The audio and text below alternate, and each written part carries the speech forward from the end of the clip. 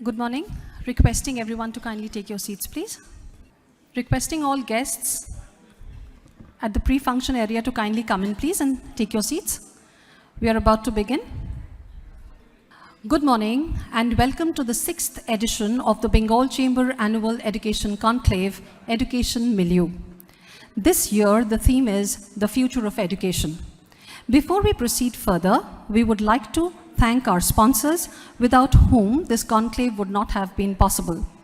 Our title sponsor, Sister Nivedita University Techno India Group, powered by sponsors the Bhavanipur Education Society College and JIS Group, in association with PwC, Ascensive Educare, MCKV, NSHM Knowledge Campus, and JT Aviation. Co-sponsor, International Management Institute, Kolkata, gift partner Presto, and incubation partner Webel BCCNI Tech Incubation Center. Today we have a galaxy of erudite speakers who will share with us their views, recommendations, and suggestions on the future of education. As we begin the inaugural session, I would like to mention that it is an extreme delight to have Shri Bratto Bosu, Honorable Minister, Department of Education, Government of West Bengal, amongst us as a chief guest. I would request the Honorable Minister to kindly take his seat on the dais. Welcome, sir. I would also take this opportunity to invite on stage Shri Manish Jain, Principal Secretary, Higher Education, Government of West Bengal. Request you to take your seat on the dais, please. Thank you, sir.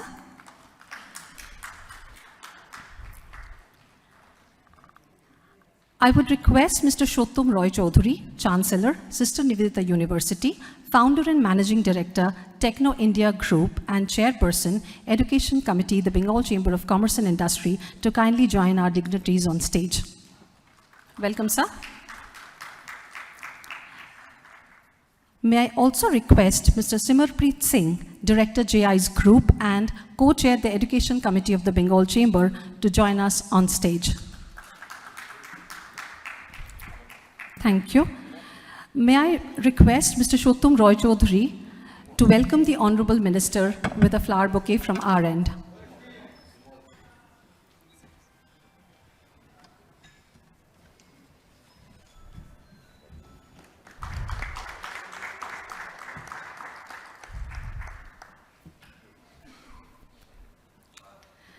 May I request Mr. Simarpreet Singh to welcome Mr. Jain with a flower bouquet.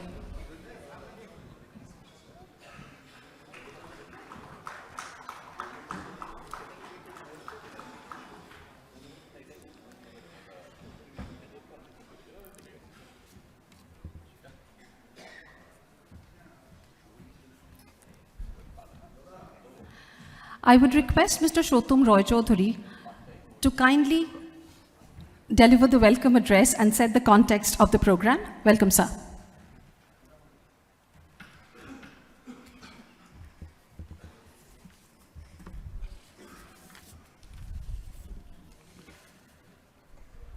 Very good morning and warm welcome to all of you.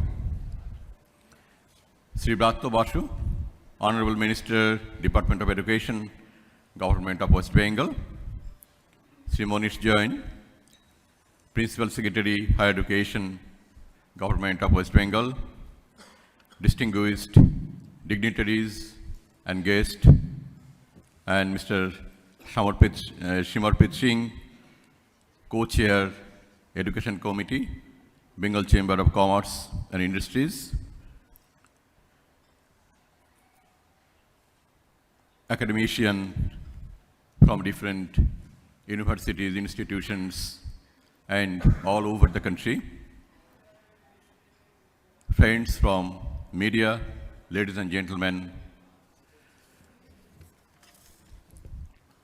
On behalf of the Education Committee of the Bengal Chamber and my personal behalf, I extend you a warm welcome at the 6th edition of Educational Conclave of Bengal Chamber of Commerce and Industry. I especially thank to the Honorable Minister for taking time from his extremely busy schedule and joining us in our flagship conclave. Thank you, sir. We look forward to your guidance, inputs, and mentorship to make Bengal the prime seat of learning, research, and innovation. I also thank Sri Manish Jain for being here with us. You have been a great supporter of our initiatives. Thank you very much, sir, for your presence. This is truly a star-spangled assembly, and it is wonderful to address such an august gathering. I am confident that your presence and participation will add substance and significance to the conclave. With theme being the future of education and the conclave designed and envisioned as a dynamic platform, the main object of the conclave is to provide the education sector in Bengal with a new momentum and a new direction. The conclave will touch upon some changes coming up in school education, opportunities in vocational education, unconventional study subjects such as sports, films, entrepreneurship, artificial intelligence, data science, and many more. Nothing can be more vibrant forum than this for collaborative discussion, interactive session, and networking opportunities. I'm sure that our thought and insights, ideas and vision, suggestions and recommendation will go a long way in taking our state education to the elite league of excellence. Here at the conclave, we have come together to enduring partnership between policymakers and education provider. Our aim is to lay a solid foundation for an inclusive, adaptable, and future-ready education system in Bengal and beyond.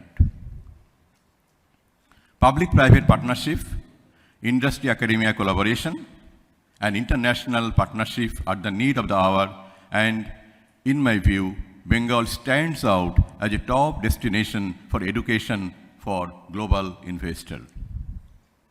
Let me make a few points as to why opportunities and prospects are limitless in the state. First of all, Bengal boasts a rich legacy. This is a state where education is more valued than anything else.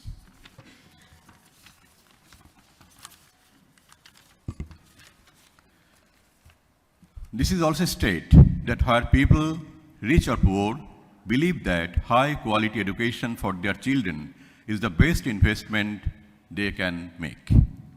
Here, the leadership is dynamic, goal-driven, and decisive. Bengal's economic and social progress has been phenomenal. Here, the middle class is growing strongly by day with disposable income. In short, Bengal's horizon is constantly ever-broadening. Bengal is the prime set of intellectual awakening, a thriving hub of industry, trade, arts, literature, music, philosophy, and science, etc. History tells us that a cultural, social, intellectual, artistic movement took place in Bengal from the late 18th century. Among the many changes brought about by the Bengal Renaissance in India was the development of education, something which helped Bengal to make the top position in almost every field.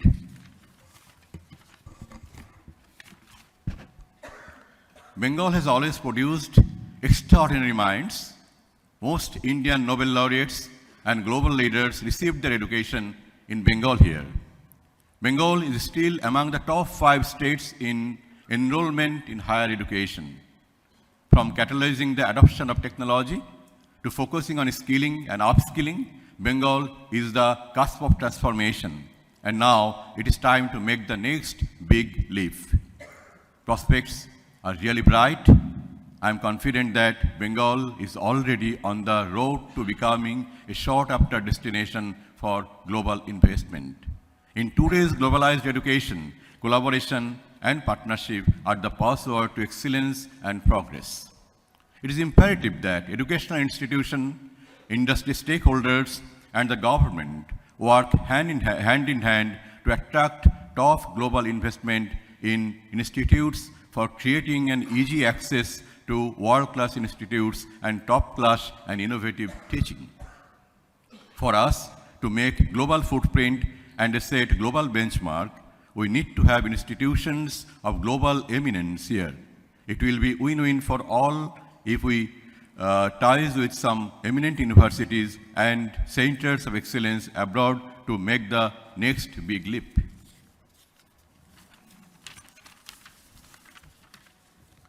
Stand on your own feet and assimilate what you can. Learn from every nation. Take what is of use to you. That's Swami Vivekananda's words of wisdom. These words of Swamiji aptly sum up the need for strategic partnership and academic collaboration. Learn from every nation is a simple expression by Swamiji that seeks to promote academic and research collaboration among institutions across the countries. I am confident this conclave serve as a stimulus for transforming Bengal into the finest hub of education in the country and beyond. Wish you Merry Christmas and advance Happy New Year. Thank you all. Jai Hind.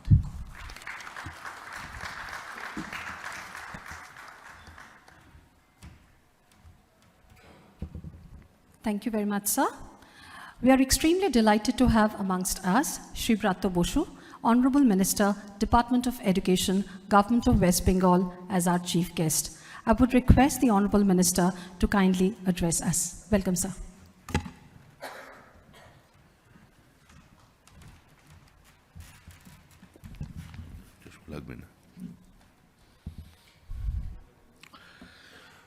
Thank you and very good morning.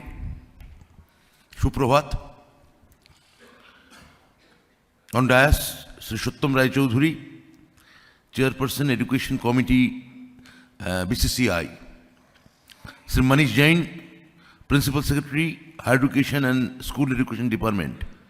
Mr. Simar Prit Singh, the head of the Education Committee, BCCI. And here are the dignitaries from the academic world, friends from the media, ladies and gentlemen. I'm really immensely happy to be at this education milieu arranged by the Bengal Chamber of Commerce and Industries, and I thank the organizers for inviting me here.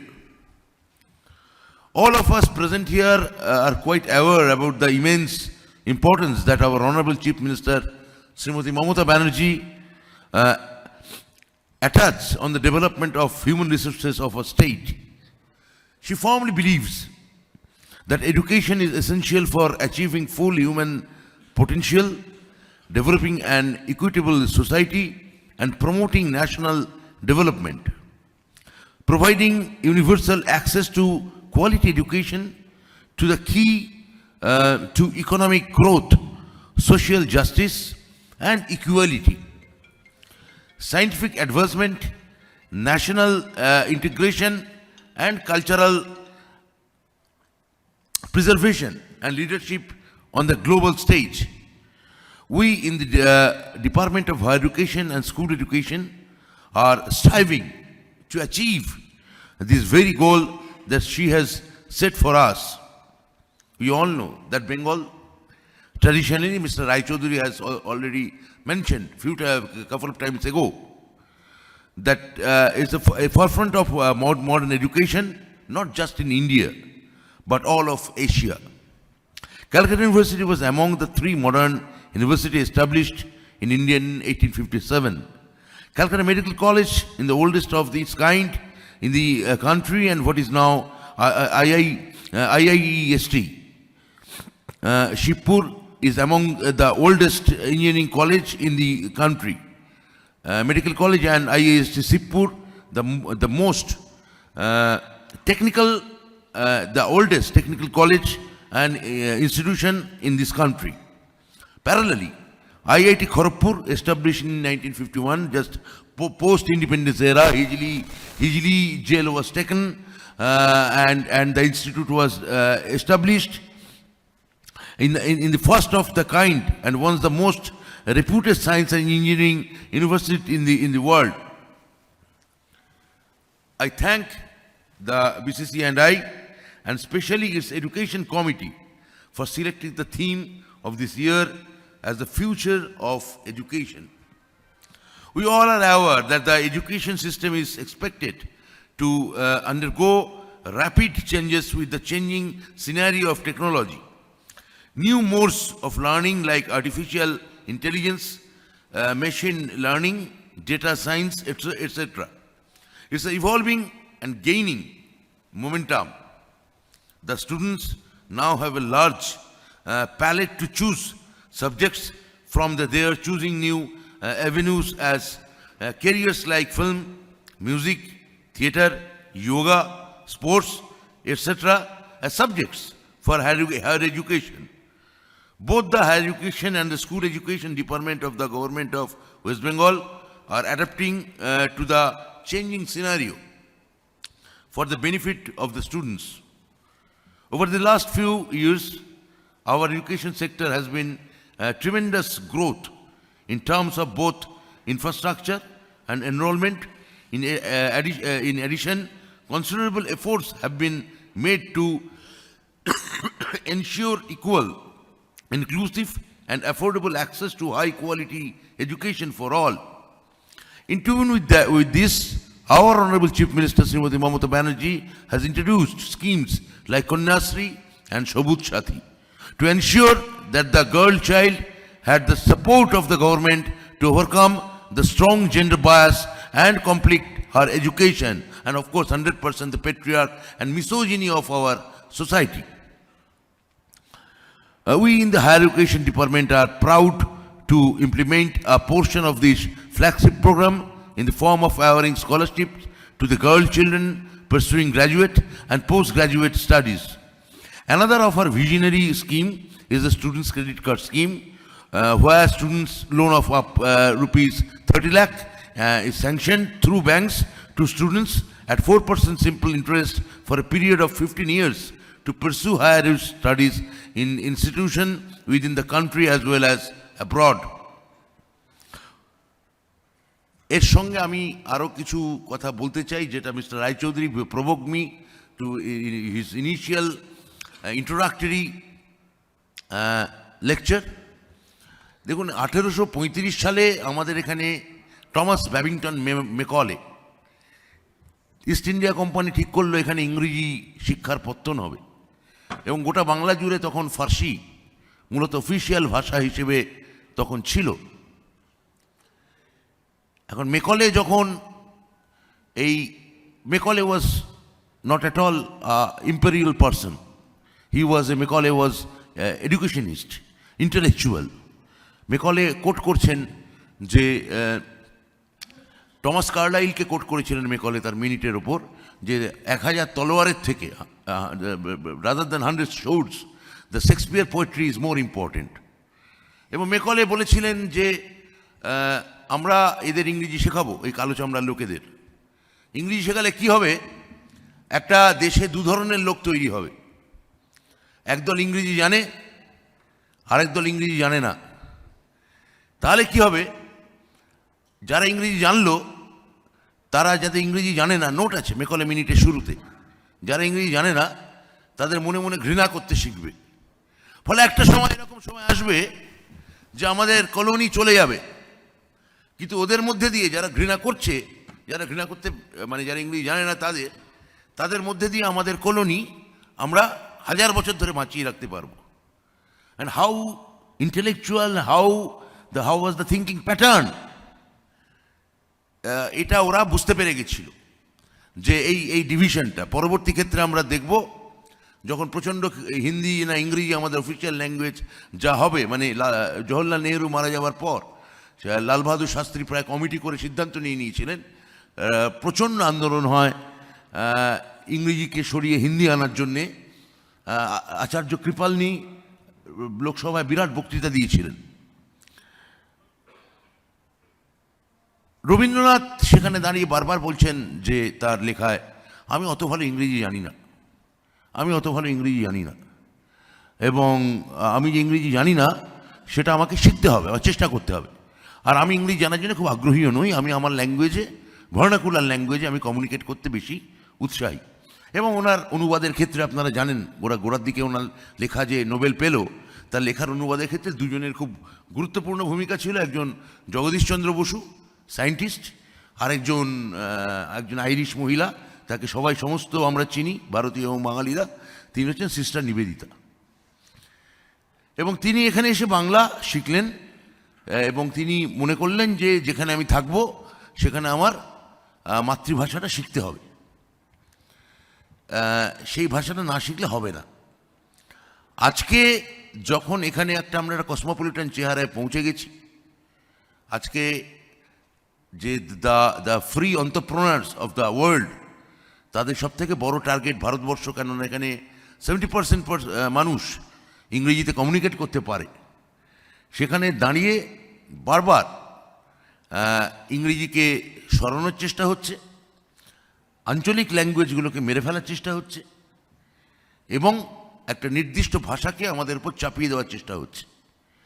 আজকে যখন এই যে scenario of education, scenario of the way of education, how we interpret hour education, these all are not the abstract things. This is related with our society. So we have to go to the root. We have to learn. We have to understand our individuality, our how would I express myself. এই প্রকাশের ক্ষেত্রে অনেকগুলো ভাষার jumble, কিন্তু আমাদের এখানে বঙ্গদেশে আমি চাইব যে মূলত ইংরেজি এবং মূলত বাংলা, এই দুটো কমিউনিকেশনের মাধ্যম হিসেবে চিহ্নিত হোক। নইলে যে পরিমাণ রাষ্ট্রবাদ আমাদের গ্রাস করছে, আমরা আগামী দিনে আরও বিপদের দিকে পড়তে যাচ্ছি। এমন একটা জেনারেশন আসবে যে যারা there is no, what I mentioned, the art, as Raymond Williams said, the famous the cultural historian, he said, what is an art? Art is key word to connect with the world. এই কানেকশনটা আমরা হারিয়ে ফেলব। আমরা আর বাংলায় কোনো গান শুনতে পারবো না, আমরা কেন জানি না বলে একটা জেনারেশন তৈরি হবে। বাংলায় কোনো বই পড়তে পারবো না, একটা জেনারেশন তৈরি হবে বা হয়ে গেছে। বাংলায় কোনো সিনেমা দেখতে পারবো না, তৈরি হয়ে গেছে। বাংলায় কোনো থিয়েটার দেখতে পারবো না, সেই জেনারেশনও তৈরি হয়ে গেছে। আগামী দিনে এই যে the space of education, the growth of education, এগুলো যেমন নিয়ে আমরা সবসময় ভাববো, তেমনি what is the root cause we have to must explore. I am requesting BCCI that they will do the thing, the root and the sky, আমাদের শিকড় এবং আমাদের আকাশ, এই দুটোকে নিয়েও এইরকম যেন তারা তাদের ভাবনার আওতার মধ্যে নিয়ে আসে। আমার মুখ্যমন্ত্রী মমতা বন্দ্যোপাধ্যায় সেই বিষয়টা তার আগাগোড়া তিনি তার কাজের মধ্যে দিয়ে চেষ্টা করেছেন।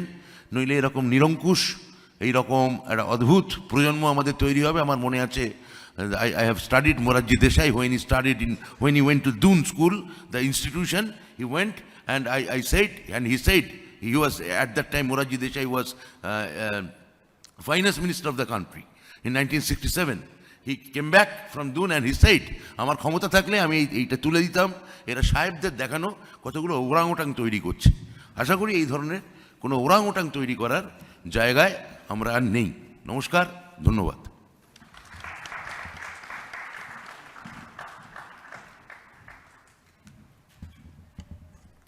Thank you very much, sir. May I request Mr. Shotum Roy Chaudhary to hand over a small token of appreciation to the Honorable Minister on behalf of the Bengal Chamber.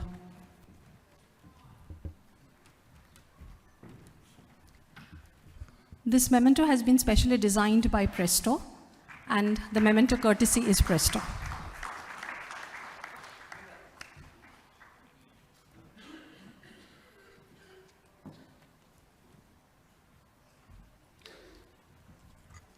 Thank you, sir.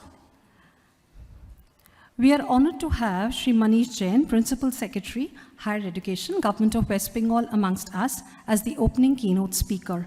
I would request Shri Jain to deliver his opening keynote address. Welcome, sir.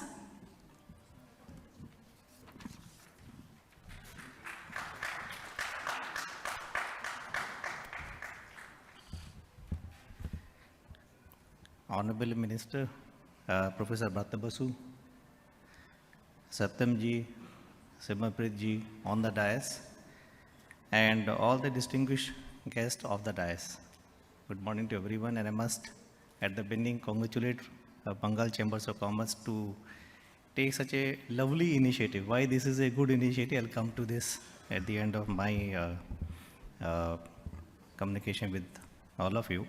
But I was going through the list of all the dignitaries who are there off the dais. Either they are educationists or they are educators. So I was just feeling, the topic which has been chosen today in a day-long workshop is so apt, And how should I communicate with all the educators and educationists who are sitting off the dais? The future of education. I'll add to it, education in future. Future of education always there, because education is the backbone of society.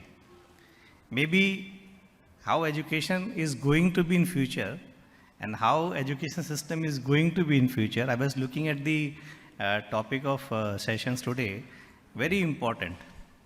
These are very important because government is not the sole stakeholder in the entire system. The educator, educationist, and the chambers of commerce, the industries, the society at large, they all are a stakeholder of the education. If you look at the education system down the line 100 years back, we'll find a different kind of education system. And most of us have passed through the school system. We also know the kind of school system we had when we were going through the school and higher education. And if you look at today, the system has changed. New things have come in as a part of curriculum. So the system is changing as per the need of society. And if you are talking about the education in future, maybe by 2030, 2040, 2050, then we have to also look at the need of society by that time. And that is where if we have to really move forward, those students, I was speaking to a young student today, these students who are going to take society down the line for 30, 40 years, they have to be trained, they have to be skilled to meet those needs of society. So we have to define the need of society first. I'm pretty sure that when these sessions are going to have a discussion, this will definitely be focus of the discussion today. And we'll be quite enriched, once these feedback comes through Chambers of Commerce to us, because this helps us in defining the policy and doing our role a bit forward to that direction. I could see the topic and inputs, the artificial intelligence, the machine learning, the robotics, all these have been a part of discussion today. They are going to drive the society in future. So whether the curriculum is going to remain same, whether the students are going to be the same concrete structure and then studying in the confined room, and how are these going to be? The teachers also have to be trained to meet the need of student.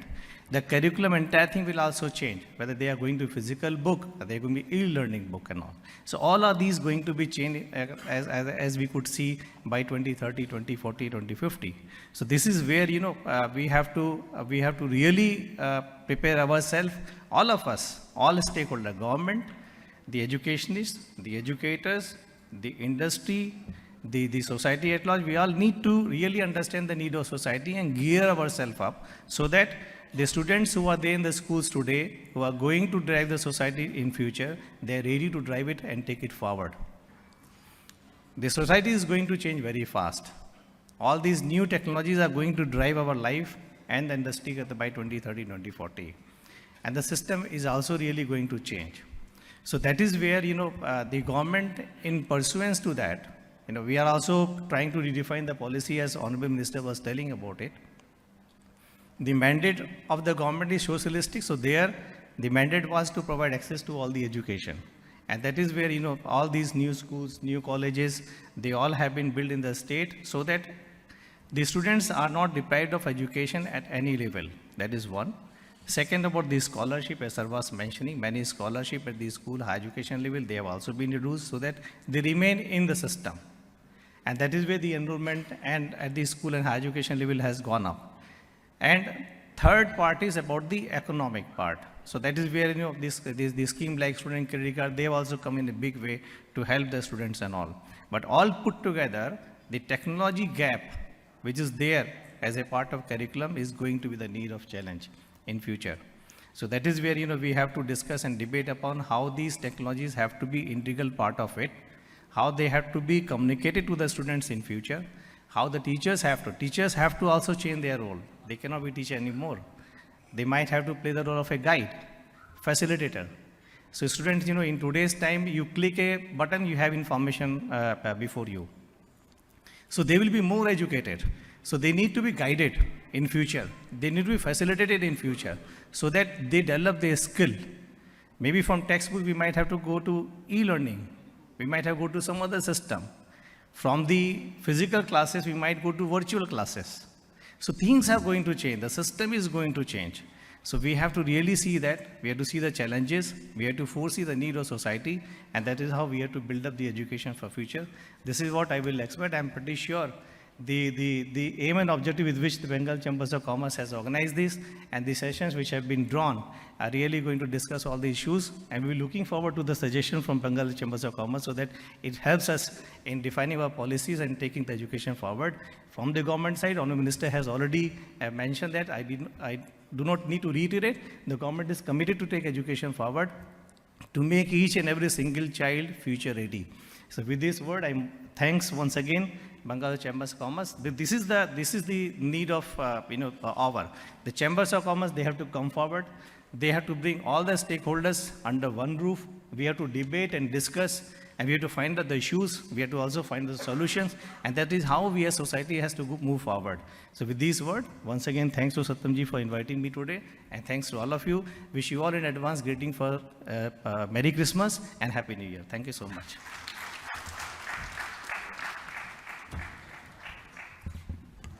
Thank you very much, sir. May I now request Mr. Simarpreet Singh to kindly hand over a small token of appreciation from our end to sir.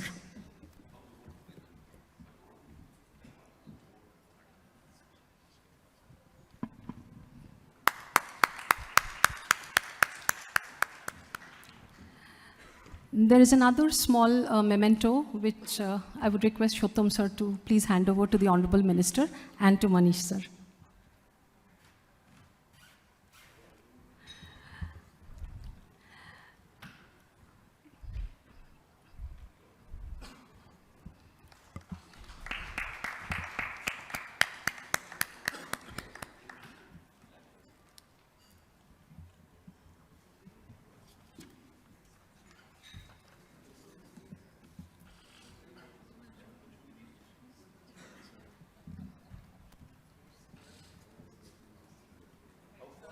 Just to remember the conclave.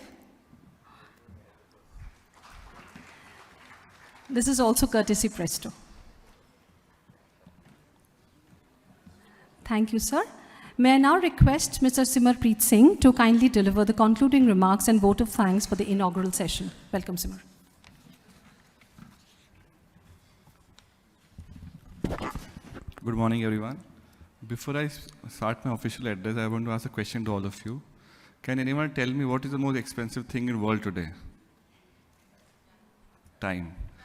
Time is the correct answer. So I want to thank all of you for coming here today and taking your busy time.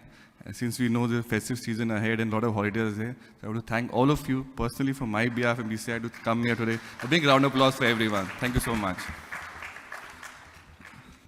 Shri Honorable Minister, Department of Education, Government of West Bengal, Bato Basu sir. Shri Manish Jain, Principal Secretary, School and Higher Education, Government of West Bengal. Thank you, sir. Our beloved Chairman, Shri Satyam Rai Chaudhary, Chancellor of Sister Nivedita University and Techno India Group Chairman. Thank you for organizing this conclave today. It's a very important conclave, and the theme is very important in today's world. And Manish Jain sir said, future in education is very important. And if we look at any of the developed country of the world, the education system is very robust, very fragile, very agile. And if India has to be a developed country, the education system is the backbone of the economy. It supports all the sector. If the R&D of education gives help to agriculture, defense, manufacturing, whatever sector you call it, education is the most important sector. And I'm very happy that I'm associated with this sector. And I want to thank all the sponsors for today.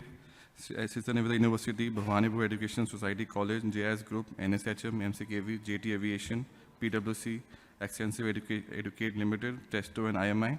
I want to thank the members of the media, the BCCI Secretariat, to make sure that the event happened. We had a lot of delays, program got postponed many times. I want to thank that, we made sure that the program happened before the calendar year ends. And I want to thank the speakers for coming here today. And lastly, I want to thank all the people, all the members of the audience to take out time. Thank you so much.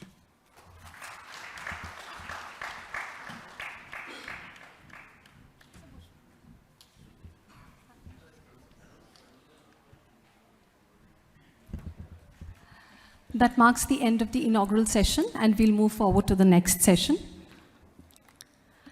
Before we begin our sessions today, I would like to mention that each of the esteemed panelists and speakers and moderators of the sessions are like a galaxy of stars in the educational universe. Hence, we are not reading out the profiles to introduce them. They are names known to all. As I welcome each of them on stage, a short glimpse of their educational journey will come up on screen. The first speaker for the day is Dr. Bishojit Shaha, Director, Skill Education, CBSE, New Delhi. He'll join us online. Welcome, sir. Are we audible to you, sir? Yes, very Okay. much. Okay, over to you, sir. Welcome, sir. Thank you. Thank you. So, good morning or rather good afternoon to all of you. It's my great privilege to be here with you all in this winter noon. I think after the first inaugural sessions, definitely with the voice of honorable dignitaries from Government of West Bengal, all of you are very much charged up. So, considering the perspective of new education policy and also the world over challenges, the way we are trying to infuse ourselves in this global trajectory, there are a lot of opportunities and challenges are there. So first of all, I would like to talk about the way the demographic dividends we are trying to consider at this point of time, which especially if we look into the school education domain, I think we can do a lot in this segment. One way, the traditional approach, which definitely we are following for last several decades, and whether especially if we look into the Kolkata and entire Bengal and the different part of the country, the effect of colonizations is still there. But at the same time, there are many school leaders who has taken a positive step to innovate and also bringing the entrepreneurships and other segment of life into the school premises. But those examples are very much limited. Now, how we can really synergize this positivity? I know many university leaders are present here. How we can minimize the gap between the school education and higher education? That becomes a point of discussions at every nook and corner of the country. Different dynamics, if we look into the entrance pattern for admission into the higher educational institutes, the challenges are with respect to bucketizations. Considering only the different subject combinations we are still following. But new education policy talk about the multidisciplinary education, competency-based portfolio mapping. Now, how we can really create this phenomenal change in the school premises? That's one way it is opportunity, but other way it's an action-oriented challenge which we must look into that how we can motivate the teacher. So my humble request to all the school leaders, how you can really gear up the moral of the teacher. So not only, because if we talk about the Central Board of Secondary Educations, we comes into the picture once in a year, and that too for conducting grade 10th and 12th assessment. But beyond that, the enormous autonomy is very much with you. So transformative changes, whatever we really want to do at this point of time, and with the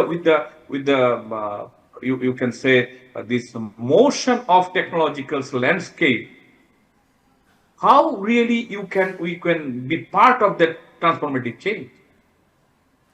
So one way we are talking about 21st century skills, and other way the technology-based orientation at school, and that things it is really crucially you should look into, and microscopic view with a macroscopic vision. I think we need to co-create together, and here comes the assistance of Bengal Chamber of Commerce and the different industrial body who can come together and create a positive pathway and right from the school. Because the demographic dividend of India in the global context, if we really want to foresee from 2025 to 2030, that 5 years, what we can achieve and what strategy we need to create, I think the industry body must come together with the school and higher educational institute. Otherwise, it is very difficult for us to generate a kind of positivity towards economical development. So I'm just cross-checking whether are you able to listen me? I think in my screen I am seeing no signal. Can anyone confirm?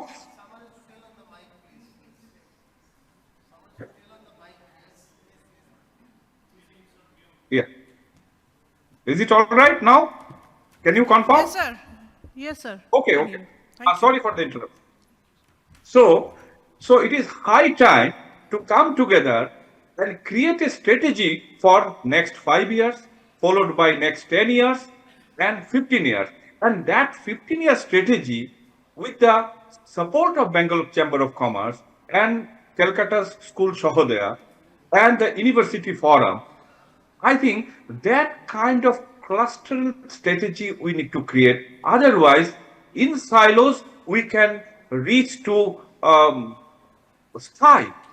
We may have a mission for moon or sun, but how that journey or the trajectory process planning, everything are very much tuned, then only we can really enjoy the music of Rabindranath Tagore's or other top-notch musicians of that particular land.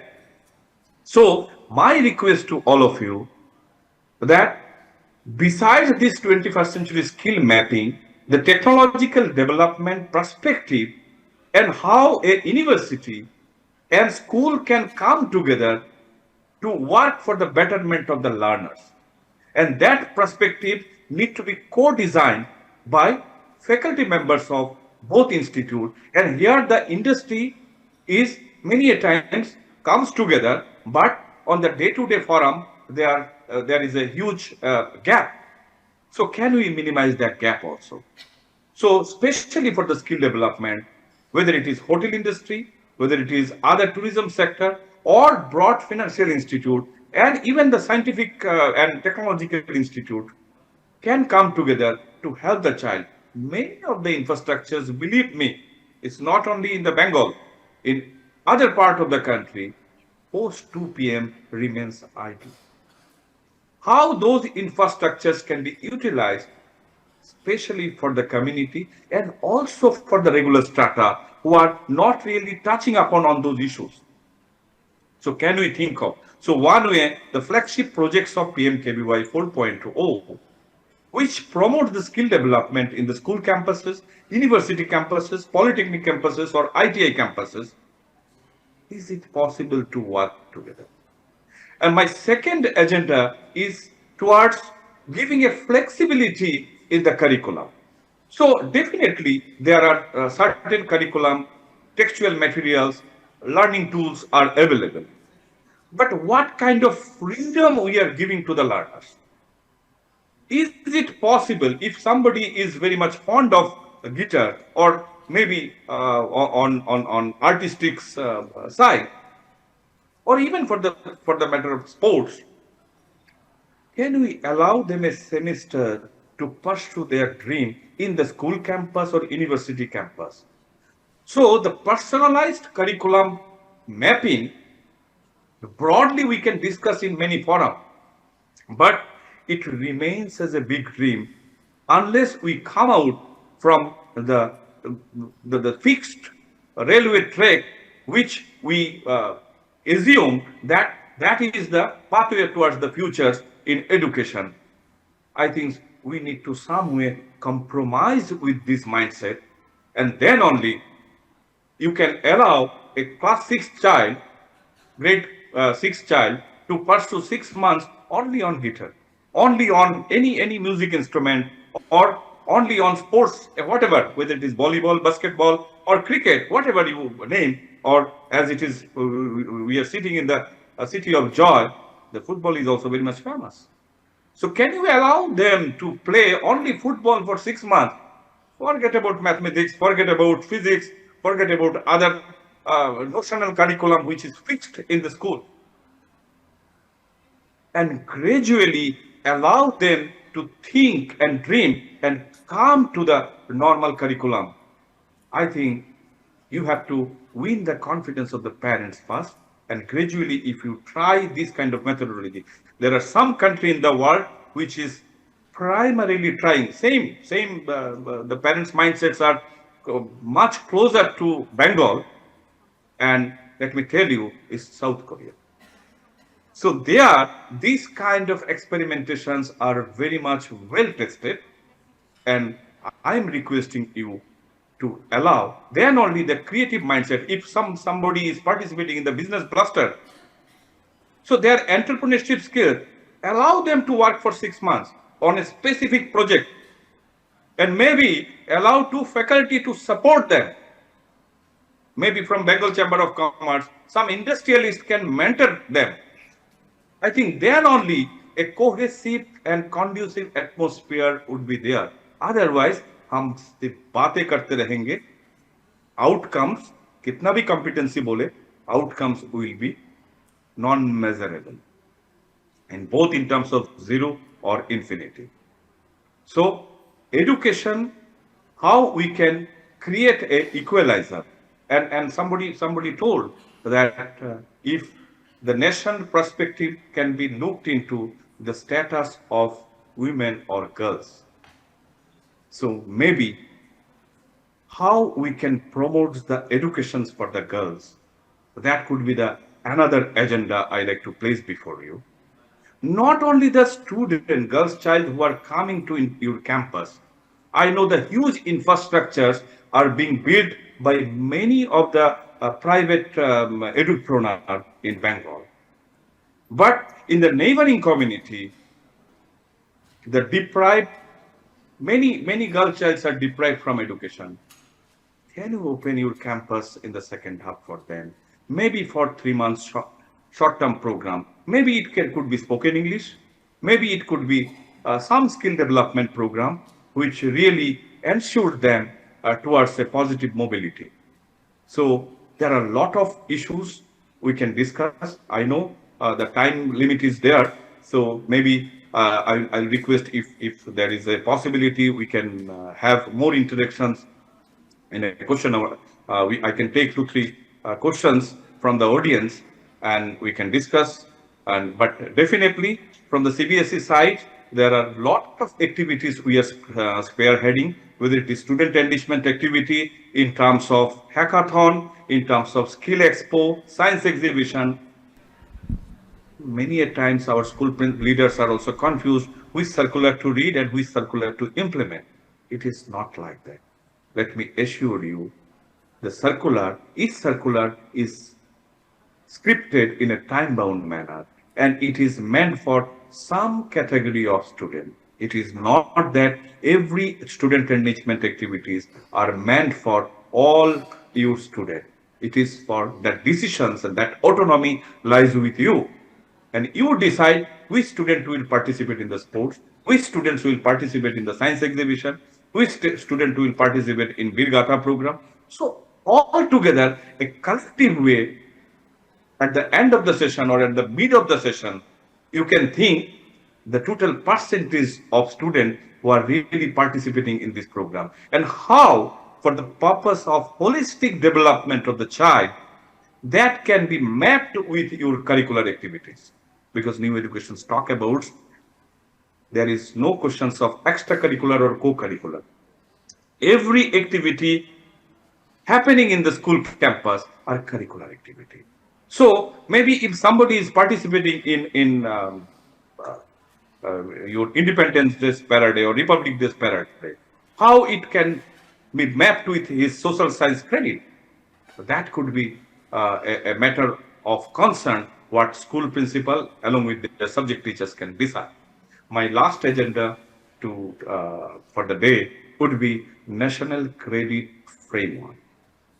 So under that, we are dreaming to give every activities of the child carry out, whether it home, society, or in the school campus, how it can be creditized for creating a positive portfolio. And we are conceptualizing under NDR, APAR, a unique ID, unlike Aadhaar, would be there. And once the child entered into the education system, that ID would be given, and that ID will capture through academic bank of credit. It will capture his or her entire journey from school to doctorate, or even in between if he exits from the system and gathers some experience somewhere.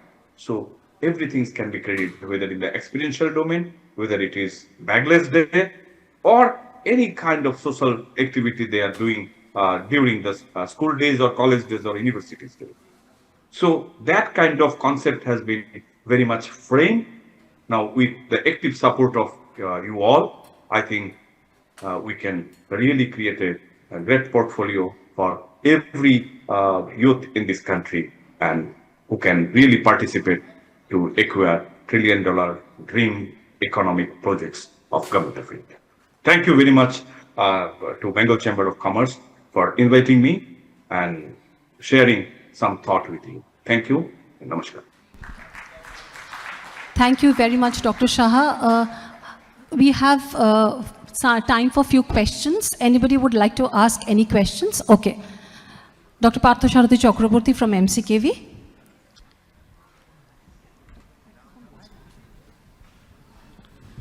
We will take 3 questions from the audience.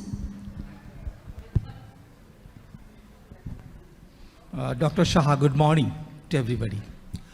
My question is that long time back, as per the Western community, the accreditation of the university started.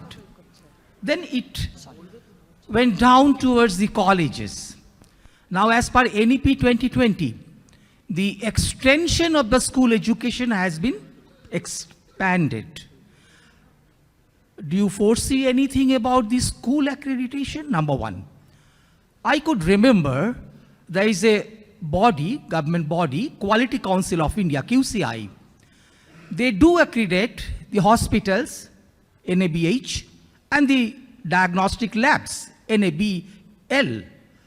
Parallelly, they had started long time back, NABET, exclusively for the schools. People are not aware about that. Some of the schools, they have done that one, but it was very much unpopular because the examining bodies and the affiliation body, they don't give any criteria, the positive points about this NABET accredited schools. Do you think the quality which NEP thinks about that, the accreditation process should have been started in our country?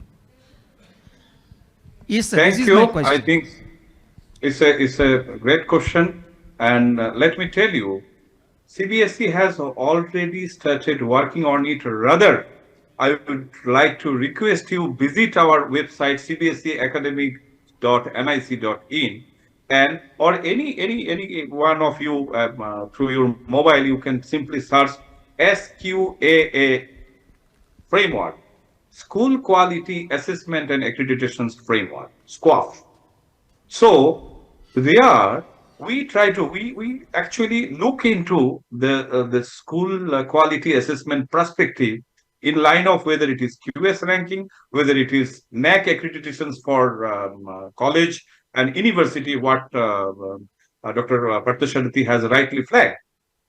And similarly, the international perspective of quality assessment for the school, whether it is led by KSDA in Dubai or Singapore or other European country, and after that, a comprehensive tools we have developed, and the entire perspective are very much available. The entire document is available.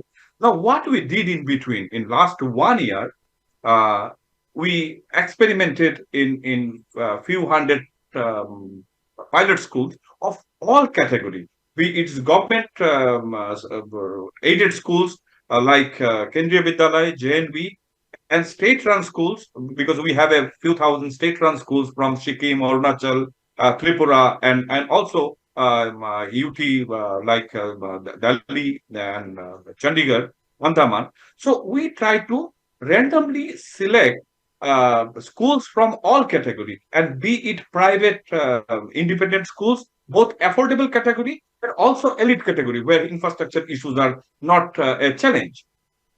And we in fact trained a good number of mentors, and we are hand holding them so that they can fill up this, and that too also in a non-threatening way. It is not that if somebody has a poor infrastructure, or teachers student ratio is not up to the mark, or the teachers retention capacity of school is very much negligible. And also, if we look into the board result, there also school is facing a lot of challenges, especially in terms of pass or essential repeat category. So all those parameters, more than 300 parameters we are capturing, and we have a robust online system, and schools are being advised to fill up those credentials in a non-threatening manner without data I should say data fudging or any garbage inputs. It is not expected from the school, because based on this data we are not going to disaffiliate any school, but we are giving test the self, means the position, existing position of the school must be tested, and then the gap areas should be identified, and then if a specific schools requires any kind of handholding, whether in terms of teachers training, in terms of infrastructure development, in terms of the government regulator-led modalities, conformations or compliances. So all these parameters are very much on table.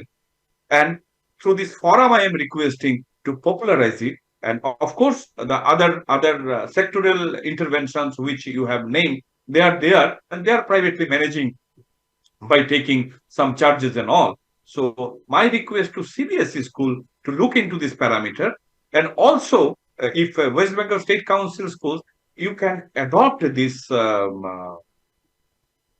entire framework, and if any expert handholding is required from the side of the board, we are open to do that. Not only we are not restricting ourselves only to the CBSE family. We are open to extend our help to West Bengal government also, if they need it, to handhold some of their master trainer on these parameters, and also taking this document and customize as per the requirement of the government of Bengal. Thank you. So we have very little time. One very quick question. Yes, there is, if that microphone can be passed on, please. A very quick question. We are already behind schedule. Okay, hi. Hi, Dr. Shah. This is Sanchari I'm the assistant professor of JIS University. I have one question for you. That is, recently CBSE introduced some process for the weaker children. Like weaker means SLD, those children who are having special learning disorder. Could you give me some idea about it, like how maybe a children or a child is having this problem, so how their parents will apply for to the CBSE board, those children who are having the special learning disorder or SLD? Okay. So thank you, Shanchalini ji, for flagging this question. And in fact, CBSE is CWSN friendly board. Let me tell you, whether it is putting some chocolate or food in between in the examination hall, especially for the diabetic children, that is also allowed.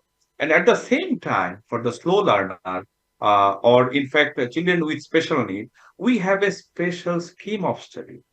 And scheme of study means if you look into the new NCFSE, for time being, you forget that. But if we look into the existing scheme of study, where for grade 9 and 10, there are 5 compulsory subjects. And 5 compulsory subjects, 2 languages, science, maths, and social science is fixed for grade 9 and 10. But for such kind of children, we have a special scheme, and it is officially announced, and we are following for last more than a decade. That is one language and any 4 subjects. And any 4 means here the lot of choices are there. It is not fixed with science, math, social science. They can take all 3, or they may take all together new subject combinations. So first flexibility is this. Second, with respect to the slow learner, of course, this is the one flexibility we are talking about. But for CWSN student, there are a lot of flexibility, like extra time we can get, and scribe is being allowed. So this kind, and also we are now thinking of how technology activated assessment can we consider. So those who are taking the help of scribe, so oral recording and other things also we are thinking. So that way we are coming up with so many agenda. But my request to you, you can look into our examination circular issued by Controller of Examinations every year, this kind of 2-3 circular, and if needed separately, I can give you that circular number also, so that all micro details related to SLD and other categories and what kind of facilities we are offering, these are very much there in our website. Thank you.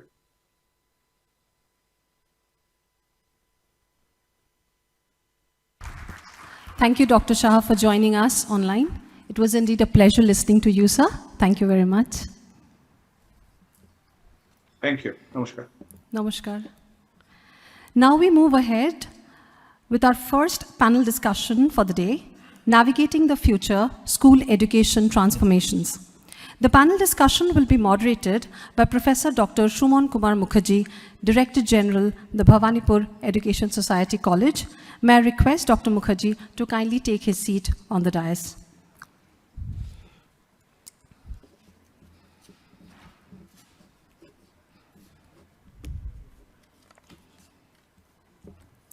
Welcome, sir. May I now call upon stage Ms. Rupkatha Sarkar, Principal, La Martinia for Girls and a member of the Education Committee of the Bengal Chamber. Dr. Mukherjee is also a part of the Education Committee of the Bengal Chamber.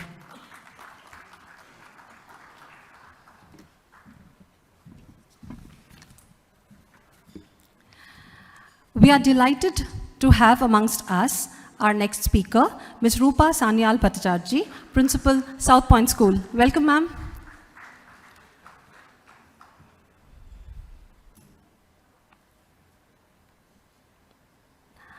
Our next panelist is Ms. Nandini Dasgupta, Director Academics, Techno India Group, Public Schools. Welcome, ma'am. I think we can clap a little louder. And finally, we have Ms. Kamalpreet Kaur, Principal, Narula Public School. Welcome, ma'am. And over to you, sir.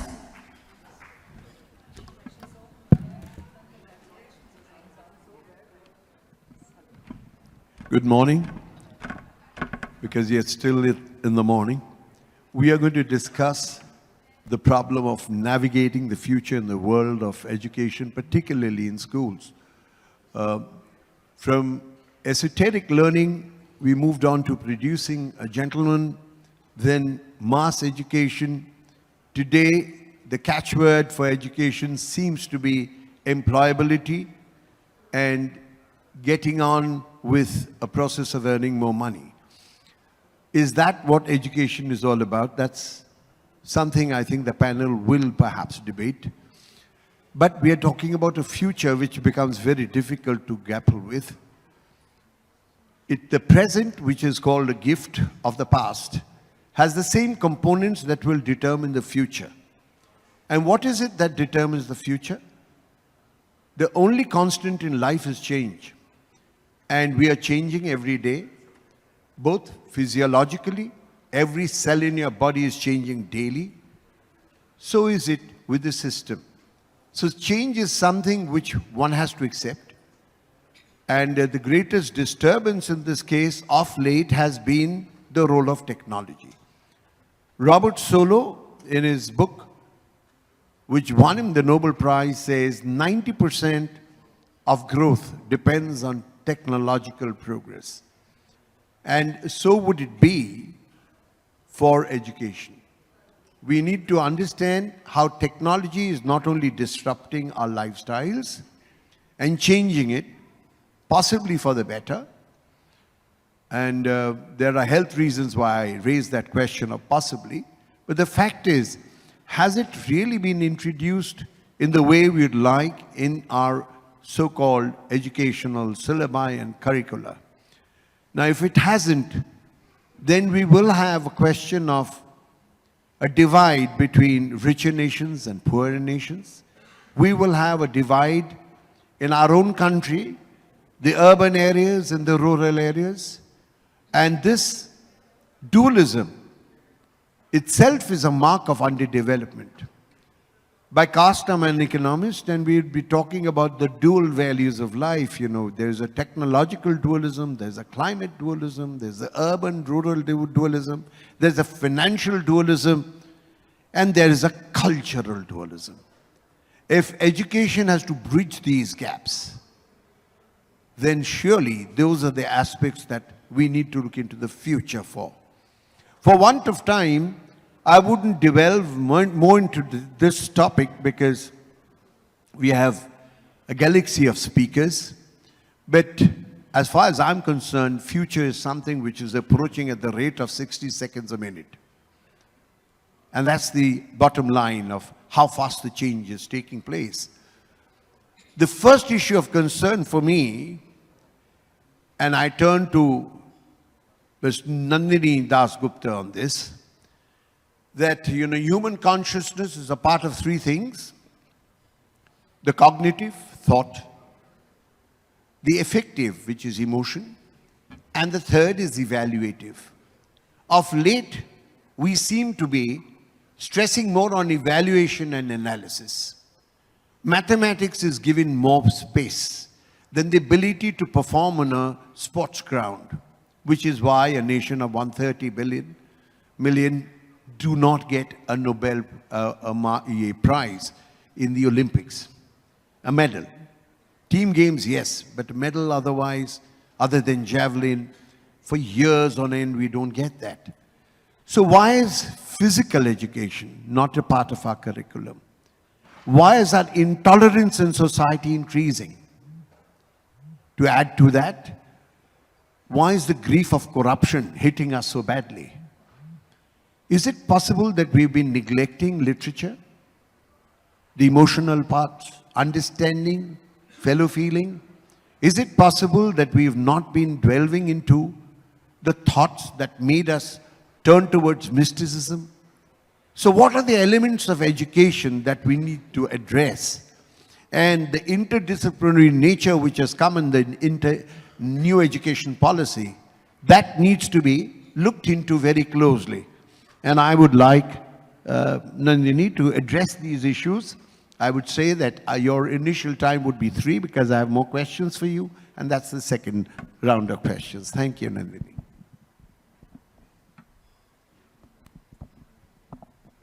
Good afternoon to one and all present in the hall. My respected seniors, those who are here today in the hall, from my group and beyond. Good afternoon to all panelists and Suman sir. Thank you for the opportunity, sir. I think what Suman sir wanted me to speak on is one of the most closest area of my heart as an humble educationist who has spent some decades with the children and their environment. To be very honest, being in the land of Rabindranath Tagore and Swami Vivekananda, it's actually a surprise that we have to get jaw-dropped or awed by NEP 2020 and all the clauses and terms and guidelines.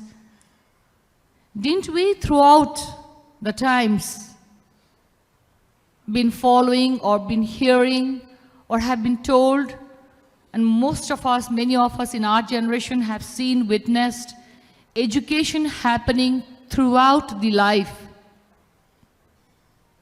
So, do we really need to freshly understand that life is not about bookish education only, but life happens through every moment of your experience in your environment. So, when we talk about education happening beyond the textbooks, yes, because NEP 2020 has freshly spoken about it, so this topic is in the middle of our discussion, so it's taking the center stage. There are a lot of, buzzwords about education has to be like that, education has to be this way. But to my mind, it was always there.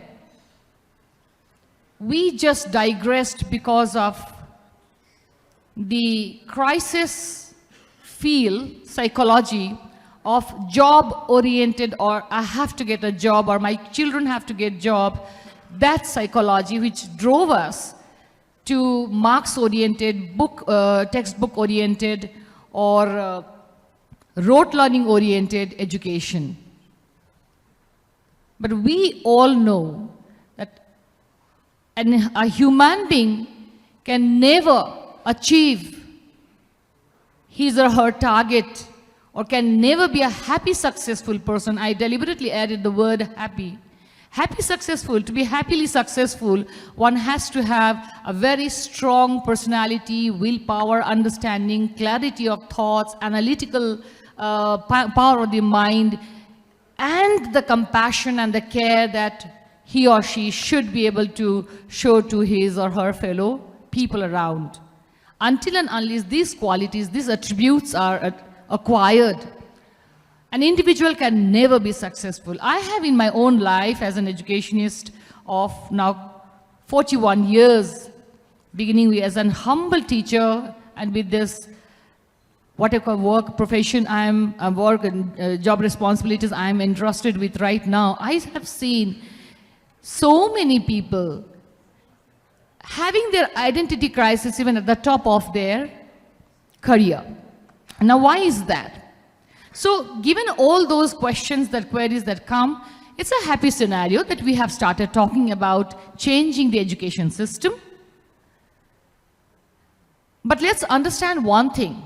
Yes, we have started talking about it fresh, but this has been happening all around, across the world,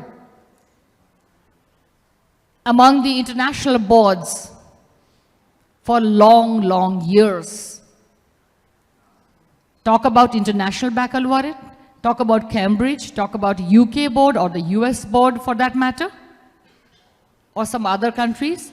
They have adopted Shantiniketan style of learning. When they talk about, when we meet colleagues across and when they say Gurudev Rabindranath Tagore's Shantiniketan style of working, we really feel ashamed that we have forgotten it. And what did it teach us and what is it all about? It's not about what to learn or what to study. It's actually all about how to and why to study or learn. If the emphasis goes on why and how, then that what automatically happens, what to study automatically will be happening, done by the self-motivated learners, lifelong learners. We just have to teach the children how and why. Now there are so many facets of this area. Today, I'll quickly touch upon the art integration and interdisciplinary or multidisciplinary way of teaching and learning. Because teaching is just one-sided. So we have to utter these two words together, teaching, learning. It has to happen in the classroom, beyond the classroom, as much possible with the art integration and in a multidisciplinary manner or interdisciplinary manner. Now, let me quickly first talk about what am I talking about, or what everybody is today in today's world thinking about what is art integration. The moment we say these two words, art integrated teaching learning, I know people immediately visualize a lot of people drawing, or you yourself drawing or painting works and all. We have so sorrily and so sadly forgotten art is not just about drawing and painting. In today's terms, art is also about digital graphics, digital designing. To be very honest, even the selfie that we take is also an art. So, it's not humanities arts versus the sciences. It's about art integrated, the method, using art as a tool. It can be drama, performance arts, visual arts, it can be even the storytelling arts, or even the crafts, or using puppets, or probably age appropriately, grade appropriately in the higher classes in a different manner, going to the field work, field studies, and watching the craftsmen, artisans, and these all are art. These all are art. So one just has to find which particular tool or form of arts will be appropriate for the topic or the subtopic he or she as a teacher wants to teach in the class and wants the children to learn, keeping the learning outcome in mind, which is already decided and set. We just have to find out that we integrate art. Why? Because research after researchers have already established the fact that when we try to learn or clear the concept with help of any form of art, it's always a better comprehension. It's always a fun way of learning, which obviously we retain for a long, long time to come. Now, there is this minor and a very finer division between art integrated activities and art integrated learning. Quickly, art integrated activities are anything that we have done or doing after the concept has been taught or learned.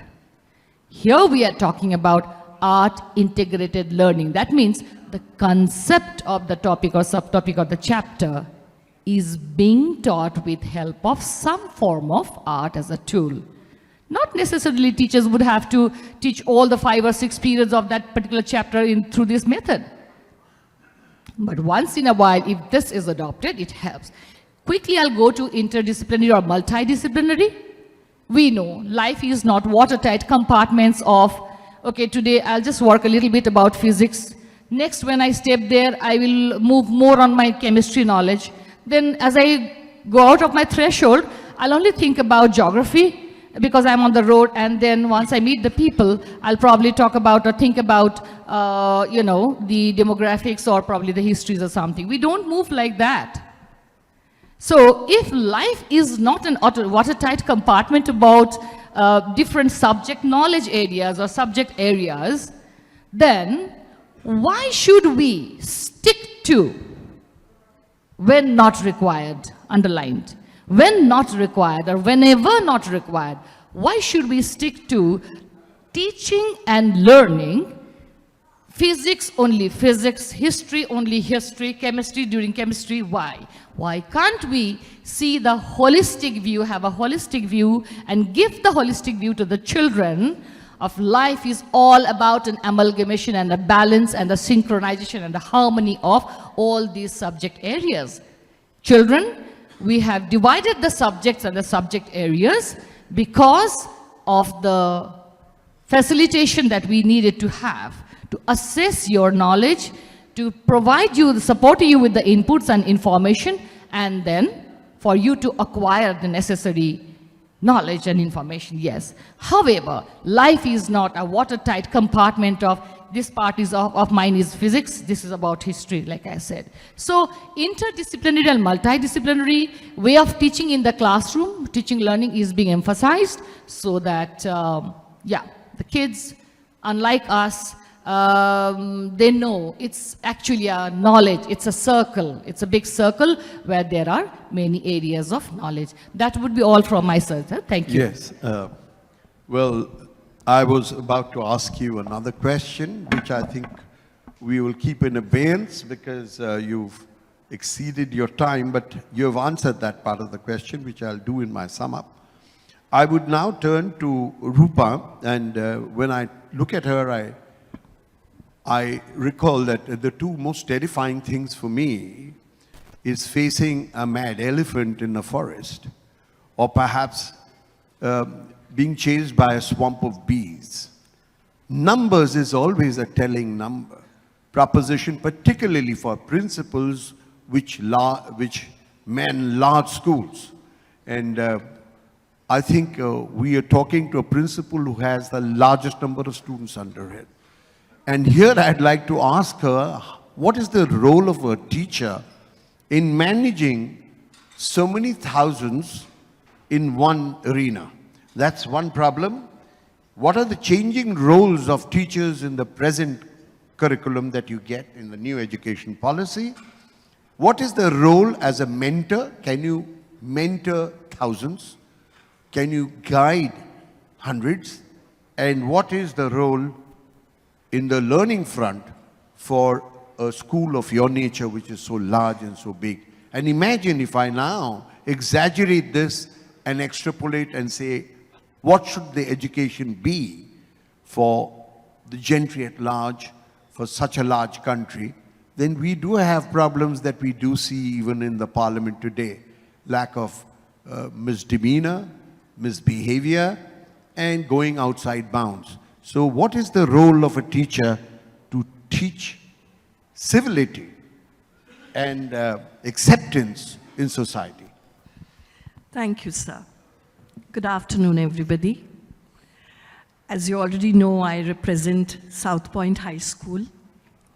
And it has been mentioned in the Guinness Book of World Records for about 8 years as being the largest school in the world. But that's not the only thing that we are proud of. We are proud of the alumni, and I'm sure members of the alumni are here. And what do they remember about the school? They remember teachers. At least 1, 2, 3, 4 teachers. It so happens that the platinum exhibition of the school is on now, and we've had the privilege of having luminaries as teachers. And we've put up a platinum exhibition, Lens on Legacy, where ex-students, even from batches of 64, or those who got enrolled in 1954, they're coming and they're trying to locate the pictures of their teachers. That's how important the role of a teacher has always been. But unfortunately, I feel policymakers, they make policies. Governments can, not agree with each other's education policies. We see that a lot. But the teacher has to deliver, because at the end of the day, a child has to learn. But the manner of learning has changed because the society has changed. The teacher is no longer unquestionable. It's not as if everything she says or they say cannot be questioned. A teacher has to also compete with the knowledge that is available at a click.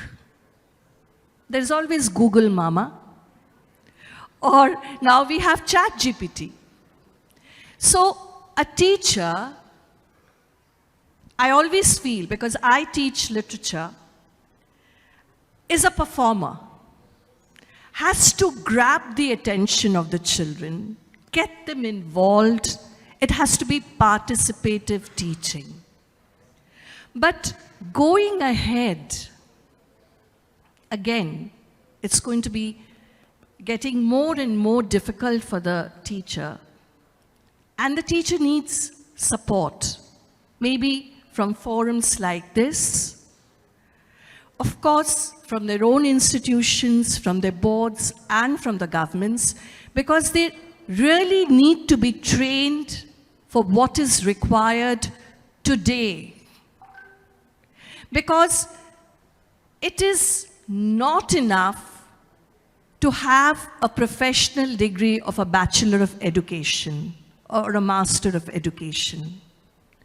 But I've been told that IIT has come up with a teacher training program which enables them to actually look at education in a holistic manner. So if my primary subject is physics, I might also have to learn something about music.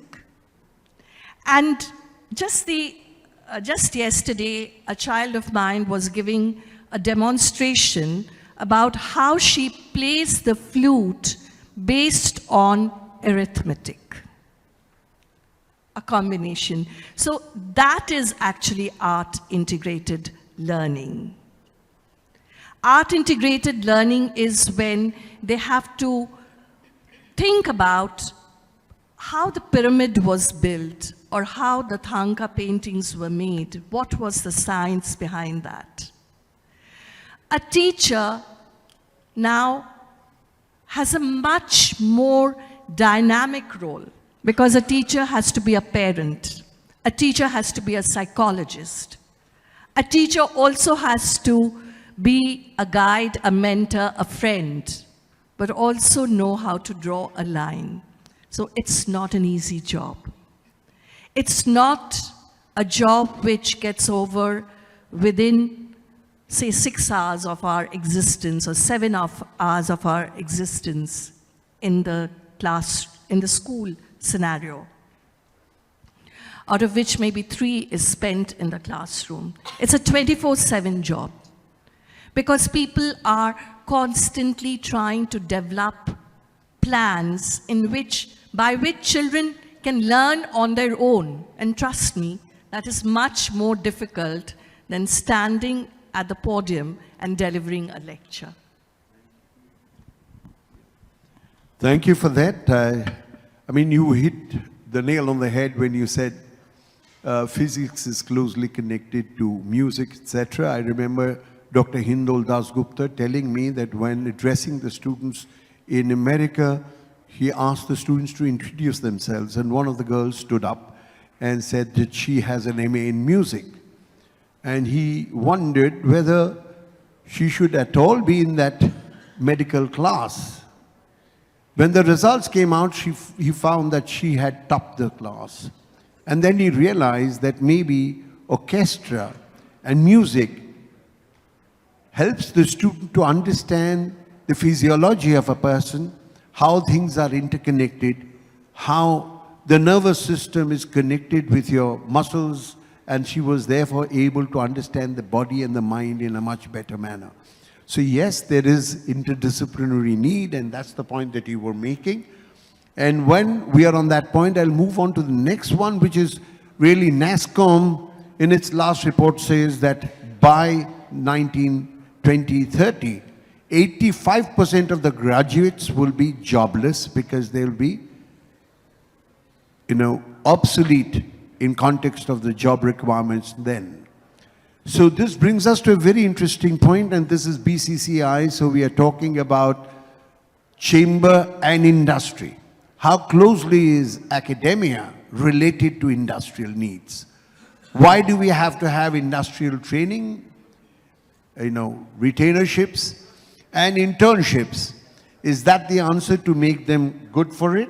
And that's the question that I perhaps asked Kamalpreet Kaul to answer the link between academia and industry. Good afternoon to one and all present here, the distinguished panelists. We are deliberating on certain pertinent issues, and of course, the connect between industry and academia is of prime concern in the wake of NEP 2020. And being the principal of a CBSE school that has just come up on the fringes of the city, primarily in the rural backdrop of West Bengal, this is quite a challenge because sensitizing the teachers to a changing world scenario, of course, we have stepped into a very dynamic educational milieu, but then integration of skill education, as Dr. Bishwajit Saha spoke in the inaugural address, it's very, very important. And of course, we have in our present setup a number of skill-based subjects which enable the students to make early choices in life. In fact, the exposure to skill-based subjects is the order of the day. Every good school, every institution should adopt. This is a recommendation, not me speaking, but a recommendation of NEP 2020. We must integrate the skill subjects in our daily teaching, learning, and pedagogical practices. We have, as an example, integrated DTI. There is the School Innovation Council enabled by AICTE, and the children are coming up with prototypes as early as the middle segment. The 6th, 7th, and 8th graders, they are making prototypes for participation in the innovation contest organized by the skill and the training segment of CBSE, supported by AICTE. Not only that, they are coming up with, and even, submitting the business models in order to ignite the entrepreneurial skills in them. So yes, it's here, and we all have to wake up to this challenge, to this new need and requirement that skill education makes the students industry ready. Now, the second point here is, how do we map the interest and the ability quotient of the students? The educators need to implement various psychometric batteries in the classrooms wherein we can map the interest and the ability quotient of the students. And CBSE has enabled us, they have given us ways and means to map the interest and the ability quotient of the students. There is a compendium of career and education pathways text after the skill-based subjects in grade 12 so that the students can make informed choices after they complete their school education. So this is the need of the hour, and we have implemented the various skill subjects like artificial intelligence, design thinking and innovation. Then we have augmented reality, virtual reality. My recent brush with the media studies was when I visited Whistling Woods International at Mumbai as part of an exposure group team of principals of CBSE schools, wherein we were enlightened with what media studies has in store for the students.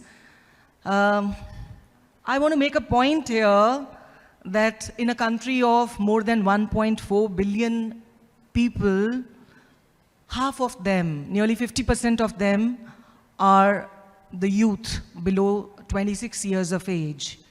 But how many of them have employable skills? The India Skills Report 2021 says that only 46% are employable.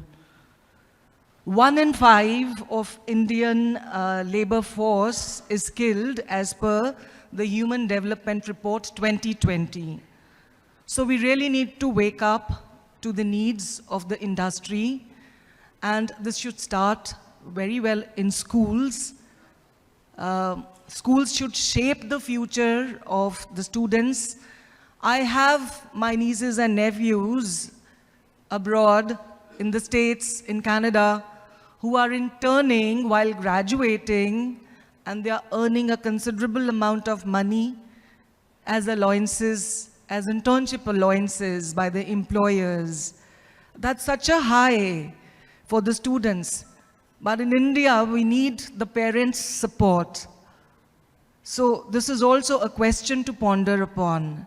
Why doesn't the industry give us experiences and allowances so that the children after school can chart their own path, their own journey, they can be selective as well as empowered. So industry and academia alignment is very, very important, and Dr. Bishwajit Saha has very rightly not only mentioned it's not a verbal commitment. I have been a part of many of his endeavors in Delhi as well as in Kolkata, wherein we have made conscious efforts to sensitize the students, the parents, and the teaching community, even training them. Teacher training is very important because the industry needs, and the change in academics, the change in the skill-based subjects, the combination of subjects that a student is required to select and study these days from the middle segment onwards requires a trained set of teachers who can deliver also. So these are the challenges, and in media studies, for example, we were deliberating with Mr. Subhash Ghai that if we introduce media studies, because the media studies curriculum has been designed by Whistling Woods International, so the principals of CBSE schools, they were deliberating with him that even if we introduce media studies in grade 9, 10, 11, and 12, we have a dearth of trained faculty to deliver the course. So this really raises another question for us. And I guess this platform is an appropriate platform for deliberating all of this and taking some substantial steps in addressing these issues. Thank you. Thank you so much. I mean, you touched on many issues, but it brings us yet to another point. I mean, you're looking at two cultures in one. You're looking at business being made on golf courses. You're looking at clubs telling you about the attire you need to wear. And you're talking about rural sectors, and you're talking about what should the largest section of the population, which is more than 70% of your population in villages, do. In America, you see the farmers wear the blue jeans and the white sneakers, and they are used to the same culture of hamburgers and donuts and bagels. But in India, you have not only a divide in terms of food, in terms of your habitat, in terms of the dressing, in terms of social norms, and therefore you're having two economies in one. And we have leading schools which are actually producing students for the corporate cultures, the industrial leaders, the ones who take our country abroad, across shores, and who are actually putting across frontiers which are putting the country forward, because foreign exchange does matter. So corporate culture, how important is that? How do you integrate the country through your school education? Or do you have elitist schools that only produce one kind and it's debarred for the others? And that's the question that I turned to Rupkatha, and she has to also explain why skilling and upskilling is important. How would you integrate corporate culture with vocational training? Thank you, Dr. Mukherjee, and thank you, guests and committee members and stakeholders, industry stakeholders who are here this afternoon and from the morning, and my co-panelists. I've been listening. And we are here to see how, through our deliberations, we can look into a future of education that will bring about a change that will be beneficial for our students, for our stakeholders, and as a country, as a nation, we will move forward with our economy. As part of a school which is 188 years old, the challenge is always how to move forward. And I think the most important thing here is our mindset. When we talk about a nation where there is so much unemployment, there is so much indecision regarding what careers to choose, I think as a school educator, from the point of view where as teachers, we are skilling our children to face the world tomorrow, the most important thing is that we teach them dignity of labor. You know, we have divided vocational education with the mainstream education in such a way that we look down upon vocational education. We have already created a divide. So to a 5-year-old or a 10-year-old or an 18-year-old, how do we plant the seed of respect for vocational education? We can talk enormously at gatherings, at podiums, make policies, but let us turn to the mindset of our people. Today as a parent, will I want my child to go for a vocational education?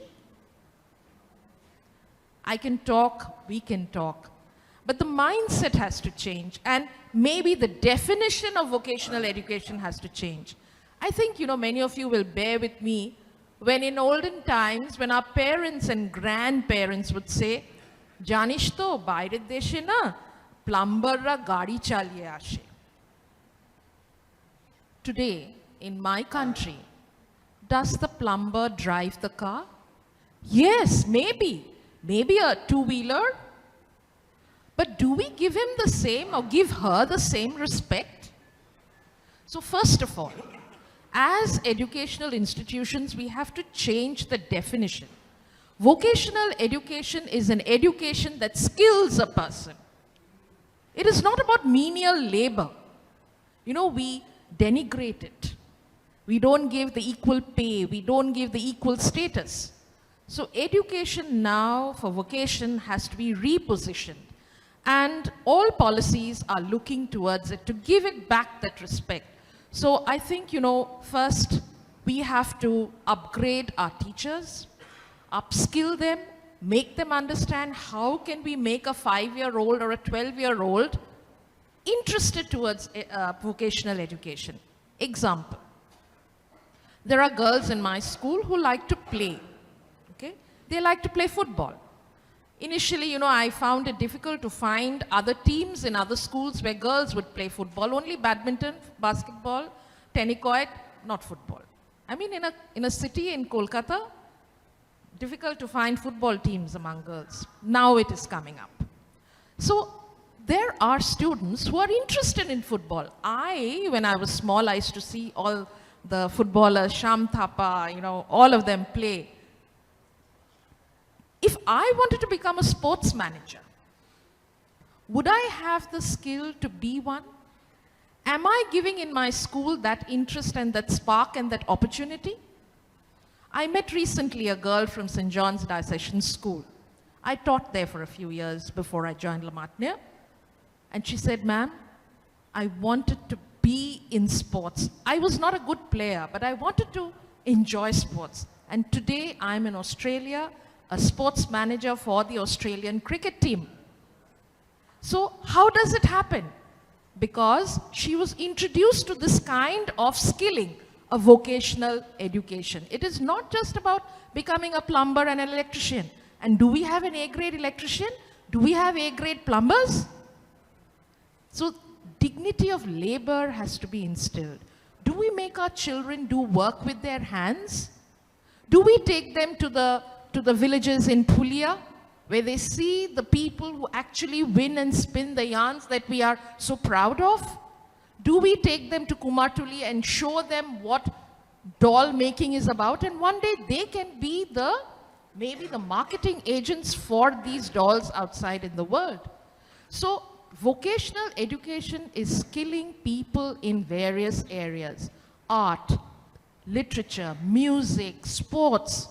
It's not just about the few areas that we are generally known to be aware of. So I think in a country where there is need for employment, let us look into the interest of the child. What is the child good on? And give opportunity to the child to develop his or her passion and become an entrepreneur, become a skilled vocationalist in his or her field. So I think this would be an answer to some of the problems that we have.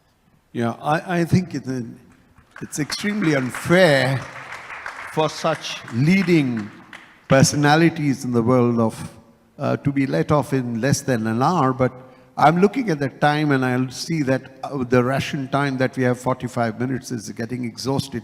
So many of the questions that I wanted to raise in the terms of conflict resolution, which is so much in need of the hour. The conflict is everywhere, and with pressures it will increase. Then problem solving, creative thinking. These are issues we will perhaps have to wait for another conference we could address. But two very interesting points that came, particularly from Nandini. She used the word happy and successful. I mean, both are not correlated. You are not necessarily happy if you're successful, because you need to first understand what is success. Does it come from money? Does it come from power? Does it come from fame? Or does it come by your social moorings, what you've done for society? So that's a very ambiguous term, and I'd like the panel to look into this, because we have just about a few minutes left, and I wouldn't like to conclude on that. And the other most confusing term is happy. Now, I have heard one of the leading industrialists saying, we were told, work hard and you'll get good results. So my whole school life, I tried to top, and I worked very hard. When I joined office, I was told, work very hard, you'll rise. And then at the end of my life, I find that I've worked and worked and worked. I've made money, I've risen and become the CEO of the company, but I'm not happy. So what makes you happy? And are these correlated, success and happiness?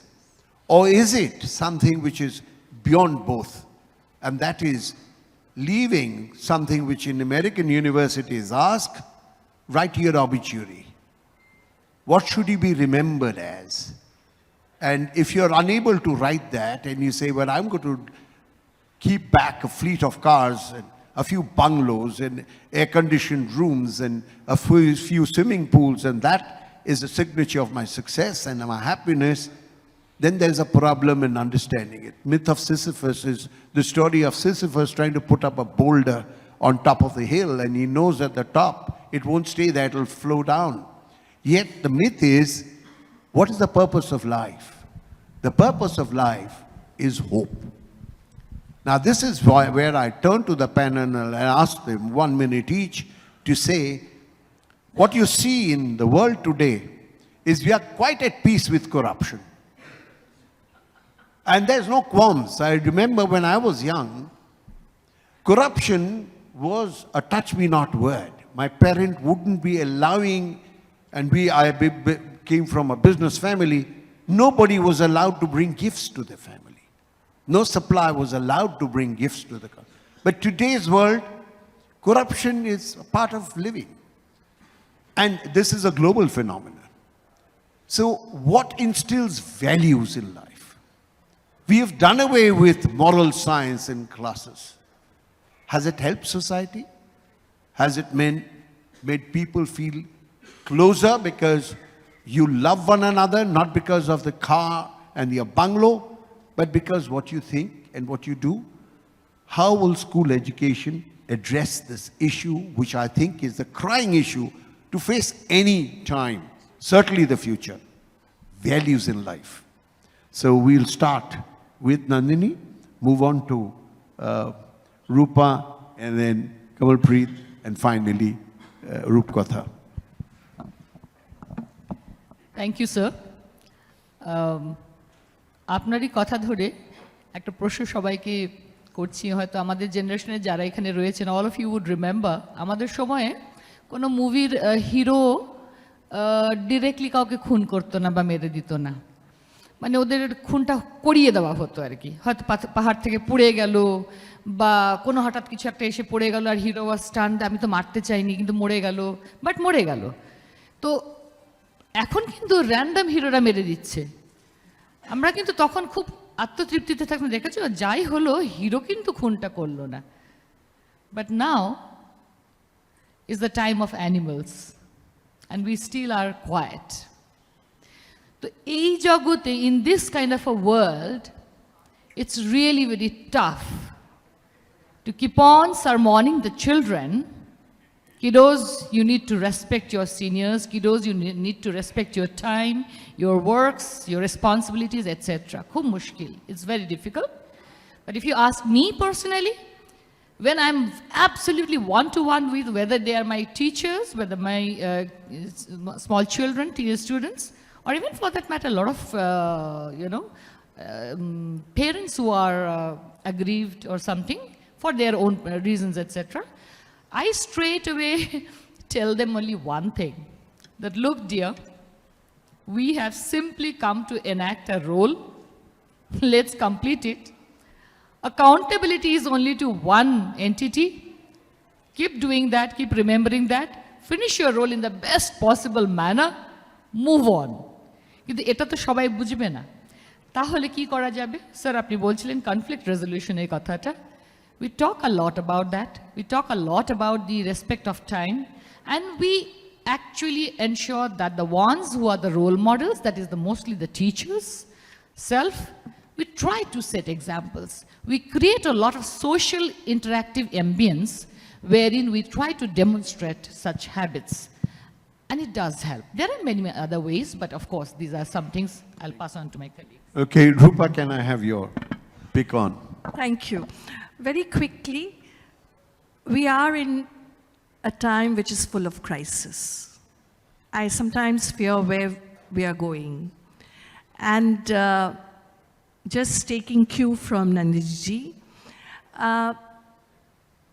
I've asked my students, because I teach, that how do they look at supposedly successful people who for more money have to sell themselves for advertisements which are not to be seen by youngsters, let's say. So they say they do not like it. So the only thing that I keep telling the children that I come in close touch with, make the correct choice. There are always many choices. You have to know, listen to your heart. Don't that voice inside you should not go dead. I think corruption is all about that when we kill that voice. Thank you so much. Kamalpreet, how do you instill values? So this value education can never be segregated from education and educating children at school, and the best way of educating them is through our example. I would like to resonate what Guru Nanak had quoted in the 15th century and pretty relevant even till date. Sacho ore sabko upar sach achar. Truth is above all, but truthful living is even above that. So we have to be role models, and our children will definitely be impacted. Practice over precept. Thank you. I think this is Yuletide, and we have also have the Bible talking about it's easier for a poor man to go through the hole of a needle. And who could do it better now in Christmas cheer than Rupkatha? So Rupkatha, would you like to take it? Relationship. When I went for, pardon me for bringing this up, it's a very personal example, but I'd like to share this. When I went for the convocation at London School of Economics, the German Vice Chancellor mentioned that today the young people who are here receiving their degrees, remember that you owe it to your parents, to your grandparents. He acknowledged in the midst, in a country where, you know, everything is easily available and relationships are so fragile, he acknowledges the role of parents and grandparents, family. So I think, you know, it starts there. Value education starts from the time we are born. We look at our parents, we look at our teachers, and no matter how much I say, do this and do that, the child will learn exactly what the parents are doing and what the teachers are doing. No bookish education will give values to a child. If you say love your neighbor as yourself, are you doing it? We have read and spoken and taught about Ubuntu, working and winning all together. Where you had asked me, Suman sir, about corporatization of education. Pardon me, I didn't answer that then. Cutthroat competition. Result-oriented, so much so that I will thrash someone and move ahead. That's coming in everywhere. I'm fighting for 1 mark, for half a mark. Parents are coming to school. I mean, by hook or by crook, you have to get into that college. You have to get those marks. So where is the quality of life coming to? We are not happy. We are taking in medicines, we are dressing up, we are doing all the talk, but we are not happy inside. We need to stop somewhere. We need to be less consumerists. We need to be less commercial, understand what is true value of life. Yes, we need to progress, but progress together, but not thrashing each other and pulling each other down and moving ahead. So value education begins with each one's life in the home, in the school, and maybe in this room together. So, yeah, I think that's a very telling note, and I'd like to pick up on that word progress.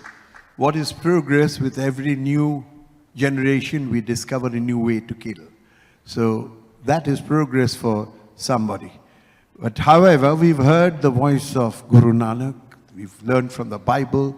I know the Quran would also expect every 1/3 of your earning to be given back to the people.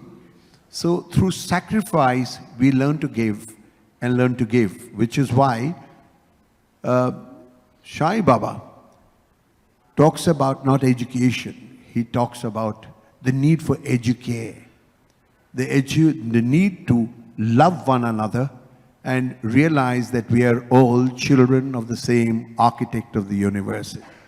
On that note, and to cheer in the good message of Christmas, let me, on behalf of the panel, thank you for this very wise audience appreciating this. I'm sorry, out of time, I couldn't ask questions. Thank you very much to the moderator and the esteemed panelists. May I call upon stage Professor Dr. Anupam Basu to hand over some mementos to our esteemed panelists and the moderator. Dr. Basu happens to be a member of the Education Committee of the Bengal Chamber, and we'll introduce him subsequently later when he's there in the panel.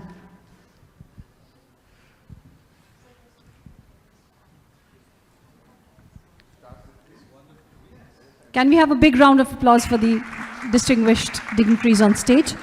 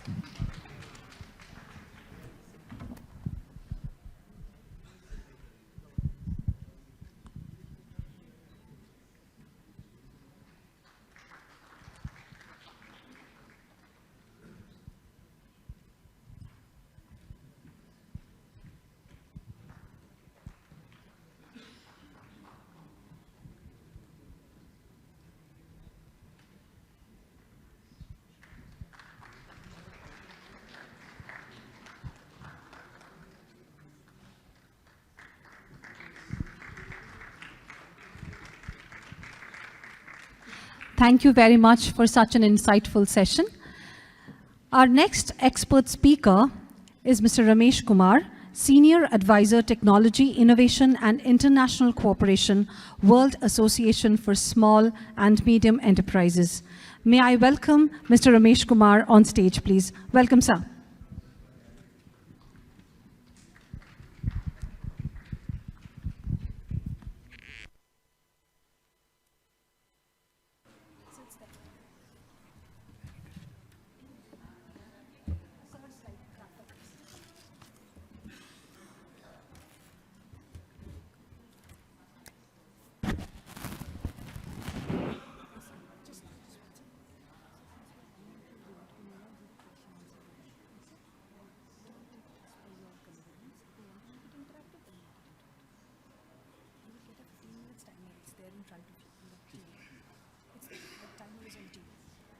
Is it the TV? Where is it?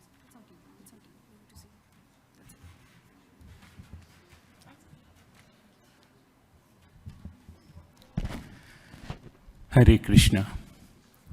Bismillah ar-Rahman ar-Rahim.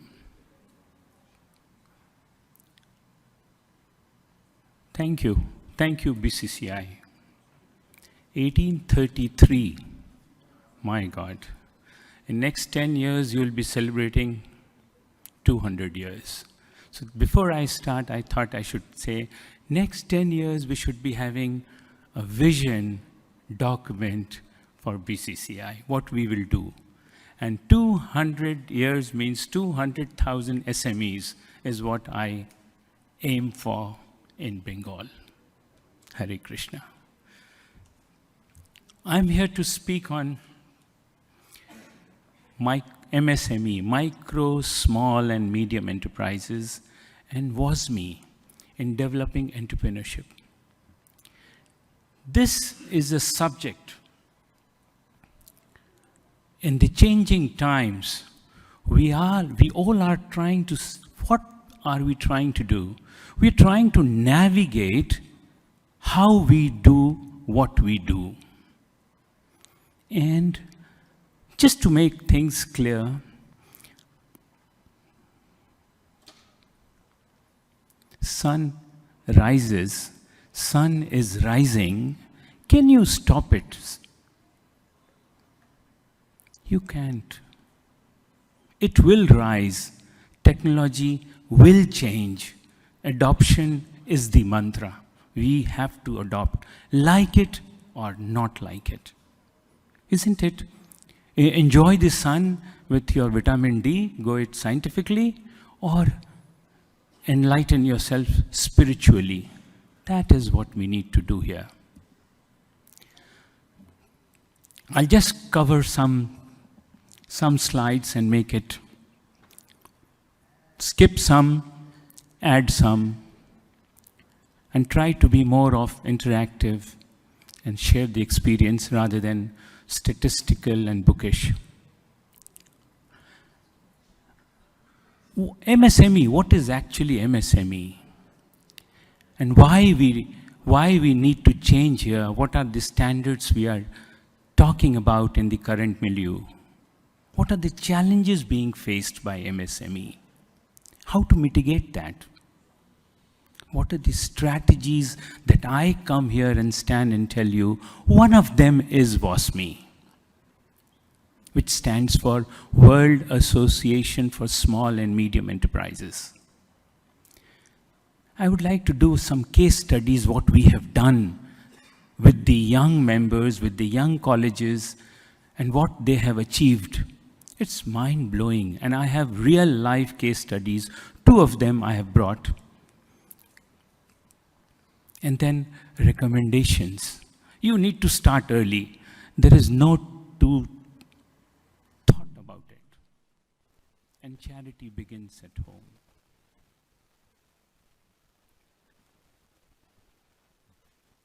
Well, what is MSME?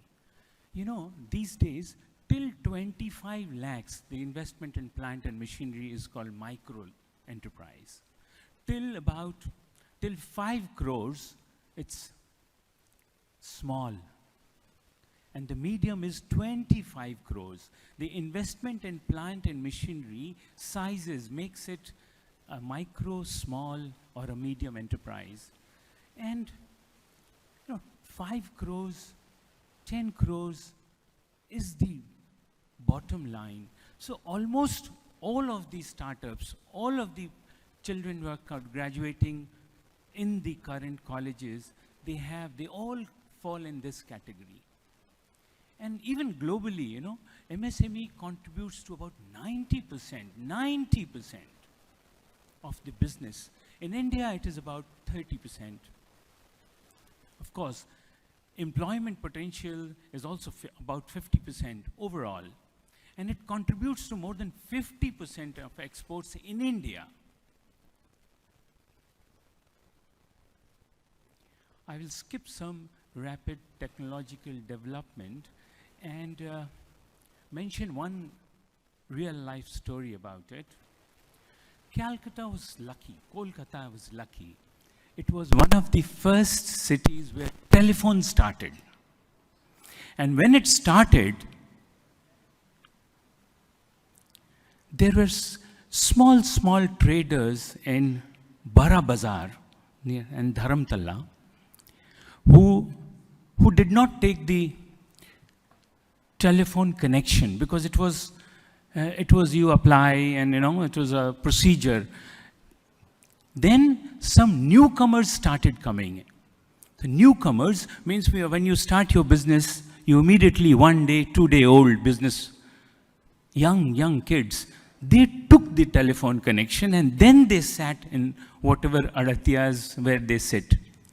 And these, the older ones, the fathers and the grandfathers, they were so against taking telephone connection that you are always talking to home, you are always talking to somebody whom you should not talk to. So they made it a point that these people should not take the connection. Whereas the rebels, they took the connection. And you know what happened after once you take that telephone connection? The youngsters' business grew tremendously, whereas the oldies, they started coming down. That is the technology which has been introduced in Kolkata. And today, rapid technological changes, development, 4 years of engineering, things change. so many, 400,000 apps comes in 4 years. And you know, your WhatsApp gets loaded, one of the app which is being developed now, any two similar WhatsApp message should automatically be deleted. You know, so many things are being worked out, and 4 years is a long, long time now. Global village, we talk about global village now. It's so easy to sell, to conceive products, sitting here and selling it in Australia, going to jungles of Africa, and one of our software developers is selling a elephant tracking system in jungles of Africa, one of the countries. So it's the entire world has become one. This is the power of MSME and recent technological development. Consumer behavior changes, you know. Originally, one country wants to sell high volume, very heavy tanks, etc., war materials, because that is you have to be big in becoming what it is. But now, you see, this power lies in these small consumers. Amazon, Flipkart, you have so many things to name with. You know, the largest hotel chain in the world doesn't own a single room. Ola. So big taxi doesn't own a single cab. Lot of consumer behaviors and technological changes have put us where we are. Access to finance is one such thing, which is all said and done. MSME struggles with this, and we have a very good solution. We have a very good solution to this, because we've been working with all these youngsters for a long, long time. We help them in appropriate technology adoption. Appropriate, you know, it may be good for in US, but is it good for Bengal? That is the question which you need to answer yourself. And for that, whatever is the skill gap required, the capacities, that's a capacity building World Bank funds us. We add to the market, and all said and done, regulatory procedures are becoming tough for people who do not want to do it, and easy for people who want to do it. But it is so difficult. It is so difficult now not to say how much GST comes to your fold. You will not be able to fudge the figures because technology. Therefore, everything is bringing you to a new situation, to a new life. We all have improved better persons now. I will come to the case studies after one slide, which is a very interesting case study. First time in the world, non-UV disinfectant system, one of our members have done it, and a fuel-less two-wheeler. It's a really very interesting. I'll come just after 2 slides. Because we all do this in the change scenario to adapt to the market dynamics, where it is required. In Vietnam or in Bangladesh, what is required, it may not be true for Delhi. Therefore, wherever we are, we need to innovate and embrace new technologies for the things that you are doing. Customers are globally there, globally. After this, I'll come back to the case study, and then we'll try to summarize because of lack of time. I have a lot of things to say. This is a World Association for Small and Medium Enterprises, which I represent. You would have heard of many chambers, not to name any, but this one is a 40-year-old organization, speaks only about SME. United Nations has been forthright in giving a consultative and observer status to this organization because we have members in 112 countries with about 200,000 active members.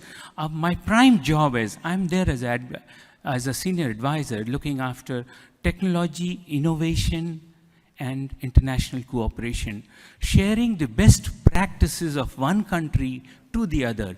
And therefore, we happen to know some of the bottlenecks, some of the experiences which we want to share to the group, which we want to tell to the young kids, which we want to see that the problems that I have undergone, my son doesn't undergo that. That is very important. You save time. We share the best practices, the best networks. And this is available, you know. It takes time in building up a relationship. And once it is there, we need to grow exponentially, use that, optimize that for making a win-win situation. Any training which is required to be done for this, we are there to do it. Now I'll come back to the 2 case studies, because a lot of other things are there, new jobs which I am leaving it to because of the session, AI and robotics. A lot of things I had planned, but I think I leave it to the next speaker. And therefore, I am coming back. I'm not going to all this, but just trying to summarize in the 2 case studies. It's a very important case study. One, who becomes an entrepreneur? I will give you one example, a personal example. I was in Japan 82, 85.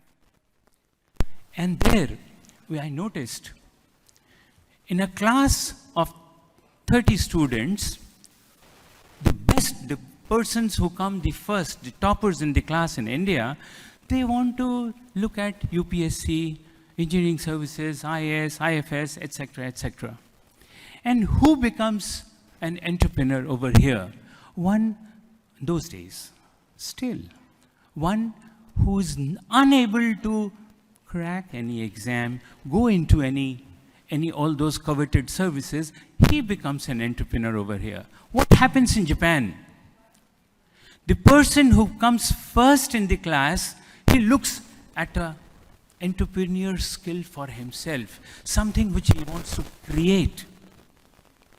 And person who comes last in the Japanese education system, he is the one who looks for the government service. He is the one who goes for service. So that is the entrepreneurial trait which is there, which is existent.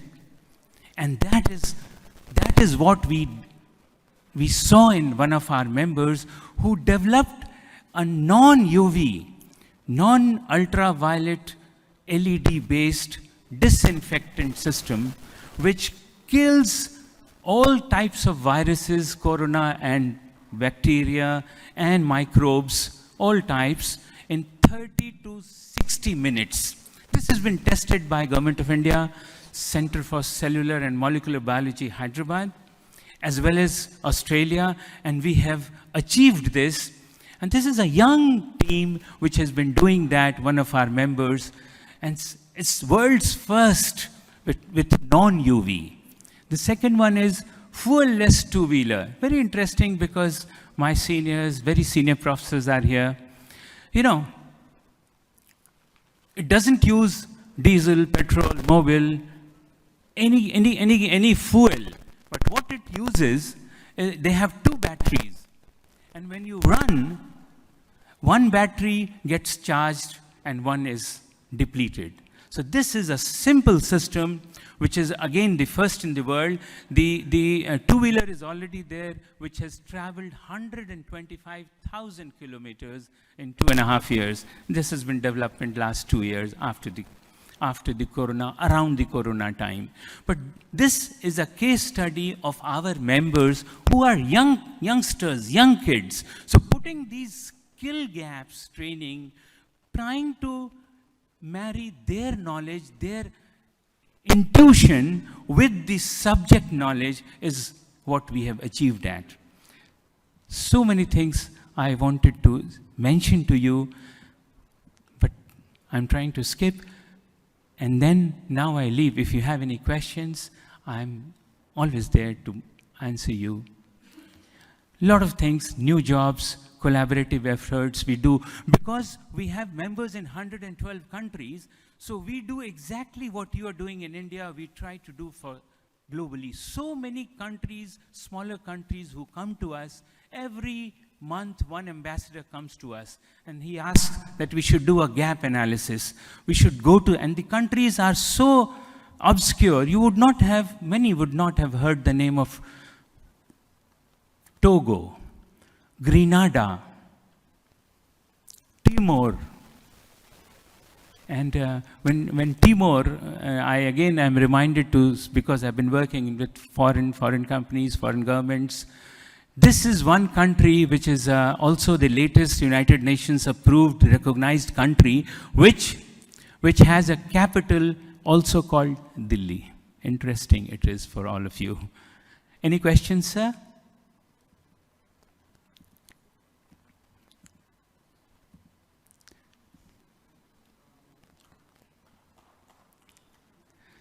I want to end because it's time to think now. There is a book Alvin Toffler has written, The Future Shock. It says, it examines and it gives a very decent picture of the inventions which have happened, discoveries which have happened. The first discovery of the human mankind was fire. And then the second discovery was wheel. It took a couple of 1.5 to 2 centuries to come from the first invention to the second, from fire to wheel. And now, in 1 year, you have more than half a dozen Nobel Prizes. So he mentions, it is therefore he summarizes, who is an educated person? In this milieu, who is an educated person? One who doesn't know how to read and write? No. One who does not know how to learn, and then he knows how to unlearn. So you have to learn, unlearn, and learn again. This is Alvin Toffler's definition of an educated person in this milieu. Thank you. Joy Bangla. Joy Hind. Hare Krishna. May I request Professor Dr. Shumon Komar Mukherjee to kindly hand over a small token of appreciation from our end. So please come here.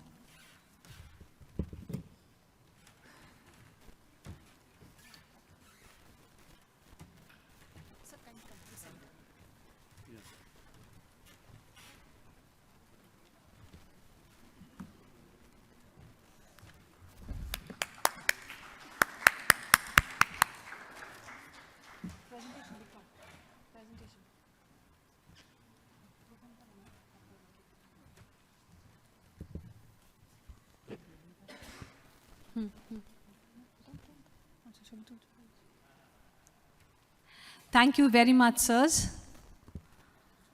Thank you for the wonderful session. We are running a little late, but still we would like to go as per the schedule. So the next session is a panel discussion on AI and robotics, transforming education. I would now like to call upon stage Professor Ujjwal K. Chaudhary, Strategic Advisor, Techno India Group, Kolkata, Vice President, Global Media Education Council, Mentor, Next Gen Academy, and CTPL to moderate the session. Welcome, sir. Our first panelist, Professor Dr. Anupam Basu, Raja Ramanna Chair Professor, Jadavpur University, Distinguished Honorary Professor, Sister Nivedita University, and Honorary Professor of Shivnadar University, and is also a member of the Education Committee of the Bengal Chamber. Sirs, kindly take your seat on this dais. The next speaker for today is Dr. Indranil Mitro, Managing Director, Lead, Advanced Analytics, AI and Gen AI, PwC. And may I call upon stage Professor Dr. Shopturshi Das, Assistant Professor and Head, Center for Data Science, GIS Institute of Advanced Studies and Research, GIS University. Kindly put your hands together for the esteemed panelists and the moderator. Thank you very much. Over to you, sir.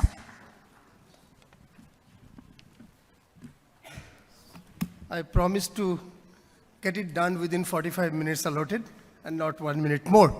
So it's 1:52. I'll take the first 4 minutes. I'll request everyone in the panel to stick to 5 minutes in the first round. Once upon a time, IT was a subject. So we have many subjects. Information technology was one more.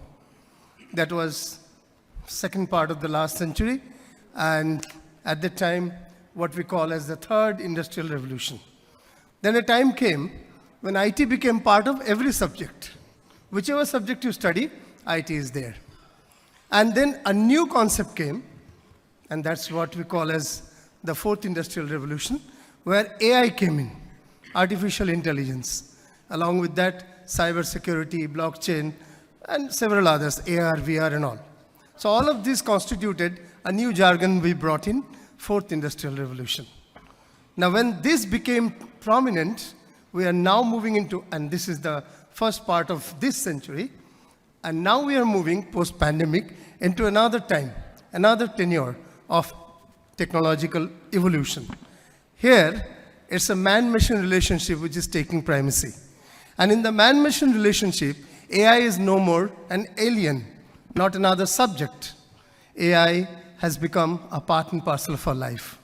When we are searching an address, when we are searching a film, when we are searching a music, forget only searches. In every other way, when we order online, there is a bit of AI. When we book tickets online, there's a bit of AI everywhere. Now the question is, will AI transform, robotics and AI together transform our higher education? Shall we have personalized curriculum? A little earlier, I heard my friend for a very long time, Dr. Vishwajit Das, he said a very interesting sentence. Railway track mindset of fixed courses, fixed style, fixed pedagogy, and fixed examination has to end. So we believed all throughout our lives. I studied in the schools, some of the best schools and universities of this country, and we were all the same syllabus for everyone, same pedagogy for everyone, same examination system for everyone. Now we are face to face with a new situation. Do we personalize courses, curriculum, as per the groups of learners or even individual learner? Do we personalize evaluation? Do we track individual progress and accordingly suggest learning resources? And learning resources need not be only text. It could be 5 or 6 different types. I'm only raising the questions for the experts to answer. So without taking any more time, my 3.5 minutes are over. I will call first from the industry. So Dr. Indranil Mitro, lead of data and AI practice in PricewaterhouseCoopers. So let him give the industry perspective. We move on to the academicians next. Dr. Mitro.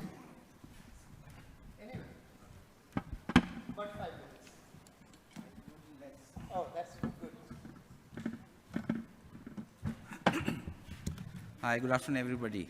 And Take the mic. You're taller than me. okay. Good afternoon, everybody, and thank you for inviting me to speak in front of such great educational leaders here.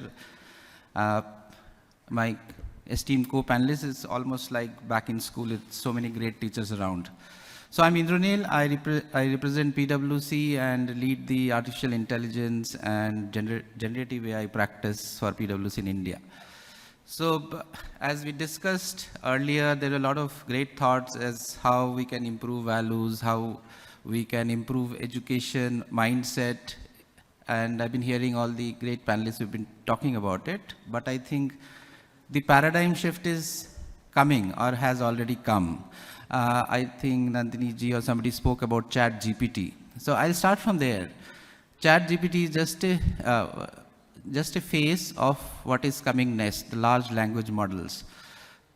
They generally expose the GPT interface, which is a transformer network. I'll not go into the technology part of it, but it is going to change how people are talking about education. Not only education, all sectors that we work in as a consulting firm, the first thing they are getting discussed today, it's a C-suite initiative, is what can you do with ChatGPT for a manufacturing process, retail, drug discovery, educational technology, everywhere. So I'll just focus on the type of educational activities that the globe is looking. As you know, we are in almost 150 countries, so we are connected and working with some of the great big technology companies and also offering their services. So as Professor Basu was saying, that learning will become personalized.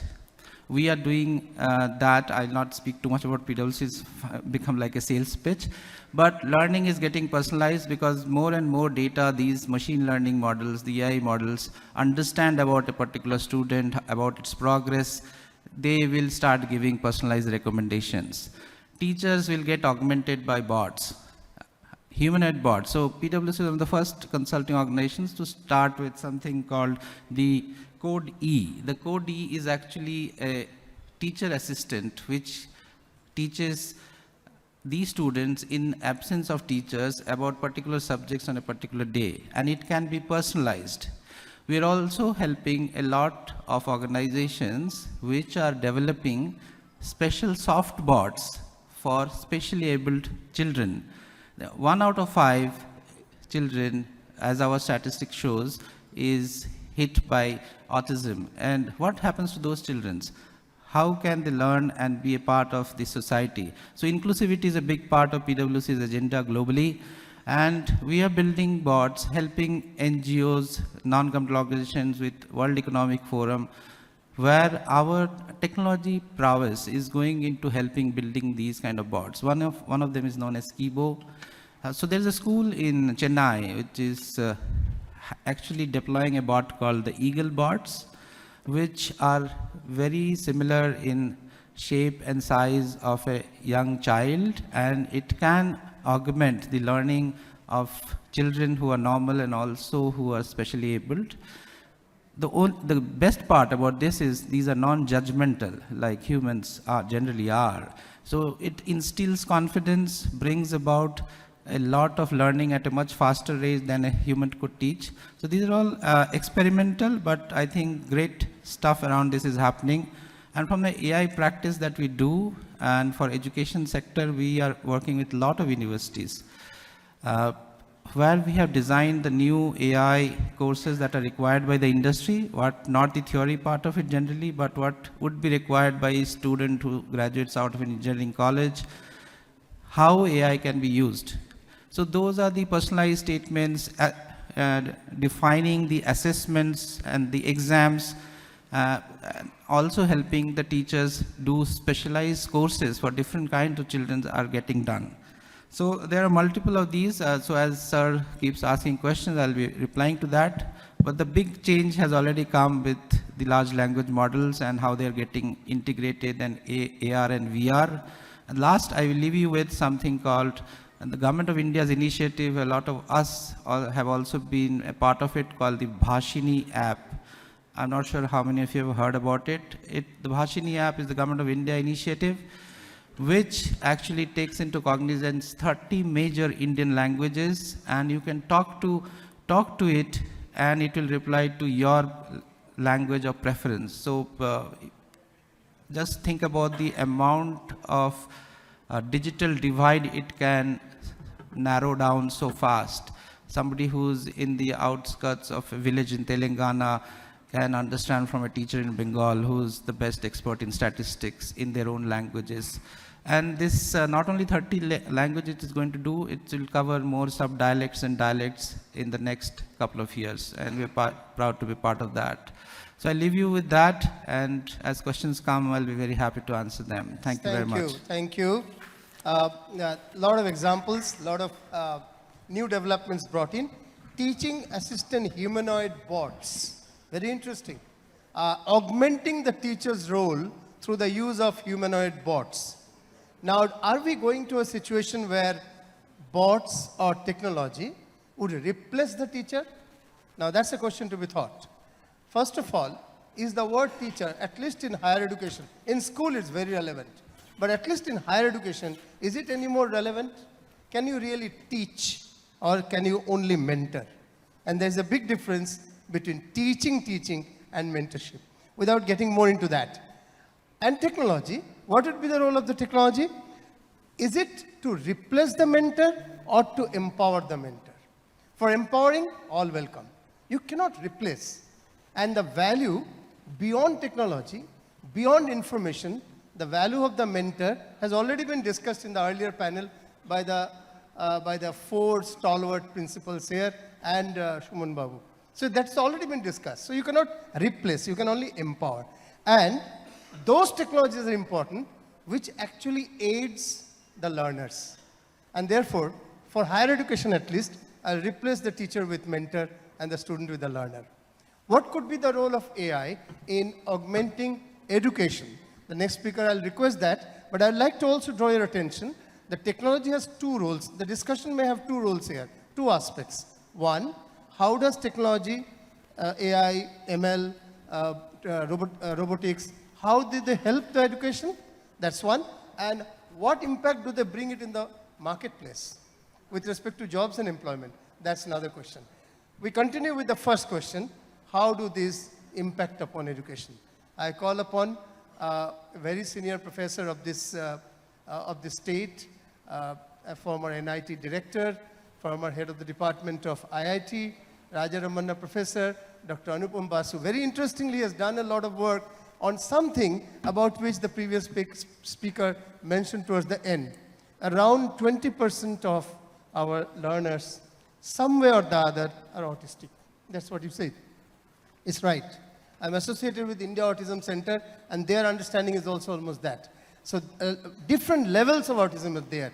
Many of the common students that we see around may have certain different special, quote-unquote, ability or whatever you look at, disability, if you look at that way.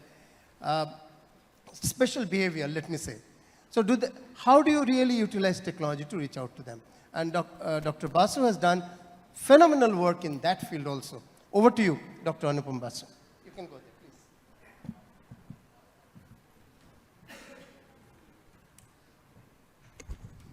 please. Good afternoon. It's always better to stand behind the rostrum to hide the shivering of your legs, you know.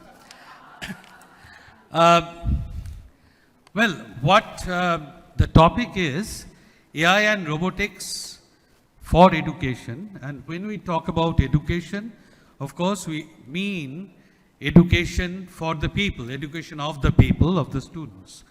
Right now, I'm not putting it in the context of educating the robots. That's also very interesting, and maybe if time permits, I'll touch upon that, or we can take it up in the question answer session. Now, any technology for that matter is disruptive. Always it is disruptive. There are two sides of introduction of any technology, at least in the short term. And AI is no exception. AI will also create a divide because the technology requires a vehicle that is not available to all the people of the country right now. But we can always, I'm assuming that all of us will stride towards a future where this will be available to all. So I'm keeping my discussions in that perspective. Okay. Now, AI in education can be considered in different layers. The first layer that we can talk about is introduction of AI-enabled tools for education. The simplest you already have. For example, when you type, you get the spell checker working in the background. Often we have got voice writing, voice typing, where automatic speech recognition is in place. All these are the products of AI. And when we go towards a little more advanced scenario for education, AR, VR, augmented reality and virtual reality will be really useful for all students. But in all these three examples that I have talked about, the teacher is the sage on the stage. All right? He is there, and all these tools are helping the students. For example, AR, VR can make the students visualize certain parts. For example, I tried it myself, introducing sand dunes to village students of Purulia. When I show that with a VR, it really, they can understand what it is. All right? Volcano for that matter, which they have never seen. And this can start at the primary level as well. It becomes a fantastic tool. And these are the benefits of AI. This is the first layer. The second layer is, for example, we go for intelligent tutoring systems. Intelligent tutoring systems are tools which can select the proper content and the sequence of contents to the student in a very personalized manner. My previous speaker was talking of personalization. The moderator, sir, was also talking of personalization. That is one of the major benefits of AI. I'll come to that again later, but personalization also has got a negative or a cautionary point that I should make, because all this personalization is at the expense of some data. We have to collect the data. Once I get the data, I can get the trait of the student. For example, where does the shoe pinch? Where is the student weak in? And how I can mitigate that weakness. For that, we need the data about the students. And whenever, in any area, not only in education, in AI, whenever we are coming to data, there are some ethical points that come to the fore. The privacy of the data, how uniformly, how democratically that data is being gathered, so that when we take up any policy, that is not biased, and there are a number of issues. And we assume those things will be taken care of. If I have, how much time do I have? 1 more minute. So the point here is this: intelligent tutoring systems can really cater to the students and can change the trajectory in which we teach. For example, the school teachers here, when you see a particular student not being able to understand a particular concept in the way that you are teaching, you always change the pedagogy, right? And this can be assisted by an intelligent tutoring systems. I'll conclude, I'll borrow half a minute from you, that if we go to further cognitive details and cognitive depth, AI tools are blessings to two categories of children, at least I'll mention today. One is autism, as he has mentioned. We have seen robots being employed to teach the autistic children social interaction. The autistic children prefer to talk, often it is found, prefer to talk to robots or some avatars on the software screen rather than human beings. That is one area. And the other area is that of slow learners. Everybody is a butterfly. Everybody wants to fly. Every butterfly wants to fly. Some will fly higher, some will fly lower. So let's not reject the low-flying butterflies. We should moderate our pace. We should change or modify the contents. We should change the language of the texts. Very few people bother about that. For the autistic children, putting complex sentences, reflective sentences, they just put them off. But we can automatically, using AI and natural language processing, we can change the text and make it presentable and understandable, comprehensible to the different categories of students.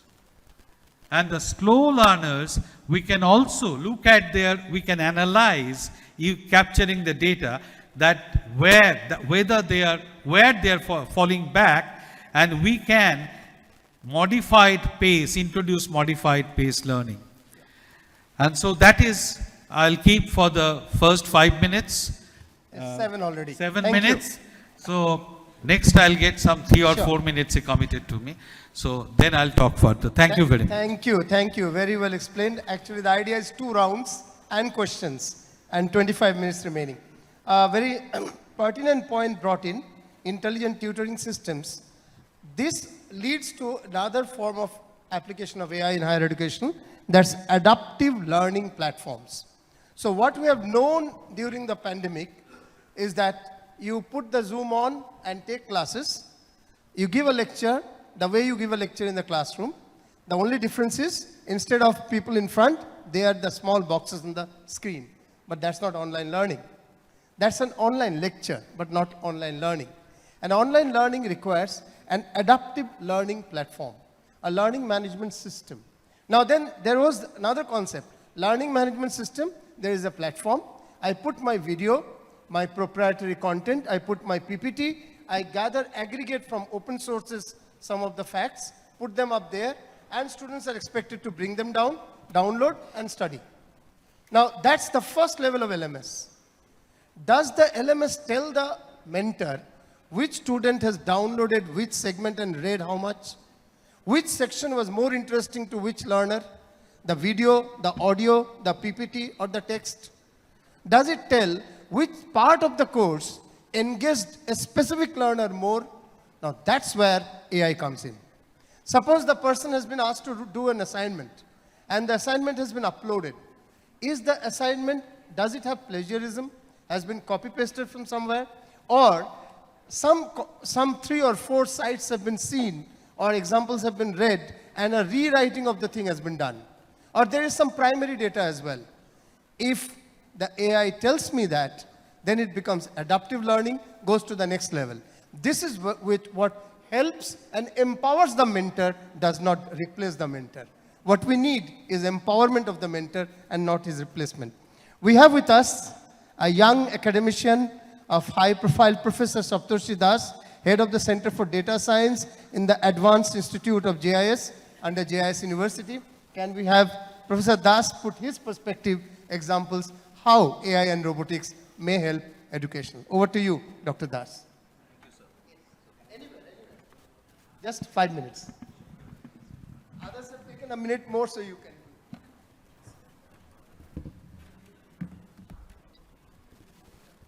Very good afternoon, and it's really an honor to be present here among all these stalwarts. And we have Professor Basu. I am an alumni of IIT KGP, so I have been always introduced to your work. Thank you. It's an honor to be present with you on the same panel.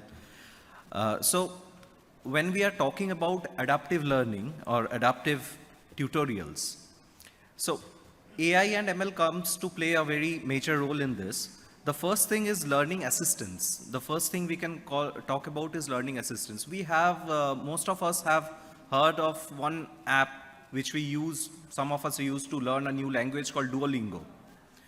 So that is one example I am citing, that app has something called adaptive learning. So it tracks the pace of what the user learns, how the user learns, and what is the pace of the learning of the user. And in any of the tutorial apps or any LMS systems, learning management systems, we can collect the data that what time a particular user or a particular student in that app is spending. And we can keep a track of it for different students, because everybody is logging into the system, so we can have different accounts and we can have times and different attributes that how much time they are spending. We can keep a track of time they are looking at the screen as well, how much time they are going to other tabs, they are switching to other tabs. And this kind of data can actually help us in learning. We can train a system in the background to learn a particular user's characteristics from that. And some of the apps these days do that. And machine learning plays a lot of role in that, because we can build models which continuously learns from the user behavior and presents the contents as per the user's requirement. So that is one thing. And there is another thing called personalized education. What's that? Now, we can have applications which, before starting with the contents, the actual contents, they may ask the user a set of questions, or maybe they can give the users a survey. And on the answers of the survey, they can determine that what are the prerequisites the user might need to understand the actual subject and present them with different things. So that is personalized learning, one thing that is being done today. The third thing is automated grading. That is very important because in a country like India, the teacher to student ratio is very high. In schools also, and in different colleges and universities, the number of teachers per number of students is very low, actually. So it's sometimes it's very difficult for the teachers to pay individual attention, and there is always a rush these days of copy checking, participating in seminars, work conferences, workshops. So it's very difficult for teachers these days to devote a very high amount of time in grading copies. And sometimes it is prone to human errors, and sometimes the copies may be checked or evaluated a little bit with less assistance from the time schedule of the teacher. So what can happen is, whenever there is a LMS in place, AI can be used to assist the teachers in suggesting them answers, or maybe after the teacher has graded a particular assignment or a particular answer script, the system may suggest the teachers that these are the keywords. The keywords can be easily identified from the answers, as Professor Basu said, using NLP techniques, NER recognition, named entity recognition and all. This can be done. So AI will assist the teachers. So as the respected panelists have already told, that AI is not here to replace the teachers. It cannot be done because AI can give you answers. ChatGPT can give you answers. They can write a 5,000 word essay. But to instill a love for the subject or to encourage you to work for the betterment of the society, that cannot be accomplished by an AI tool. For that, we definitely need teachers. We need to love our subject. Whatever subject we are studying, we need to love that subject. Then only we can develop applications, develop new technologies, develop new tools, which will benefit the society. And as I was telling that I had the honor of being accustomed or being introduced to many works by Dr. Anupam Basu, because I was he was associated with the CET department, Center for Education Technology. So my lab was just above his department. So every time I came down, I got introduced to his work, which was displayed. So AI, I would like to conclude by saying that AI is not going to replace a human being. Someone using AI will. So we need, as similar to the example of the telephone, that we need to use, because I am seeing one thing among some of the people I am acquainted with, that they are skeptical in using AI as a tool till now. But again, as I was telling, that AI is here to assist us, and we need to embrace whatever features and whatever enhancements it's giving us in order to enhance our system of education. Thank you. Thank you. Thank you. Very well said. Someone who knows AI will replace someone who does not. It's not that the technology will replace the human being. In the next round, I'll request Dr. Basu to speak on gamification of education. I'd request Dr. Das, Saptarshi Das, to speak on how modern technology, AI, ML, can be used in examination, evaluation, assessment processes. And now, first I would like to request Dr. Indranil Mitra to speak on how AI, ML surely would be creating a havoc or disruption in the employment market, but to foolproof the students, the learners, to prepare them for such a AI-driven economy, what sort of things can be done on the campuses at the educational level today that their jobs are not at risk, in simple words. Dr. Indranil Mitra. We can speak from here. Okay.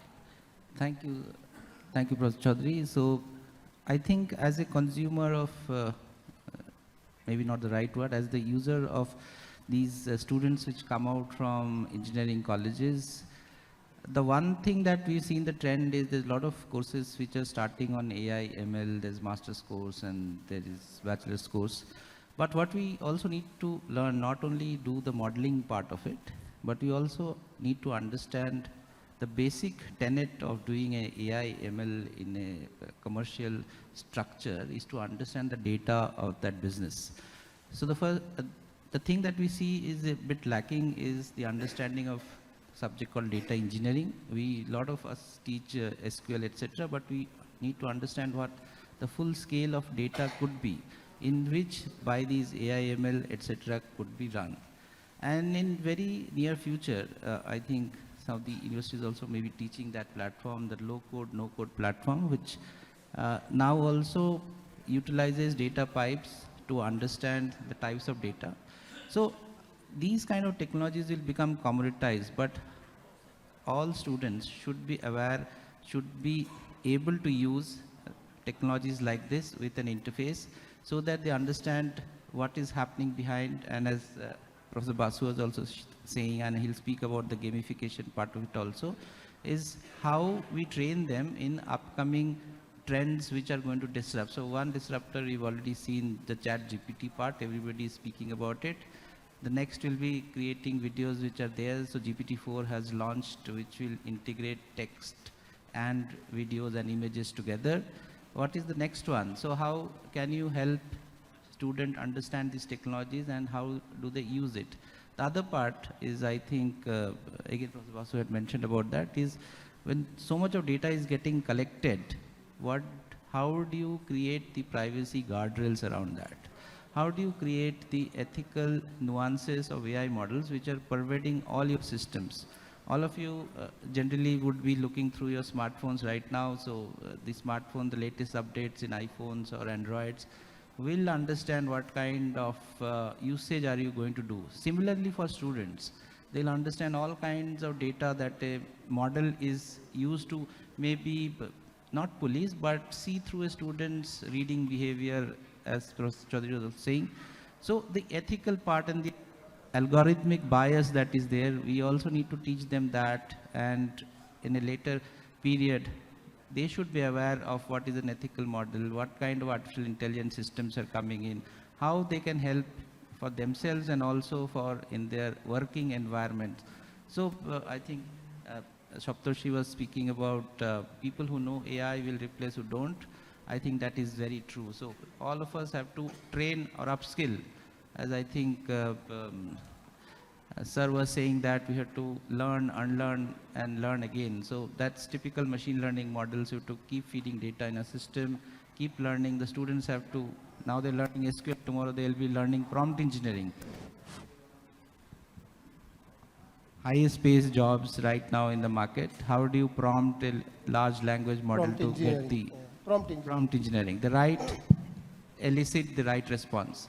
So I think we have to be aware of the technologies, we have to keep aware of the curriculums which are changing so fast, and also introduce these kind of discussion forums, hackathons on a regular basis, so they're more and more apprised of the upcoming technological trends and disruptors. Thank you. Thank you. Thank you. The timeline is not being seen. Someone can look into the timeline, please. Okay. ChatGPT has come many times. ChatGPT can give a text. First of all, the text is, it's wrong time. The text is 2021 September old. Even if it is contemporary, it has to be humanized. The reading the text you can understand is ChatGPT text. It's often not contextualized. It has to be contextualized in the context of our immediate surroundings. There are several things that need to be done. While getting an information from ChatGPT is great, but placing it as an answer, as a response, is nothing great. And unless it is, we can't make ChatGPT our master. It can be our assistant. And it has to be redone really to make it useful. So for that, we need, for example, Quillbot or Grammarly can correct our English spellings and all that. But the thought has to be there. The thought has to be written. So long as the thought isn't there, the words don't move the hearts, mere AI cannot actually make it a powerful literature. So we move to the next speaker, Dr. Basu, to speak on gamification of learning and its possibilities, its usage and all. Unfortunately, only 3 minutes. Oh, 3 minutes is enough. Yes, gamification is, of course, a very important way of dealing with the students. There are some teachers from schools who are here, and they will always appreciate that the students are engaged in games for reasons more than one. First of all, it's entertaining. Secondly, it is competitive. It challenges them itself. But along with that, as an AI scientist, I would also like to grab the way the student is playing the game. And from there, I can somehow trace the way of his reasoning, which can be utilized in a good way to help him be tutored in a particular way. I was talking about intelligent tutoring systems where we will be capturing the weakness of the students. That can certainly be done using games. And also the other danger is that these data can also be, the privacy can be violated, which is not a thing to be done, which should be prevented with the ethical wall. But games, I am personally interested in a particular application of the games. At the beginning of my speech, I just said that AI will create a digital divide. But at the same time, it can meet the digital divide. I've talked about NLP, and he has also talked about NLP. We can build games based on Indian languages. It's a matter of shame today that in many of the articles or in the TV writings, we find wrong Bengali spellings, wrong Hindi words. People do not understand that Bangla Kori with Boishunoroy Dirghi means Hati. They have never learned that. And they smartly write that Orup, people smartly write with Roy Roshu. So all these things are rampant, and in games, we feel shaky, right? That this is wrong, he may mind something. But games are shameless. Games can, on your face, point out and snatch points from you. So for language training, helping the students with mathematics, another point is that those who are lagging behind, they often feel ashamed, shy to interact in the class to show their weakness. But they will be much more comfortable to interact with the game who will teach them that they are doing mistakes in these places and those can be corrected.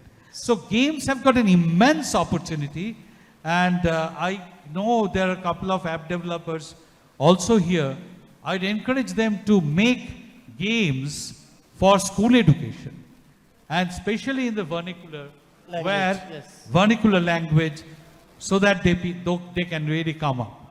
And so that is a real great benefit that AI can immediately give us. Particularly in school education. Yes. Yeah. Dr. Shaptoshi, if you could speak on how AI can help in assessment, evaluation, better evaluation. Okay.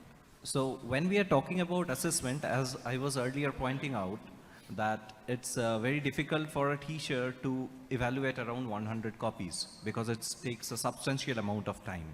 And moreover, there are, say, 15 to 20 questions in a end-term examination or an annual examination. And those questions again are divided into subparts mostly. And some of them are MCQs, some of them are 1 to 2 line answer questions, and some of them are explanatory questions, descriptive answers. So usually kept in group A, B, and C in case of end semester examinations as far as I can remember. Now, those questions are fixed from different modules in the syllabus. So we are talking about a syllabus of 6 months having around 20 chapters, and those chapters having subsections. And we are having questions almost from each of those subsections. Now, to understand a subject, for a teacher, it is very important that the teacher understands that in which portion the student is facing difficulty. So in an university, if a professor is evaluating around 150 to 200 copies for a particular subject, it's very difficult for him or her to point out that in which portion the students are mostly lacking. So if it is an online system which is assisted by AI, that system will automatically learn from the grades that the teacher is giving and analyze that, say, average marks for module 5. In the module 5, what average marks the students have got. And that marks can be compared with the different modules and even the sub-modules. And again, in the same module, the questions are of different types. Some of them are knowledge-based questions if we consider Bloom's taxonomy. Some of them are knowledge-based questions. It's not only about the chapters and the modules, it's also about the type of question. The Bloom's taxonomy, if we address, some questions are from knowledge, some are descriptive, some are analytical, some are experimental. So using AI, we can have an idea. We can have a profound idea of which area the students are excelling in. And the most important part is this will give us a guidance to how to modify the syllabus. We have Board of Studies meetings every year in universities, and the syllabus gets changed every year. So it can provide a very useful insight which is very difficult for the human mind to comprehend, and it will take a lot of manpower. And again, that again will be prone to human errors as well. So if we integrate our LMS systems with AI tools, it can automatically learn from the grades of the students they are continuously getting, and that can be continued. See, we are talking about just one particular semester. If we think about down the line 10 years, the system will have a huge amount data to learn from. And we can use different ML models, state-of-the-art ML models, to comprehend the gaps where we need to address, we need to modify the syllabus, or we need to modify our way of teaching as well. So AI can do that. Thank you. Smart grading will be done with the Smart help grading, from AI. that's the critical point, smart grading. Since the time is up, we'll not take questions, and we are between lunch and, we are standing between lunch and you. So we'll come to the conclusion broadly on these points. One is the blended education scenario ahead. Pure in-person education has its own limitations. Pure digital learning is highly impersonal. So we are moving towards a blended learning. Second, delivery of education, creating learning resource, delivery of education, and grading, all are becoming smart. Several examples have been given. And games, augmented reality, and virtual reality can actually enhance the interest level of learners, because these days attention span is low. The other point that comes up, that it will not be technology that will replace human being. It is a person, a human being with the knowledge of AI who will replace the other humans without the knowledge of AI. On these broad points, let's bring this session to an end. It's 2:35, but anyway, tell.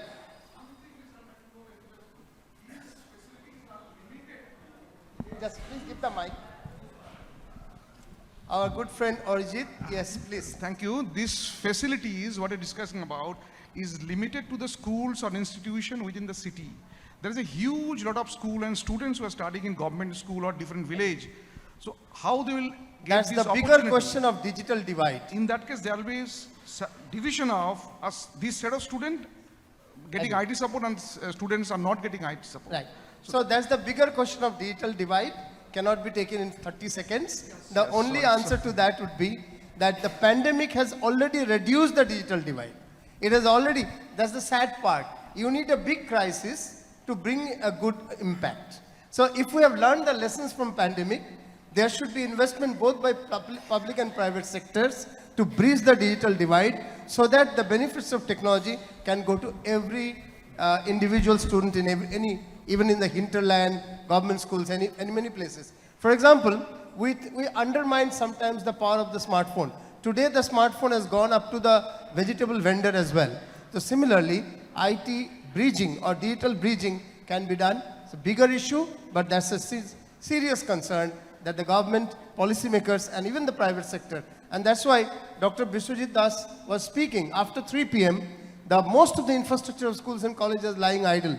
Can we use it for community development?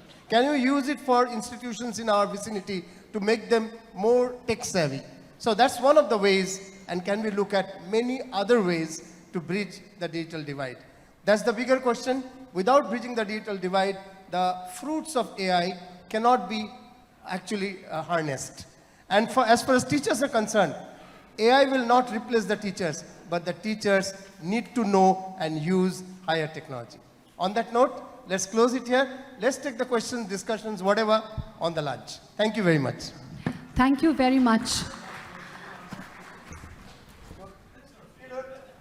Okay, so very quickly, may I invite Ms. Rupkatha Sarkar. Rupkatha ma'am, can you kindly come up on stage to hand over some tokens of appreciation from our end?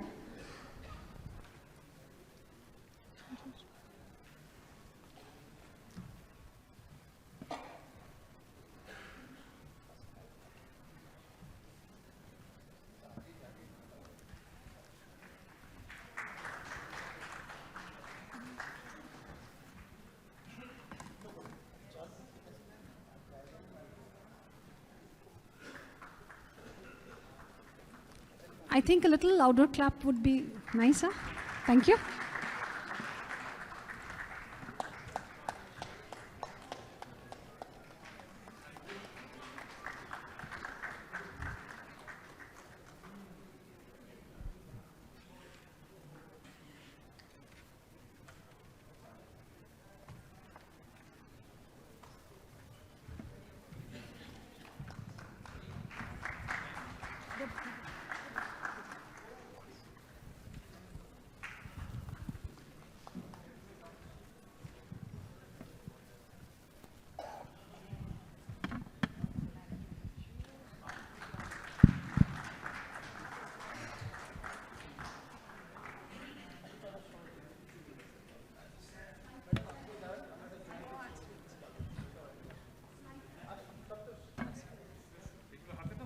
Okay, before we break for lunch, a very quick announcement.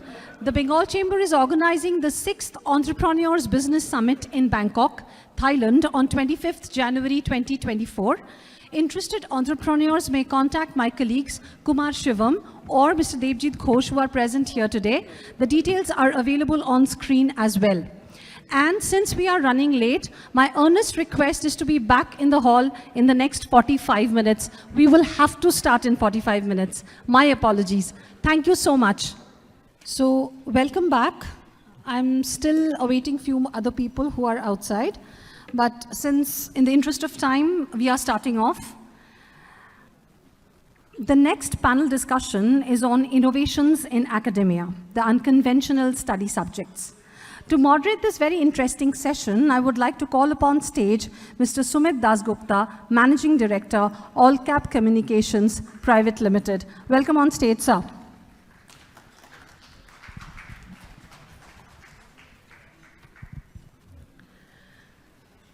I would now like to call upon stage Dr. Madhav Milan Ghosh, Associate Professor and Head, Department of Sports Management, Naval Tata Center of Excellence. I would also like to mention that he's the first doctorate in sports management in India. Welcome, Dr. Ghosh. Our next speaker is Yogacharya Mary Cecil, HOD, Department of Yoga, NSHM School of Health Sciences, NSHM Knowledge Campus. Welcome, ma'am.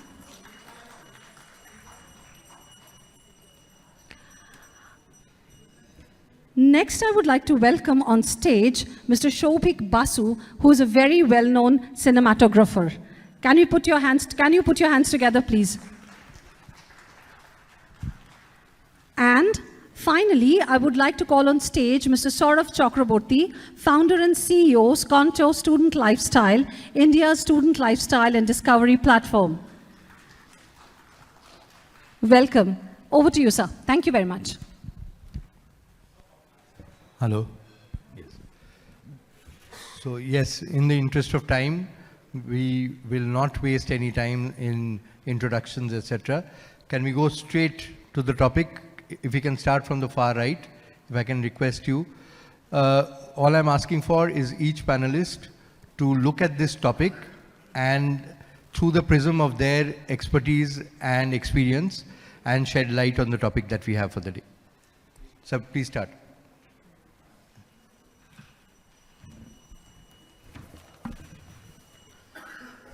Good afternoon. A very good afternoon to ladies and gentlemen present in this august house.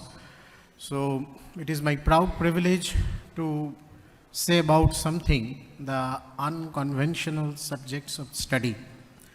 So I am from the Sports Management Department head of the IISWBM, Indian Institute of Social Welfare and Business Management, the first management institute in India. And this institute has started the sports management also first in India in the year 2003. So why sports management? Why it is needed? Sports is a passion, people play, and most of we have seen in India, the sports is in amateur level. So just I'm sharing a little bit of statistics. In 2022, the National Economy Survey, the industry revenue amounted to nearly 487 billion US dollar and was expected to grow a compound annual growth rate of 5.2% between 22 to 23, and by 2027, the global sports market will expect it to be over 623 billion US dollar. This is the global scenario. Now, if you come to the market size of India, let's see, the market size of the sports industry across India was about 142 billion Indian rupees in 2022. And this is a significant leap compared to 2021, bolstered by media spending, sponsorships, endorsement. This was not only for cricket, but also for football and other emerging sports. And in this context, I just want to mention the IPL. In June 2022, the Board of Control for Cricket in India sold the IPL broadcasting rights for a whopping 48,390 crore. Can you imagine? For the first time, it split the rights into digital and TV package for 23 to 2027. So you see that such a big industry. So obviously you need management. So whenever we have started the sports management in the year 2003, we cannot imagine, people does not know. In the Bengali term we can say, sports management khai na matay day, ki hoy eta niye. So later on, whenever the students are coming up, I have to convince the sports body, association, clubs, various other sports related companies that we are producing the human resource, those who can cater. In the year 2010, this sports management course have been affiliated by the University of Calcutta, and since 2003 to 2020, this 21 batch is going on, 21st batch. So our student is working in various sports body association industry. So now there is an immense scope for sports related industry. The people are working there, event management, sponsorship, broadcasting, sports related data science activities. So lot of scopes for studying this. We have very integrated course, and IISWBM boasts for that this course has been designed with not only the world benchmark, but here we are trying to innovate various management papers to the sports related issue. Suppose we have the financial management. So how the financial management and financial accounting can be applied in the field of sports? Economy. You see that such a big amount is circulating in the economy. So what is the impact in the macroeconomic view? So lot of area, there is a hidden treasure in the field of sports management. And I think in the coming years, the sports management has immense scope for its development. But the thing is that already I'm discussing with Dashgupta sir that here the dearth of faculty, because as a new field, burgeoning field. So students are coming up and they are going to direct employment to the industry. But one thing, in the academics also, we need good people to teach them. And here we are trying to work out with the University Ground Commission so that the people can have, there is net, slate and other things in the field of sports management. So in the academic field also, there is no dearth of teaching professionals here. So overall, there is a huge scope for development of this particular niche sector. So in the coming year, this particular sports management will be a very good career. Thank you. Thank you. Yeah, with nothing can set the tone better for such a discussion than I guess the IPL, because we were all watching where will this end a few days ago in the auctions.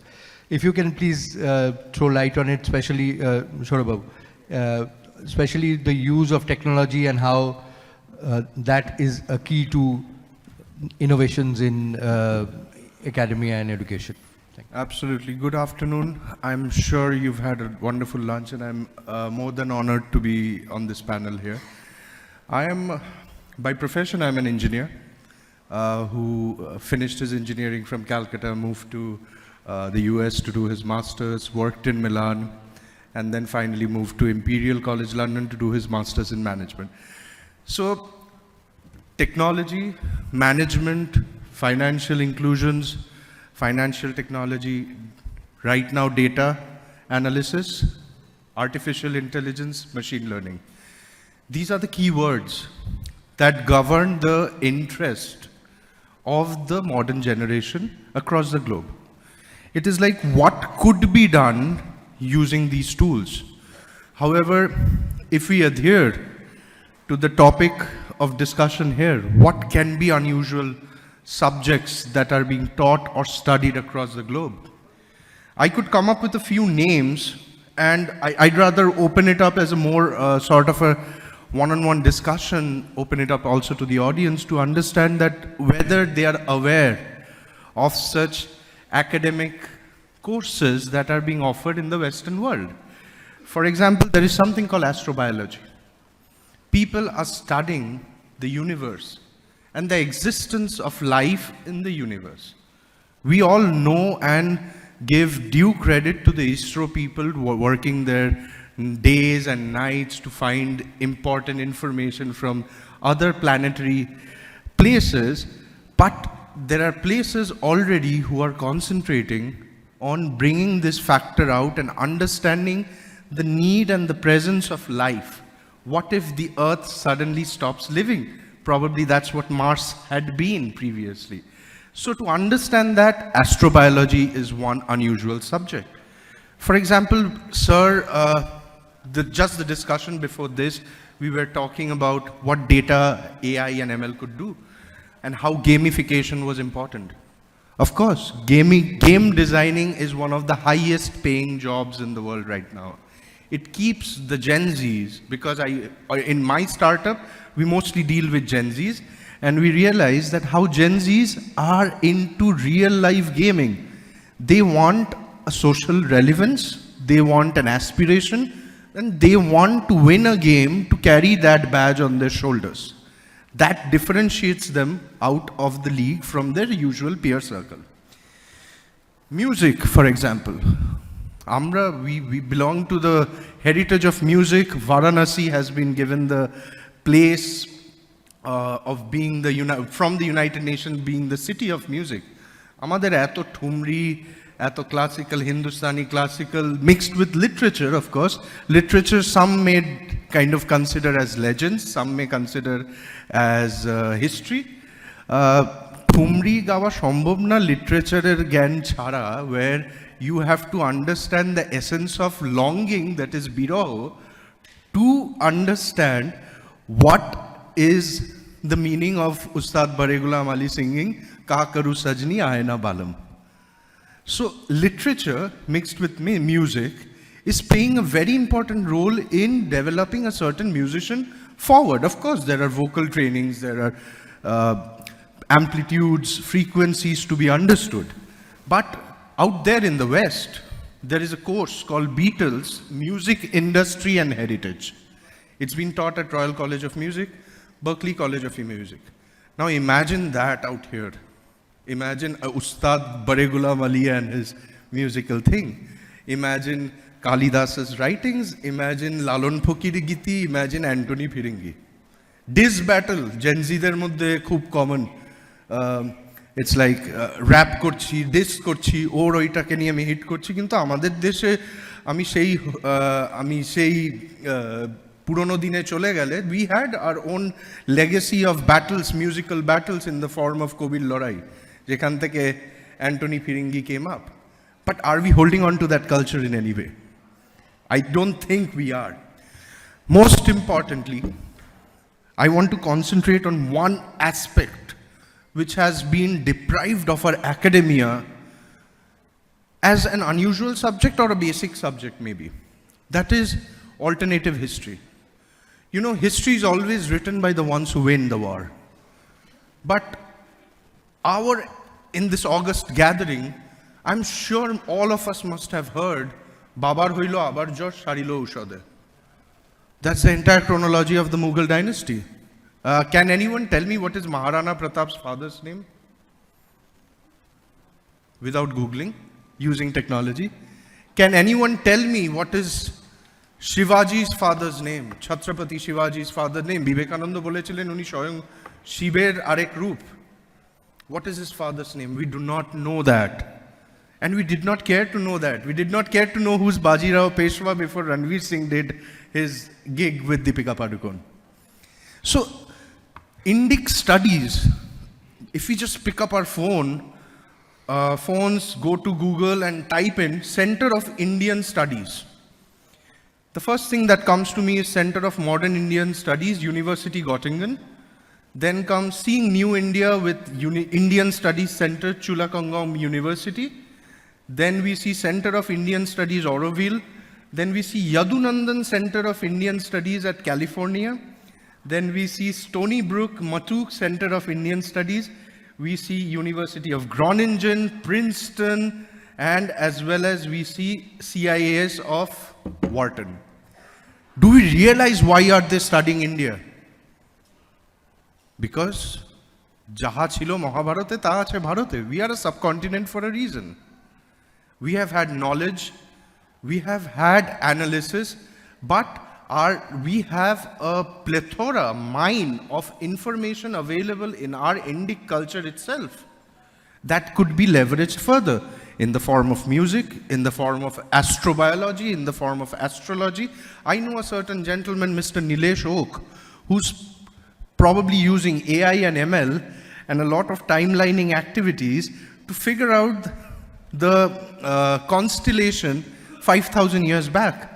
And very recently at Harvard, remember at Harvard, not at Jadavpur or not at IIT KGP, he got the recognition of appropriately dating the event of Mahabharata and Ramayana. It is, as somebody said in the very beginning, Macaulay came in to impose English, but he did a conditioning to understand that everything needs to come from the West. And acknowledgement will come later on. Yoga, ma'am would be an expert to speak on that. We don't have a GIS tag on it, but the whole world is doing that. Similarly, if we don't buckle up to look into the other unusual sides of academia subjects to be studied, we'll be left behind. And as we can see lately through ISKCON and many other places, a lot of Goras are doing the Hare Ram, Hare Krishna, and we are running after their concepts of Halloween. This is what I have to say. Unusual subjects, pick it up, study about it. There's so much there, there's so much available. There is AI and ML and other information theory algorithms that can help you get better informed. All these pieces of history exist. Are we searching for them? If we search, Google will help us by recommending us better. That's when Google AI and ML will understand what am I looking for and what am I studying. Just a last piece of example. It's from my personal thing. My startup does student discounting, actually. So we verify college identities and we connect them to discounts across different merchants and businesses. It's a novelty out here. I understood this concept of leveraging the student population in such a way when I went to the West. And I realized that in India, there are 40 million people in the college university ecosystem, but they do not have a privilege. Senior citizen bank ke gali 0.5% interest beshi peye jayche. What about the future consumers of the country? What about the students? These students graduate and move to the next level. They become the consumers. They're digital natives. They're digitally kind of very aware. They're socially relevant, and they make their conscious choices. When I'm interacting with this set of people, you know, there are times when I'm surprised. I am surprised with the fact that BBD Bagh is a bus stand. No one knows the difference between a Deshopriyo, Deshopran and Deshobandhu. Who are to be blamed out here? Just like one of our previous sessions, ma'am said that when she was graduating, probably the dean made a statement that you should thank your fathers and your grandfathers. Who are to be blamed in this case? I rest my case, and I'm open to any questions if you have in mind. Thank you. Thank you, Mr. Chakraborty. I think you've prepared the perfect pitch now for the Yogacharya to take it forward. Ma'am, we would like you to possibly focus on how yesterday needs to be married with tomorrow in order to make our education relevant to the next generation. Namaste, everyone. So to start with, I don't like to call myself an academician. Rather, I like to call myself as a yoga practitioner, practicing for the last 30 years. I have studied both in some of the best yoga schools in India as well as abroad, worked with both Indian yoga gurus as well as some of them I was blessed to work with, collaborate with abroad, including our famous yoga teacher of Dr. Deepak Chopra. So when we speak about yoga, being specific to your question, you know, we need to understand the term yoga in academic parlance, because right now I'm in an academic conference and I wouldn't like to speak about the mysticism aspect of yoga. So you see, I would like to take a very simple example, and I want to keep yoga very simple because as I was, you know, we were having a chat during our lunch where I said that yoga is very simple. So most of us, in fact all of us, use a smartphone. And I'm sure maximum of you will agree with me that, you know, we are not able to use all the features of a smartphone efficiently. A kid does it better than us. Yes or no? Yes?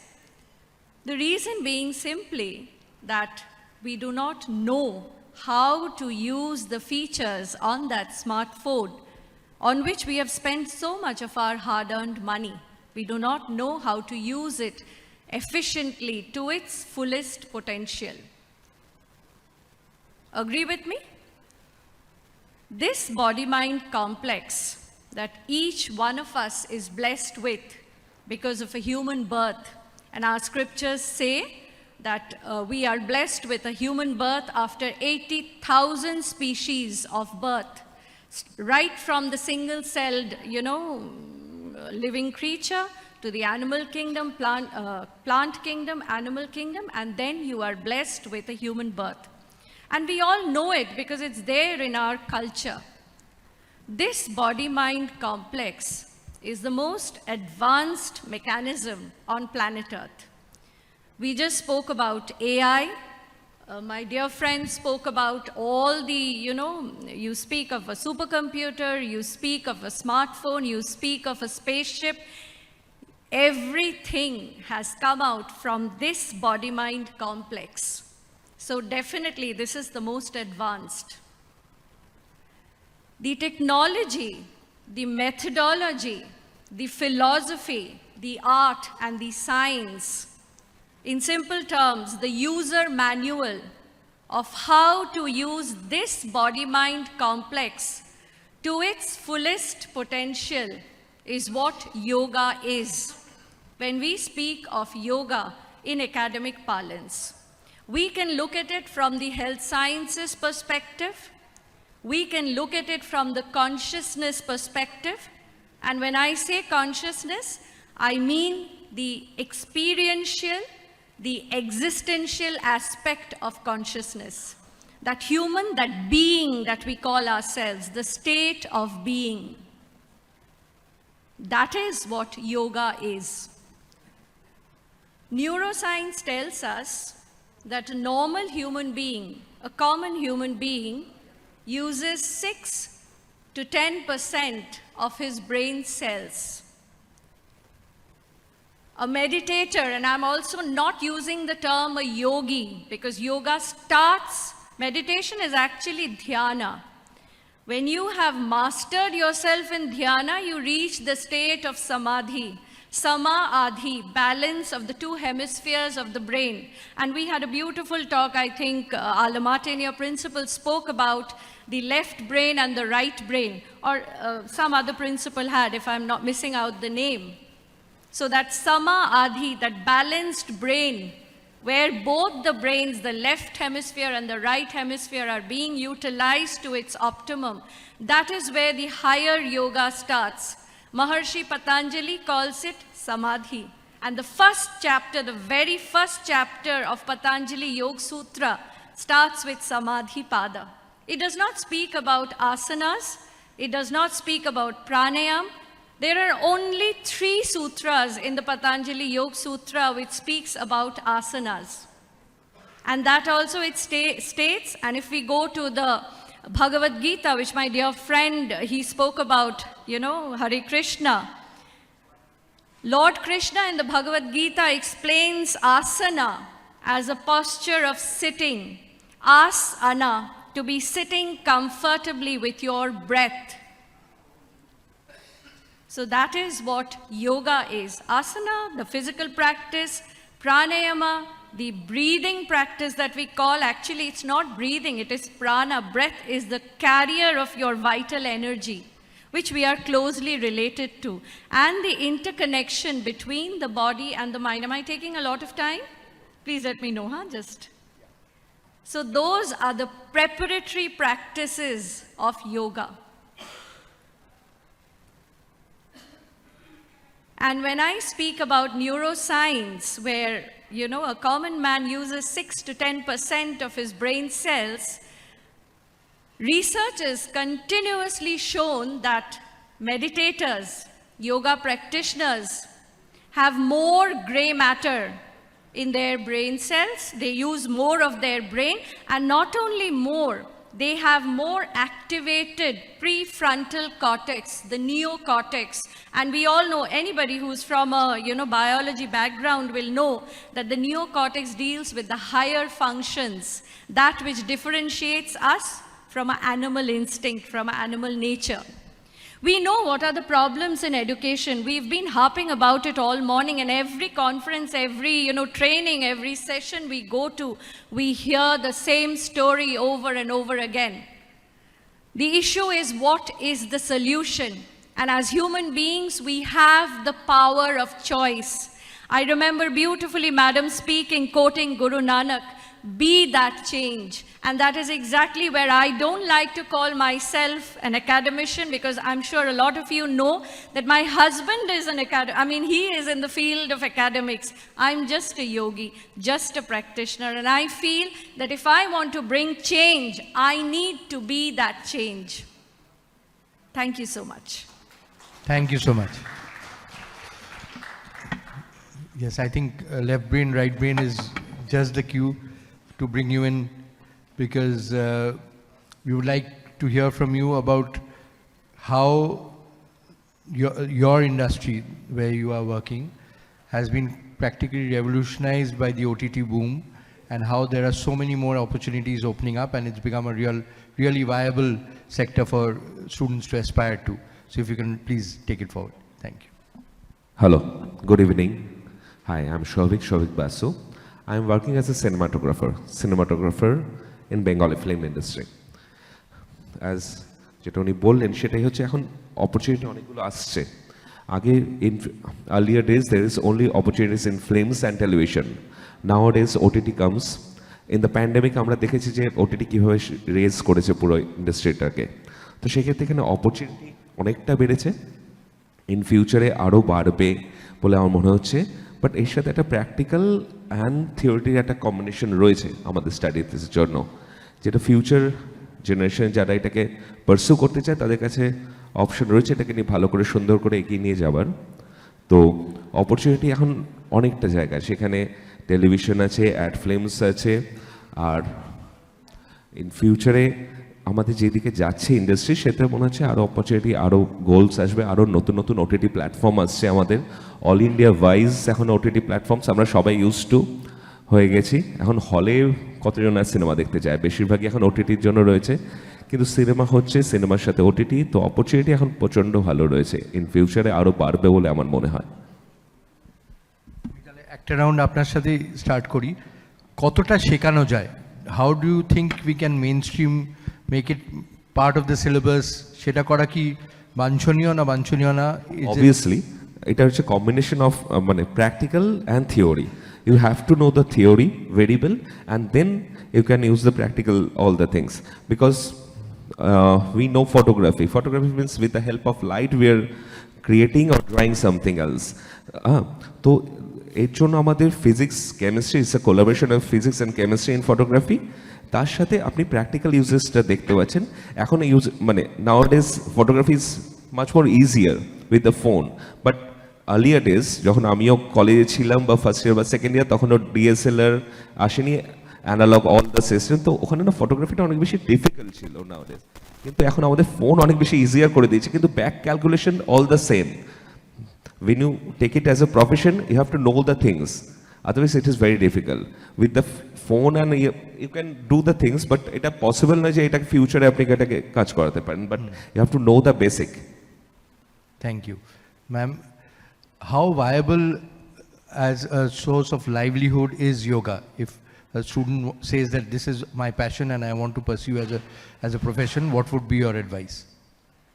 Wonderful. That's a beautiful question, and I want to draw from what Professor UKC Ujjwal Chaudhary said, that just like IT, you know, when IT came in, I was in school, I don't know about the rest of you, I'm 52 years old by the way, and then computers was taught as a separate field of study. You had to study computers separately. Today, of course, we see that it has got integrated in every field of study, irrespective of where you are, what you do.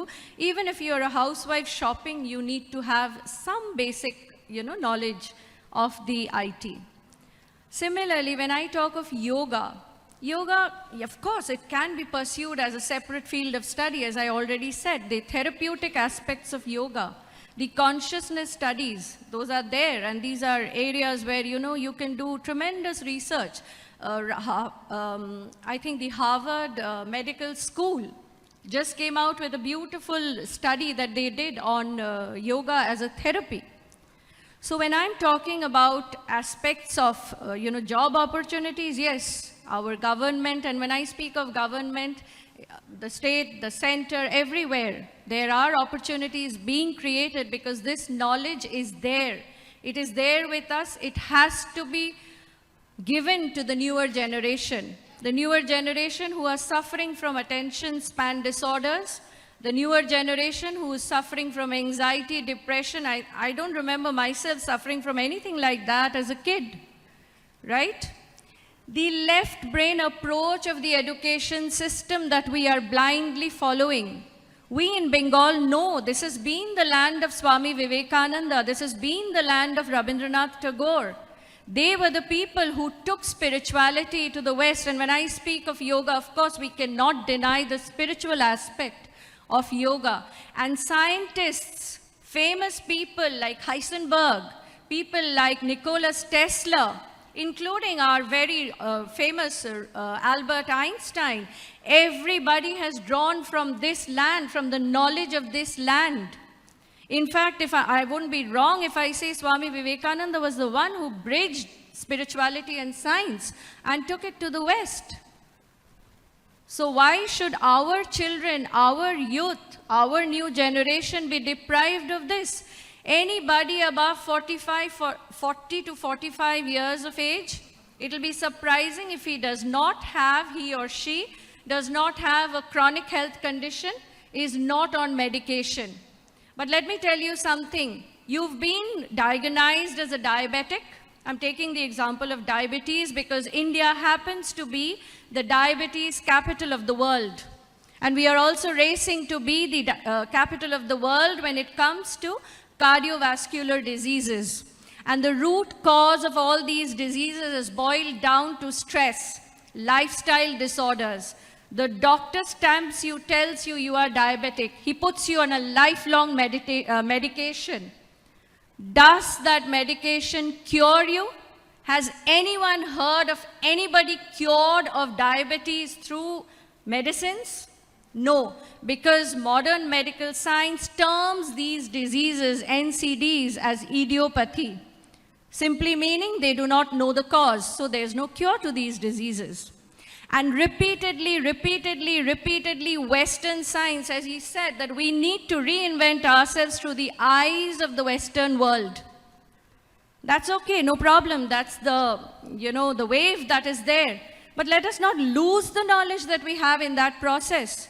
The number one solution, the number one way of managing stress is still yoga, is still yogic practices. And I'm not even talking about meditation, dhyana, not even talking about samadhi and, kaivalya and stuff like that. I'm just talking of asana, pranayama. In fact, when we speak of yoga, yoga starts with yama and niyama. It starts with yama. The first thing is right living with your environment. The Western world is now feeding us with conscious living. Dude, that's been there in our culture since, I don't know how, 5,000 years or more. And then it teaches us niyama, right living with your own self. After that comes, explore yourself, the jiva, the self, the jagat, the creation, and the creative forces. All that come way later. So where are we even talking about a job, opportunity? We don't want to live in a situation where we are on a survival mode. This has been the nation which has given the world the top universities, the first residential universities. We talk of Bengal, I already spoke about a number of them. Swami Vivekananda, Rabindranath Tagore, Rishi Aurobindo, Paramhans Yoganand.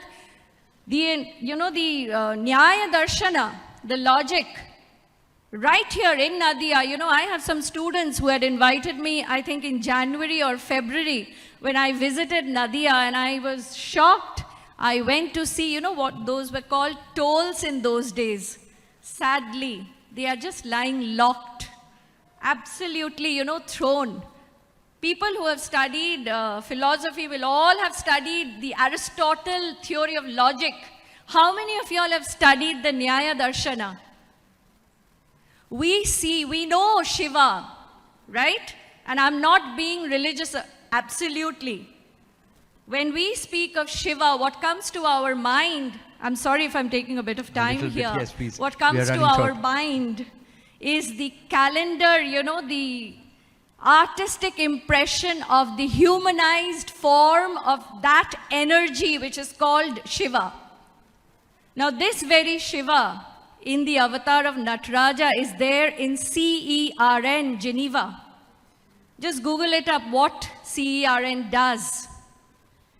The Nataraja statue stands there with a damru in his hand. We were talking about science and physics. What does that damru represent? NASA has said Sanskrit is the most computer-friendly language, right? There are 14 strands of hair which come out from that Nataraj statue. Not 15, not 16, not 12, 14 strands of hair. The 14 Vidya Sthanas. How many of us know about it? I think we should give the others an opportunity. I'm sorry. Thank you so much. Please go ahead. Yeah. Mr. Chakraborty, how important is it to assess students before steering them towards more innovative and not conventional subjects? it should start from the school. Definitely it should start from the school. We are in a, what we call it, in a kind of a daldal. After a certain age, you send your child to school, then it is competition. ওর ছেলে এই করেছে, আমার মেয়ে এই করেছে, এ দেখো এইখানে, আমি কেন এই স্কুলে না, ও কেন এইখানে. That's the game that's going on. After a certain point of time, ছোটবেলা খাটতে খাটতে, when it was difficult, parents came and said, school থেকে বেরিয়ে কলেজে গেলে ইজি হয়ে যাবে. কলেজে গিয়ে বুঝলাম না, চাকরি পেতে হবে. Then masters করতে হবে. Then comes package. Then comes কে কোন পজিশনে বসে আছে. So this daldal is actually not conscious living, as ma'am said. So to understand what is to be there, it has to be marketed in a way. I'm not getting into politics, but it is from my personal observation. Before 2014, how many of us were so conscious and aware of the politics around the scenario? Around the country, around the state? Did we really pay heed? We had newspapers, we had primetime news shows, but with social media, politics is in our pockets lately. So we are all concerned about the nation, we are all concerned about the ideologies, we are all concerned about everything. So the marketing of policies in politics has been done by different parties of different enormity. So when we are talking about the multiple aspects that are available in the academia, we need to produce or kind of throw it out in the market that this is also a subject which gives you good return.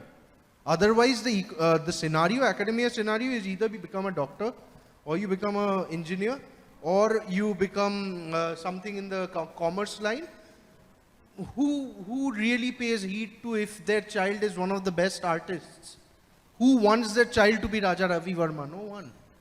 We, and specifically not demeaning, we Bengalis are a nostalgic tribe.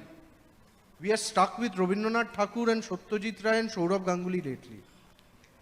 Thank you. On the note of Saurabh Ganguly, Dr. Ghosh, after doing a PG diploma in sports management, how job ready is a student and what kind of job prospects are there today? So now you see in the sports management, there is a lot of scope. So first of all, in various sports bodies, associations, in the administrative level, in the management level, they can work. Now in the grassroots development, there is a lot of immense scope. Talent hunt, event management, players agency, sports law, in the journalism field also. Now you think about the sports goods market. So big market, sports goods, sports equipment, where you need these trained people.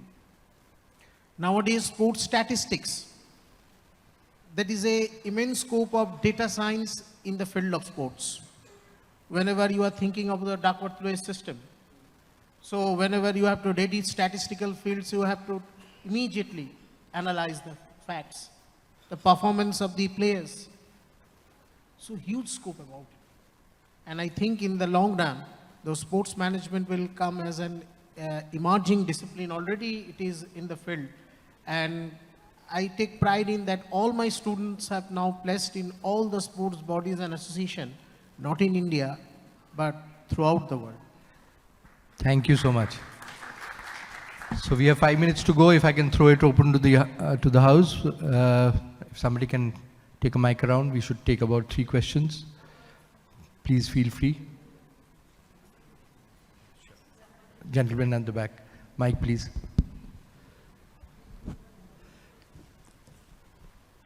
My question is very simple, very basic question. We talk about non-conventional mainstream sites, stream, what is all these things? When you talk about a subject, irrespective of the content and the quality of the subject, it should be treated equally, whether it's a film study, whether it's a dance, whether it is spiritualism, whether it's sports, whether it is physics. Now when we think about like a course is much more superior, that relates to the market, no? Like engineering is superior than the Bachelor of Theatrical Arts or Bachelor of Media Studies. I believe myself that is the relation between each subject to understand conceptually is completely wrong, number one. So it has to be, by the policy makers, has to be equated, number one. Second thing, when you talk about the mainstream, the quantifying the number of institutions are more. Like for example, media. Long time back, there was one institution at Pune, that's FTII. Another came up, Satyajit Ray in Kolkata. Similarly, drama, NSD in Delhi. Very few. Some of the universities they have started, like the media studies or the culinary science, hotel management. I do understand, like people feel about that my son or daughter is an engineer or doctor and feels demeaned when they say no, he is working in a hotel as chef. Now, the mindset has to be changed, number one. Second thing, what I do understand, go back to 1,000 years or maybe the first university in the world. There's only one nomenclature, like BA. BA in physics, BA in mathematics. Plenty of people are there. MA in mathematics, MA in economics. I have found in many of the universities, the nomenclature has to be equal. BA, whatever be the subject, or BSc, whatever. Like that also, sometimes, how many sort of things you will be doing. Like, sometimes gets confused. Like when you talk about arts, the terminology, arts of science, science of arts, science of history, history of science. Now it becomes synonym sometimes to me. So I get confused. Any of the panelists can elaborate, can you think of the dream that someday there will be no mainstream or the sideline stream. It will be equal and all the streams, all the disciplines will be treated equally at par, equity level among all the common masses. Thank you for your observations. So, you can see your question, please. Your observation or your question. The last one was an observation, not a question. So, with automation coming up, much of the engineering jobs are going away because they are repetitive.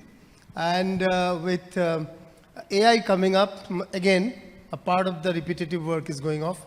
So it's the world in which alternative careers, the so-called alternative careers will be the mainstream careers going ahead, because it's, the first template you have to make, the human being has to make, automation can make a 5 lakhs pieces out of that. So anything which deals on creativity, anything that deals on teamwork, leadership, problem solving will be the order of the day. Along with that, the biggest thing that's coming is the green technology or sustainability. And sustainability includes yoga, sustainability will include sports, sustainability will include so-called alternative careers as well. So therefore, these careers, unfortunately, we are having it post-lunch because maybe the mindset is that these are the second rung of careers. These actually will become the first rung of careers. I stand for media and creativity. thank you. I don't think there could be a better note to end this session on. So if the panelists agree, we'll call it a day. Thank you so much, UKC, for summing it up better than anybody else could. Thank you so much. Thank you.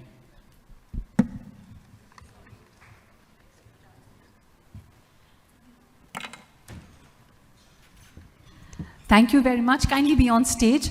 You know, this kind of a session gives a lot of hope to mothers like me whose child aspires to study films. And, you know, and I keep on encouraging him.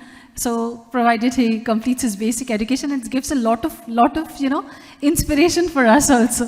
Thank you so much. I would like to request Ujjwal sir to kindly come up on stage to hand over some mementos to our esteemed panelists and moderator. No, sir, you're a member of the committee.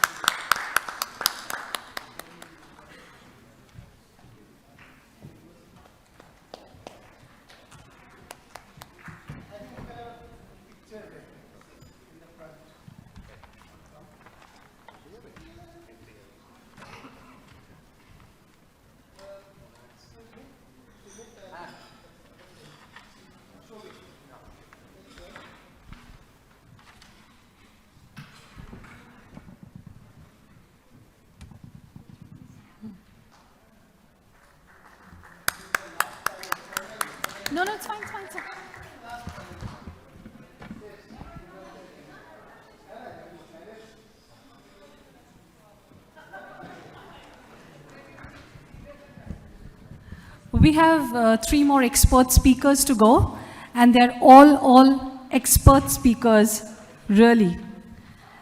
So our next speaker for today is Dr. Mohua Banerjee, Director and Professor, Marketing, International Management Institute, Kolkata. Ma'am, welcome on stage.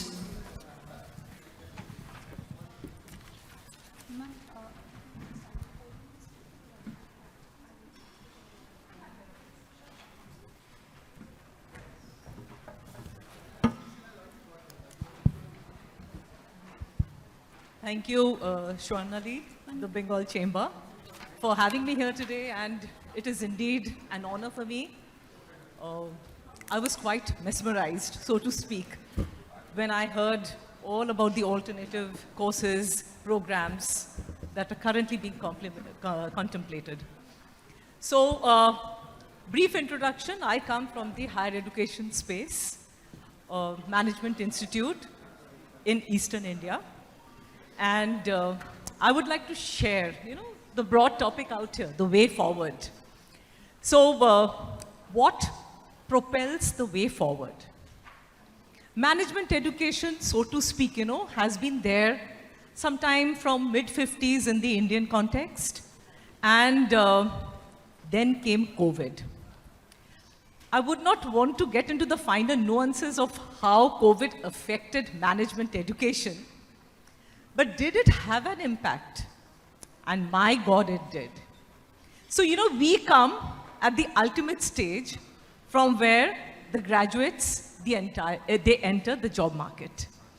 For us, it is about relevance, job readiness, industry ready. You keep hearing these terms, as they come up. And we are like a bridge. So that is where you could say the marketing part comes in. You identify what is the requirement in the market, what the industry wants, bring it into your institute. You have your researchers, your academia, your faculty colleagues working on them, and whatever we deliver to the students thereafter is to ensure that they are ready, they can deliver on the jobs from the word go. So, the transformations, the major changes that I would highlight today. The first one, industry looks for, and it is a major change than what we faced pre-COVID days also, is that they must be job ready, including executive presence, a complete package. So I'll tell you, I'll later on come to what we did internally. How did we meet the transformation? What we did to meet the change? What was the solution? The first thing that they want is good communication. Communication is not about, being able to speak in English and having good verbal, non-verbal cues, no. It is about being articulate, to be relevant to your bosses, to your clients when you speak, drive the message across. So communication is more about clarity, it is about articulation, it is about being able to make your point across very clear. Number one requirement, which is again not a part of the core courses or the electives, that you would traditionally tend to think. A lot is said about critical thinking. Students should be able to demonstrate critical thinking skill sets. Now, what exactly is critical thinking? The business world is dynamic, agile, and problems are not structured, they come all over. So, the fundamental question, when you are looking for a solution, are you even aware of what the correct issue to address is? We have heard about the type 3 error, when you have solved, or you have a solution, but for a very wrong problem. Meaning you were not expected, that was not even the issue to start with.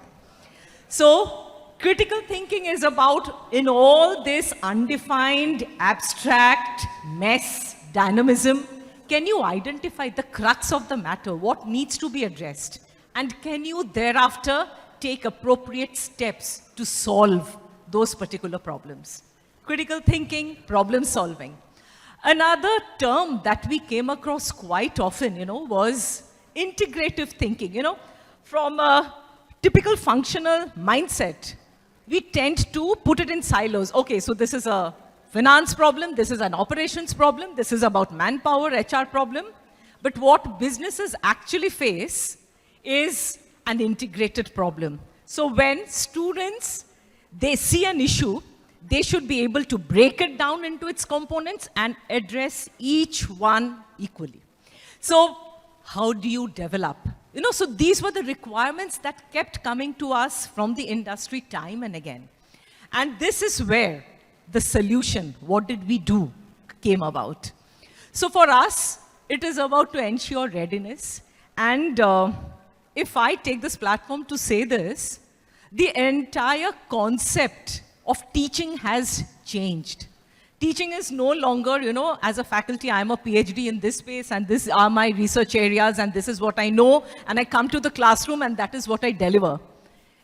Excuse me for being so blatant about it, but that is redundant. Education is about outcome-based education, meaning, simply put, what can the student demonstrate? So as faculty members, me, my colleagues, our job is to curate, to overhaul perhaps what we thought we knew, what we wanted to teach, and come up with specifics relating to our area that would be relevant to them, because finally they are going to be evaluated on what they demonstrate. It's quality assurance, accreditations, everything put together. And every one of them are talking about the same language. When we do international accreditations like AMBA, AACSB, ICWIS, we're working on some, we are working on some at the moment. It's all about that. Are you able to address the requirement of the student so that finally they are able to deliver in the business world from day one? So, while we are looking at these aspects, I wouldn't get more into it. It would become too technical for this session, so to speak. Another major change that we have observed, is AICT, all the regulatory bodies they come across, and it has now actually become mandatory. Are you looking into the emotional and social well-being of the students? It is not something that you can dispense with or you do, as a club activity. No. It has become mainstream. And a part of this value education, universal human values, is actually a credit course that has become mandated by our regulatory bodies. So why? I was just going through this because before you do something, you have to understand what are you expected to do. And that is the point of time, all the stress management aspects, yes, they are a thing to deal with. But what do? That is where we came up with yoga. Yoga not as, National Day, one day yoga that you click and put pictures on social media. It is a monthly recurring activity. Stress management, counselors, and all the students get mapped to faculty members under the mentor-mentee program, where you can go and talk to your mentors about everything and anything under the sun. It does not have to be about the topic the faculty member is teaching. It can be about your personal life, your peer problem, not being able to gel with your team in the batch that you are working with. Please understand, when you're coming in for higher education, master's program, it's a residential program. You are there living, working, partying, gaming, whatever you do, you're with each other 24/7. And again, it's a cultural feat in itself because students come across pan-India. So how do you adjust? And inclusion, diversity. When we talk about diversity, you won't believe this, but NIRF, the National Institutional Regulatory Framework, who rank institutes pan-India, diversity includes region diversity. Yes, as an institute, I am marked for the number of students who come in out of state as compared to within state. It matters. So all of these are going on to build the well-being of the students so that they are more inclusive, they can handle diversity, they can handle differences. You have to agree to disagree. So when you are working with your teams in batches, all of this is what is going to come through. So I think I have shared, the major aspects of what our major stakeholders want, what the recruiters want, what the regulatory bodies are expecting from us. Faculty colleagues, as faculty, how do we cater to these solutions?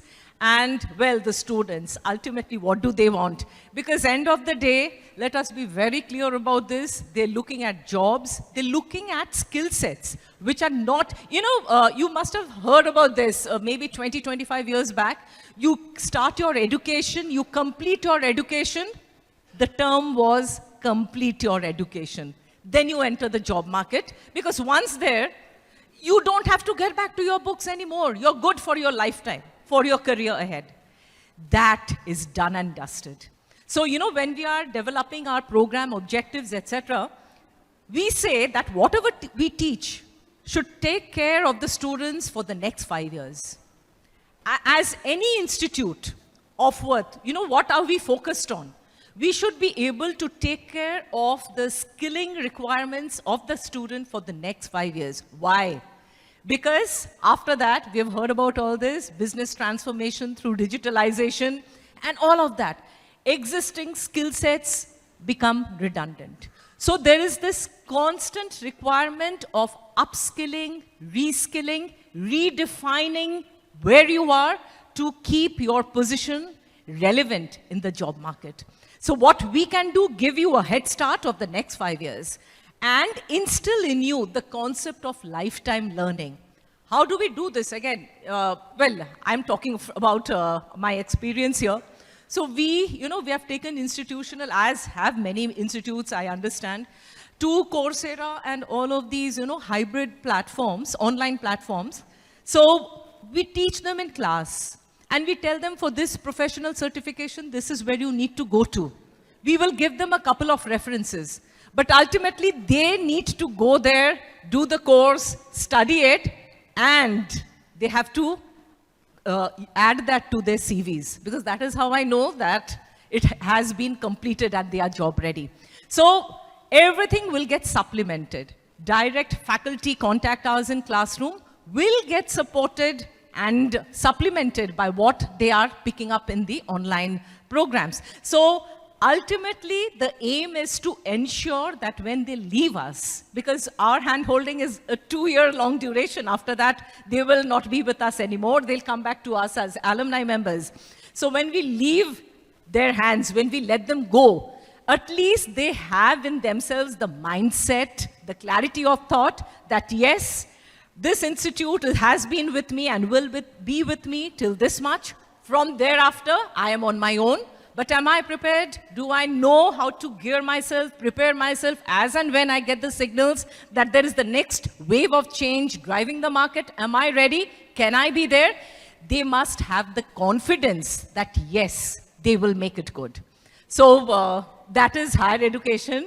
And dear colleagues, that is what I wanted to share with you today.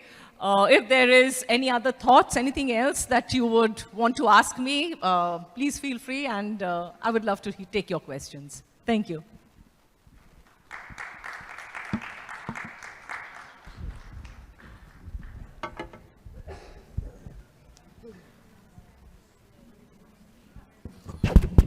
Do we have any questions?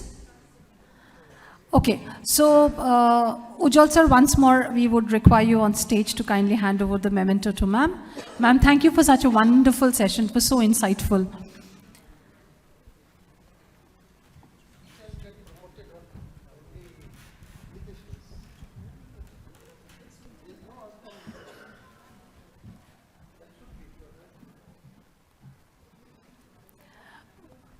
We are getting the picture, it's just getting processed.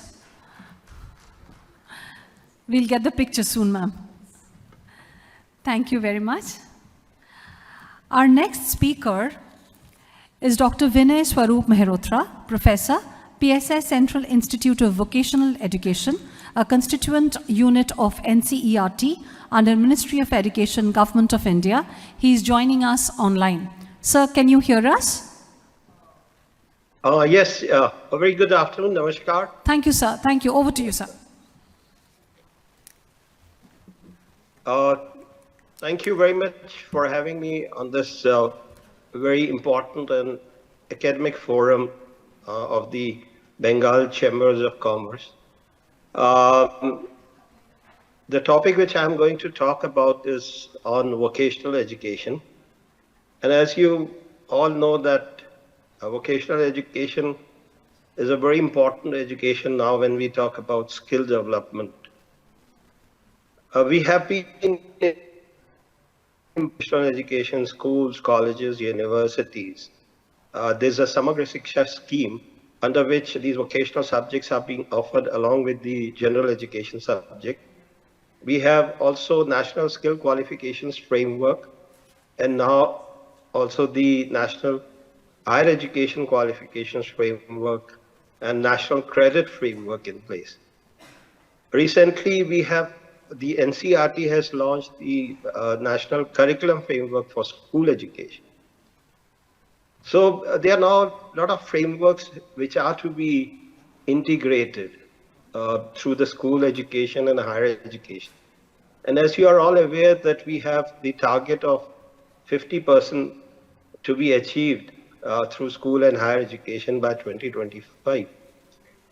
So it's a Herculean task, but together we can do it. So just to start my presentation, I'll share the screen first, and then I'll take it forward. And the topic which I am going to speak on is about the future of vocational education in schools. You can see the slides.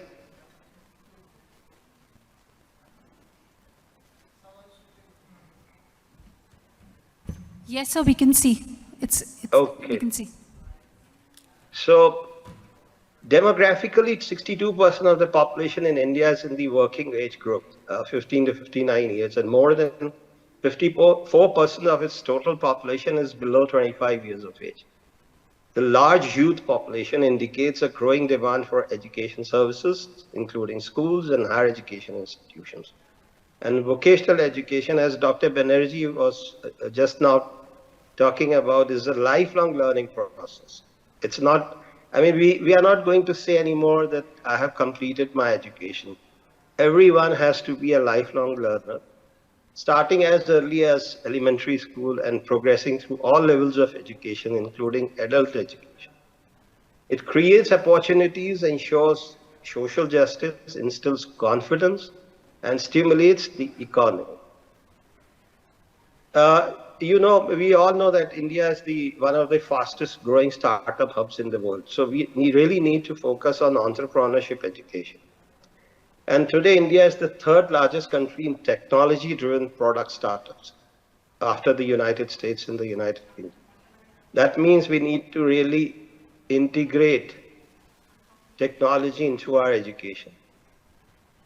So the demographic diversity calls for educational policy and practices that cater to the varied learning needs of the students and inclusivity in education, which Dr. Banerjee recently was also talking about, that we have to make our education inclusive in nature, considering factors such as socioeconomic backgrounds, languages, and regional disparities. And schools will have to play a pivotal role in preparing students for the workforce by incorporating career guidance, vocational education training, entrepreneurship education, and exposure to various professionals or professions into the curriculum. So what are those aspects that we need to highlight or focus in our school education system? Now, I was listening to the Yogachari madam, I think she's Miss Mary Cecil. She was talking about yoga, and yoga is an important component now in most of the educational institutions, and even outside that. Those who are practicing yoga have really benefited from the exercises or asanas that they are doing. So one of the very important aspects that we have to take care of in our schools is the health and well-being of our children. And therefore, schools should incorporate education on health and well-being, including mental health awareness. She was talking about that: nutrition and balanced diet, personal hygiene and grooming, yoga, meditation, mindfulness practices, sports, leisure, entertainment, healthy food making, sleep education, digital well-being. Because now with the mobile we have and computers, obviously, we have to really teach our children about the digital well-being. So the time, how much time they should devote on using mobile and computers. What are the health hazards? So ergonomics of the various infrastructure, like for example chairs and all those things have to be told to them so that they remain safe and healthy. So counseling services will play a very important role, and I feel we should make counseling services mandatory within the schools. All schools should offer counseling services so that, and this should not be just for the students, this should also be for the parents, because the kind of society that we have now, or it's emerging with the overuse of technology and other aspects, social disruptions, I would say that parents also need counseling. Teachers, they are overstressed. They also need counseling by trained counselors. Students, particularly those who are facing mental health challenges, as was also discussed by Yogacharya. So what I'm trying to say is that we need to really promote wellness in our schools because a healthy mind will be able to educate themselves. Until and unless they are nutritionally satisfied and they are personally happy, we cannot think of teaching our children. So we have to see that all the factors are in place in terms of promoting healthy environment there. So maintaining a healthy lifestyle, managing stress, practicing gratitude. This is a very important aspect that we have been missing in our society now. There are very few people who really practice gratitude. They think that it is their, right, but very few people take it as a responsibility or a duty towards others. And what we are seeing now is that people are not even taking care of their parents well, children well. All those things are coming up, and we need to really practice gratitude in our school, which we can see in other countries, like, for example, Japan, South Korea. Many countries are practicing this kind of thing. We need to also emphasize or focus on this. Connecting with nature. And that is why now, if I talk about grades 6 to 8, we will be imparting skills and teaching about 3 work forms. This is like life forms, machine and material, and human services. So life forms will actually help in connecting children with the nature, like the gardening activities if they are doing, nursery practices, vermicompost production, mushroom cultivation. Those kind of things when they are doing, they will be connecting themselves with the nature. So mental health, healthy relationships, practicing mindfulness, and getting a regular health checkup. Fitness and exercise. So physical activity for both physical and mental well-being, aerobic exercises, strength training, flexibility and stretching like yoga or specific stretching routines. Technology and digital transformation is taking place, and we can see that now in healthcare sector, we have electronic health records, telehealth and telemedicine, health apps and wearable devices, robotics in surgery, AI in diagnosis, 3D printing in healthcare. So in order to bring about these things, I mean, the skills related to these aspects, we have to focus more on the health services, teaching health care subjects. Like we are now running the general duty assistant. Earlier we had courses like medical lab technician, X-ray technician, vision technician, but because of certain reasons, they have been discontinued. So we are now running like didactic aid, home health aid, general duty assistant courses. But we need to introduce more courses in these, particularly some core aspects like first aid. Every child should learn about CPR and how to give basic first aid.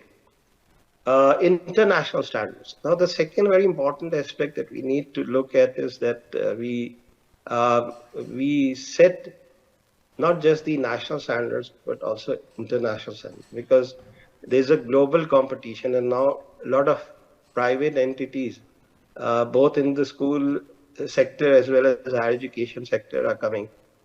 So we have to provide students about the skills related to foreign language. We have to develop their global perspectives, and we need to also develop international collaboration with different countries like South Korea, Singapore. They are already doing certain projects here in India, Germany, for example. So Finland, we are, as NCRT, we are working with South Korea as well as Finland on vocational education and other aspects of education. So promoting a culture of lifelong learning with a focus on skilling, reskilling and upskilling, which just now Dr. Banerjee was mentioning, that we need to not just skill the students, but also reskill and upskill them, which is very critical for staying relevant in a rapidly changing world. We need to also focus not just on the vocational skills, but also the soft skills, because employability skills are very important, and it helps in adaptation and resilience. So communication skills, self-management and teamwork, ICT skills, entrepreneur skills, green skills, all these skills need to be taken care of. Now, when we talk about entrepreneurship education, so I'm focusing on this because now we have a ministry, you are all aware, Ministry of Skill Development and Entrepreneurship. But we need to really work hard on this particular aspect, because skill development we have been doing for years together. But the impact of entrepreneurship development or education has not been that much. And without focusing on this aspect, we cannot create jobs. So if we want our pass outs to get jobs, we have to train our students as job creators or entrepreneurs. And schools can play a role in fostering an entrepreneurial mindset among students, preparing them for self-employment and contributing to economic growth. In entrepreneurship education, we need to focus on these aspects which I'm highlighting. There are other many aspects, but I'm highlighting these three major aspects, which are imagination. Because of the textbook-centric and teacher-centric education, children are not encouraged to think beyond the boundaries. And they focus more on the examination system and the certification system, obviously the marks and things like that. So they're not able to think beyond the boundaries and explore the minds to come up with imaginative ideas. So we have to provide space for that. Originality. Now with so many tools available like Google and ChatGPT and things like that, we will be losing on this particular skill. So we have to really promote this through various activities. Foresight. So envisioning future possibilities and anticipating the impact of their creative efforts. So it's not just about creating certain things, but what would be the impact of this in the next 4 or 5 years, and what would be the impact on the environment? What would be the impact on the social structure? Those things also one need to think. So visualizing various things need to be taught to our students. Problem solving.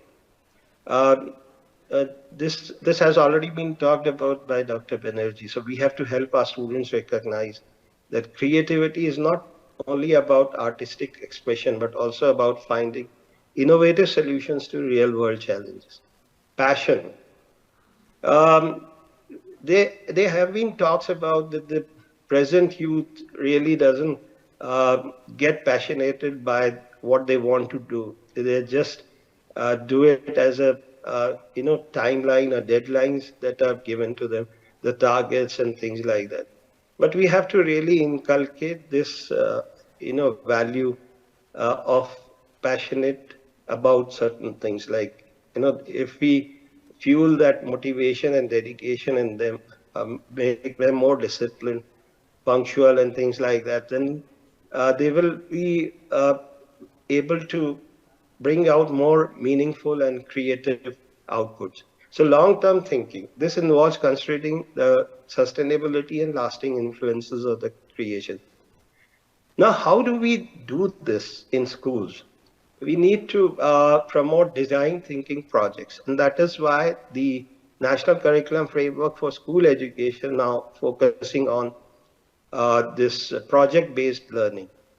So a lot of projects would be given to the students, and they would be doing these projects to solve real-world problems through a creative and iterative processes. Role-playing and drama, so organized role-playing activities. Because when we talk about communication skills cannot be taught. They have to be learned by the students, through role-play activities, drama sessions, creativity, imagination, empathy, so performing arts and things like that. Then guest speakers and field trips have to be organized. So we need to invite a lot of guest speakers in our institutions so that they share their experiences like what you are doing right now. So that students, they learn from others' experiences. And when they go for field trips, they get exposed to a variety of things happening in this. I'll tell you an example of when I did my graduation from G.V. Pant University of Agriculture and Technology. I was not knowing how this katha is made, the katha that we use in pan. So we were taken to a factory of katha, and there I learned that this comes from the hardwood of Acacia catechu, hair tree. And that is a cold process, and this is how it is transformed into small bricks of katha, which are then to the panwalas, and then they melt it, and then they use it as katha. So we have like Atal Tinkering Labs in schools, which are doing a wonderful job in terms of creating innovative minds and promoting these things. We have to make entrepreneurship aspirational, enhance support for potential entrepreneurs, integrate entrepreneurship ideation into the formal education, and foster innovation-driven and social entrepreneurship to address the needs of the population at the bottom of the pyramid. Now, integration of technology. So there are a whole lot of things. Sir Sharnali. Yeah. So, Yes. sorry to interrupt. It's 15 minutes is over. We have another speaker to go.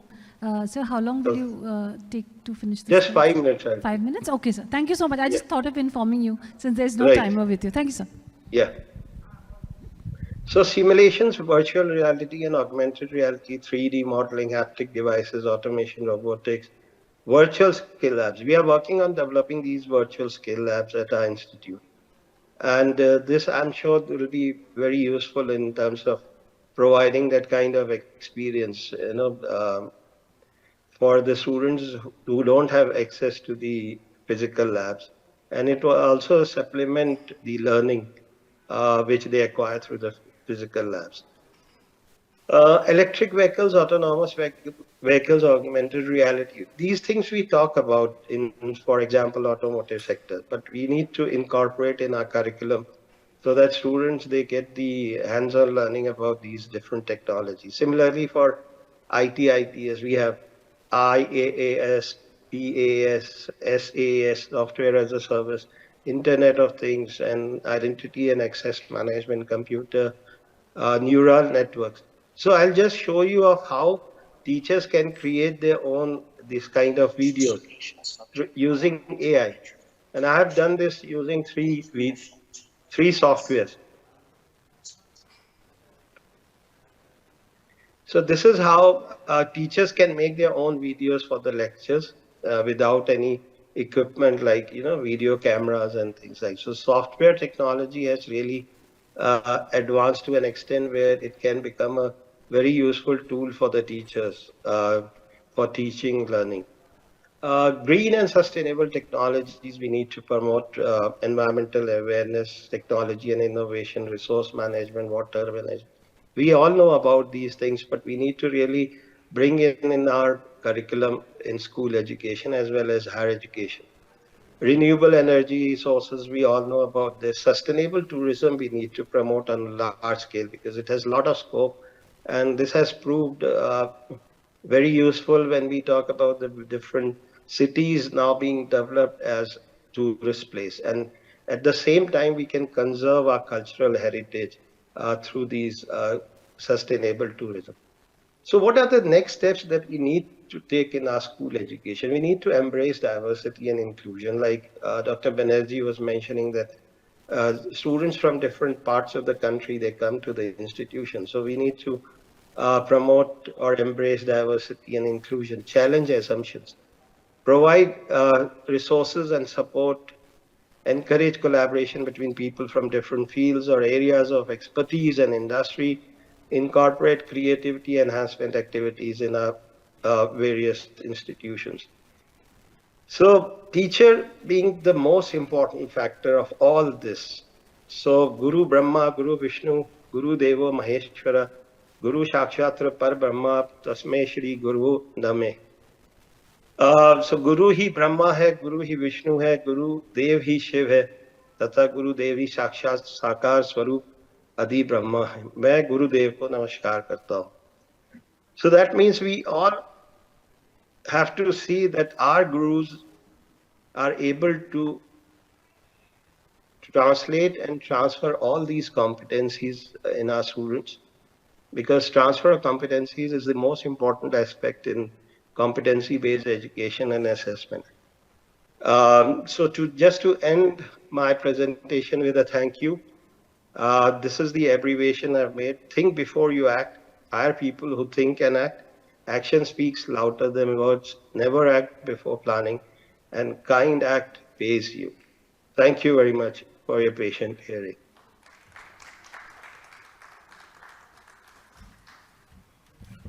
Thank you very much, sir. Thank you so much for joining us. It was a pleasure listening to you, sir. Thank you. Thank you.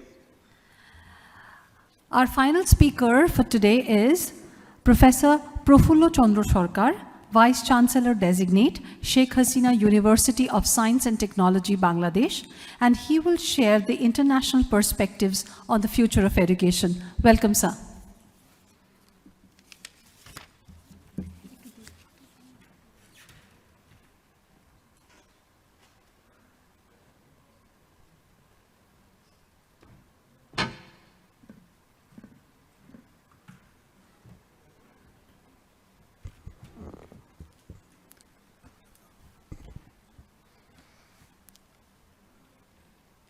It is my great pleasure to be here, and I'm really indebted to Mr. Sattam Rai Chaudhuri for inviting me. Actually, I came here on another issue, and eventually I have got this additional opportunity to speak before you. Distinguished participants, I'm the last speaker.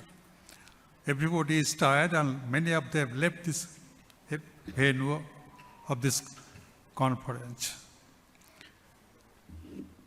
Higher education is the big challenge to ensure quality of teaching.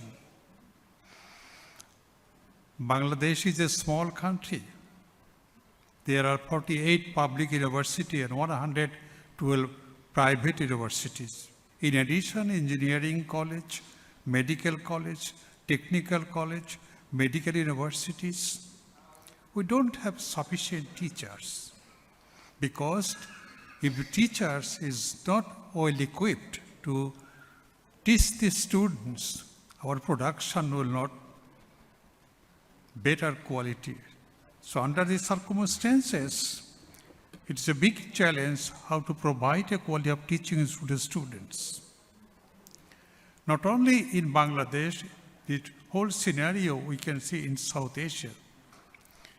India is better positioned compared to other neighboring countries, so far I understood. We are trying to provide a quality of teaching to make the student a complete human being. Everyone says that we can provide a holistic education. Holistic means whole person education so that the student can stand on their feet in future. Unfortunately, nobody is sharing about the moral education, which is very much important issue at the moment. Distinguished participants, I need to inform you that education started at the family level. Basic unit of the education is the family, but our family is declining. Declining in the sense that our young generation, after the wedding ceremony is over, they begin to live alone with their newly wedded wives or spouse. This declination creating problems for the next generation. Sometimes, most of the cases, the children is not by choice, but by chance.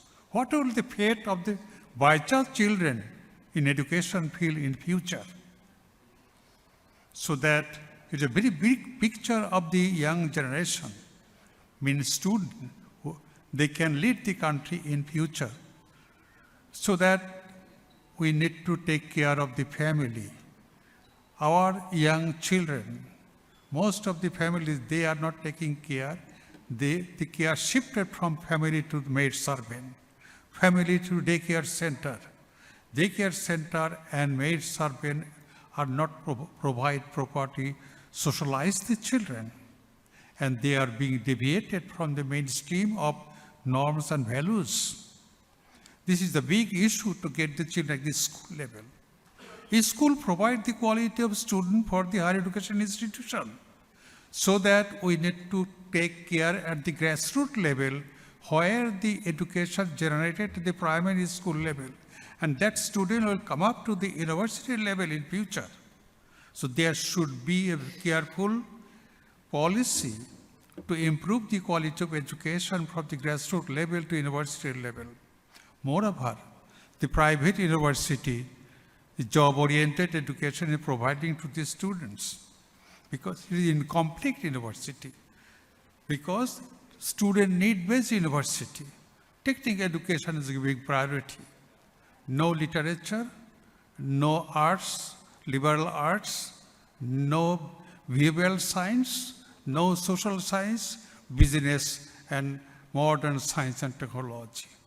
I had opportunity to teach 3 years in Hong Kong University. Chinese students, they are very much inclined to get technical education. Professor Amartya Sen, in his speech, already pointed out that the economic development cannot be sustained without the social development. Social development is one of the pillars for sustainable economic development. Similarly, in the education arena, if we do not introduce the other education system like the liberal arts, business, social science, this technological education will not be able to sustain for the new generation. So this is the time to provide a global education system so that our young generation can stand by their own feet in future. Thank you very much.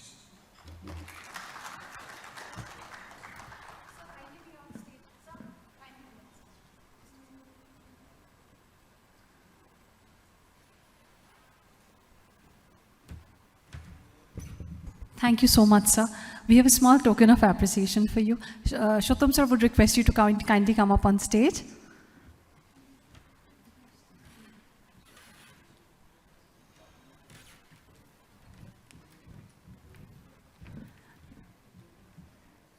Bikram, the presto we need. Presto.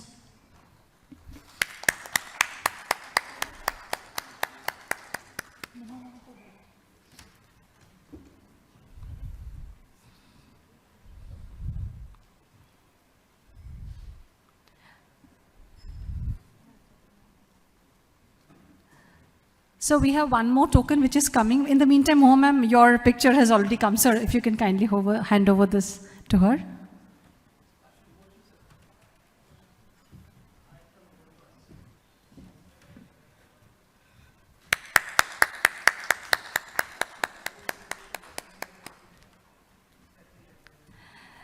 Thank you everyone for joining us. It was wonderful having you all here. And as we close the annual education conclave of the Bengal Chamber this year, with the hope of coming back next year again with a different topic, which is engaging and enriching as well. Thank you very much. Have a wonderful evening. Tea and coffee have been served outside. Would request you to kindly take your tea and coffee, which is there outside. Thank you so much. Thank you. Have a wonderful evening ahead. And Merry Christmas in advance. Thank you.